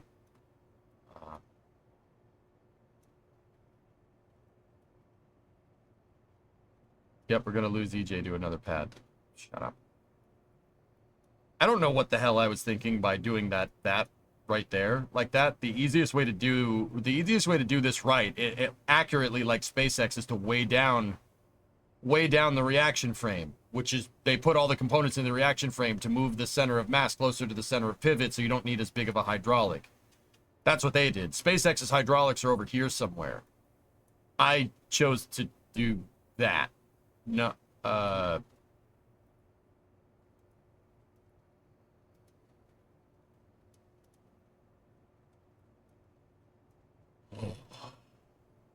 yeah.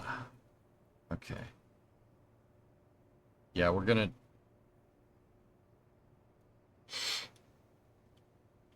This is gonna hurt a little bit. I said this is gonna hurt a little bit.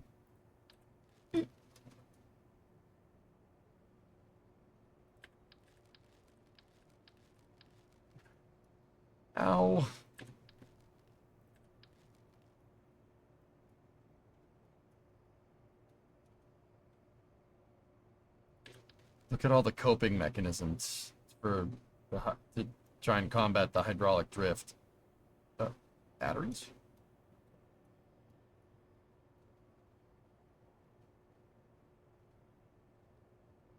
Oh, this is space. I'm in space.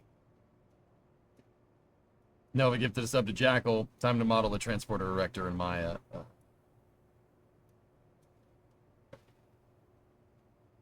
No. No. No, you know how long that stupid thing would take to texture?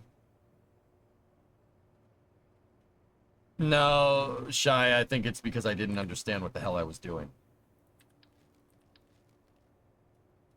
Pretty sure that that's what's going on there.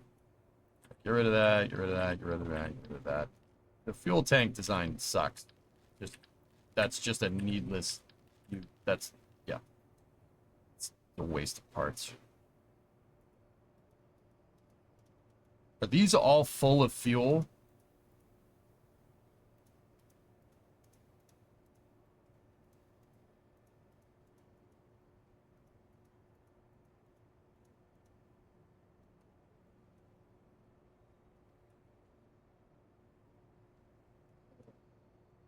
But this pad weighs 9,300 tons. Okay. All right. All right. That's our project for next week.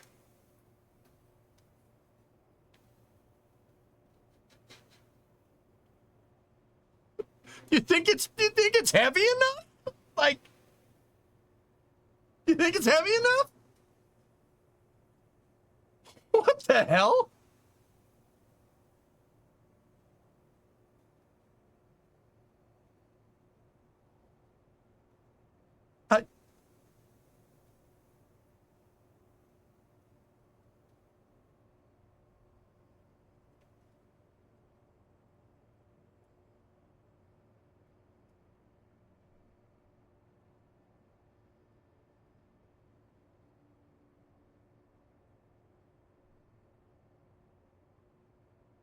I'm gonna start a mission mode save eventually.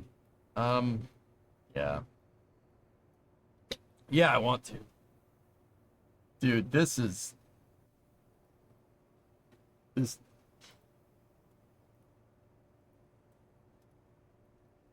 Does this have the Kraken proofing in it? Hold on. I want to see if it's my Kraken proof design. It is. Oh, okay, good. You just gotta get all the damn fuel out of this thing. Why? Why would I put so much? You don't need that much fuel. The thing's heavy enough. Man.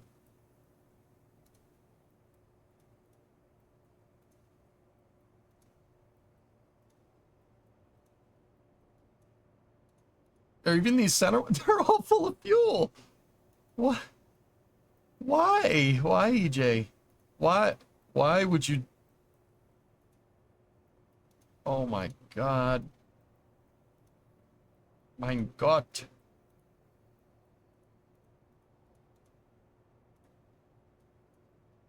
You fit so much fuel in it. We've shaved 3,000 tons off of its design, by the way.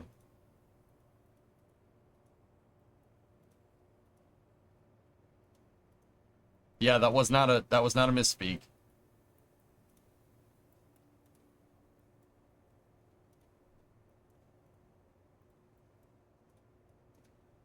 Oh my goodness.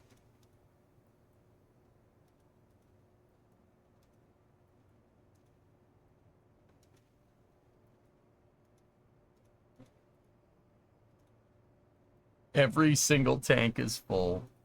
Oh my goodness.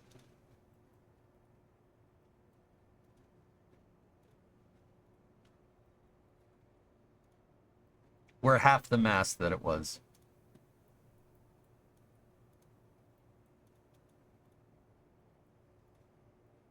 Dude, this is actually super freaking... This is pretty cool. This thing.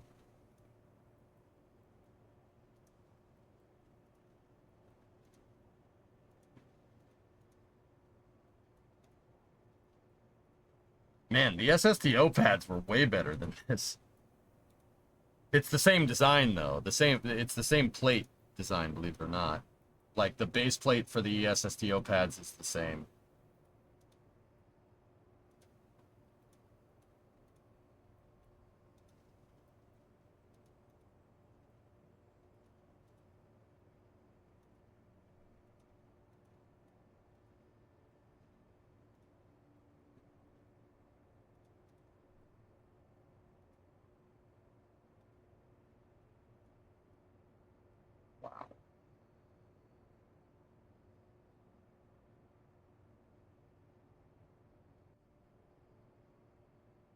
Oh, those ones down at the end, they don't all have fuel.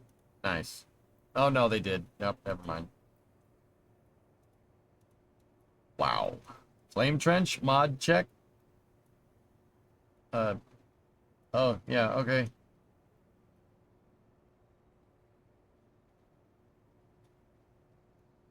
What a freaking monster. This is only 500 parts. Cool. Still a lot. Do you have any mobile truck launchers? I could make one, Shadow.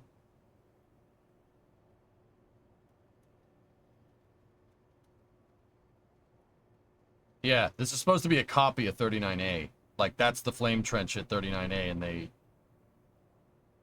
Yeah, they... Transporter kind of goes over the damn thing. Anyway. Alright, guys. I gotta get ready for the flame trench. I think we found a good project. It's either that or keep going with the SSTO stuff. I'm trying to just dip my feet back into KSP. I want to get back into it. I really do. In fact, playing Star Trekker yesterday and doing all those docking and undockings, like, I was like, man, I wish this was KSP. I wish I was playing KSP. I can dock stuff in KSP, no problem. It's super easy. Time is the Starliner undocking? Should be in a couple of hours, Limfod.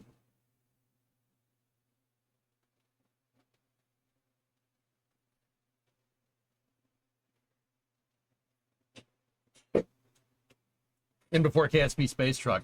I don't want to do that with nuclear tugs, Aqualux. I guess no racing tonight. We're not doing racing tonight just because of the Starliner undocking, but racing will resume next week. Anyway, guys, I'm going to get ready for Flame Trench. So here's what we're going to do. If you're watching on YouTube, head over to NSF. I'll post the link for the new Flame Trench here, for the Flame Trench tonight.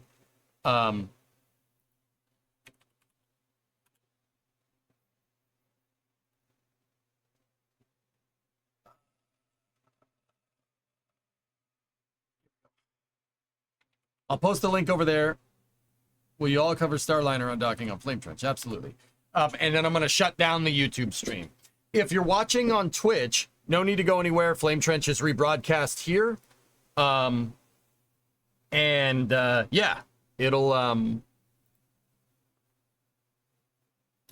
it'll just switch over here in a second. But I got to go get ready for it. So once again, on YouTube, I'm going to be on Flame Trench, and if I don't see you guys there, I will see you next week on the YouTube side of things. On the Twitch side, just stay here. We'll be back momentarily. But I'm going to shut down the YouTube stream for now, and yep, here we go. Did you fix the broadcast on Twitch? It should be working, Rem. Should be fine. But I'll kind of make sure to have NSF not have me host, so if something goes wrong, I can fix the stupid thing, unlike what happened last time. But yeah, that's another story. It should be working just fine. So I will see you guys in probably about 20 minutes for Flame Trench, and we'll go from there. Yep. All right. Yeah. We can use Condor's base plate. We can use that pad for MLV. It's going to be a lot of parts, though, but any pad usually is. So we'll see. It's kind of why I like the SSTO pads. The SSTO pads aren't very many parts. We'll see where it takes us. Anyway, I'll talk to you guys in a little bit. Thank you very much for watching, and I'll see you in about 20.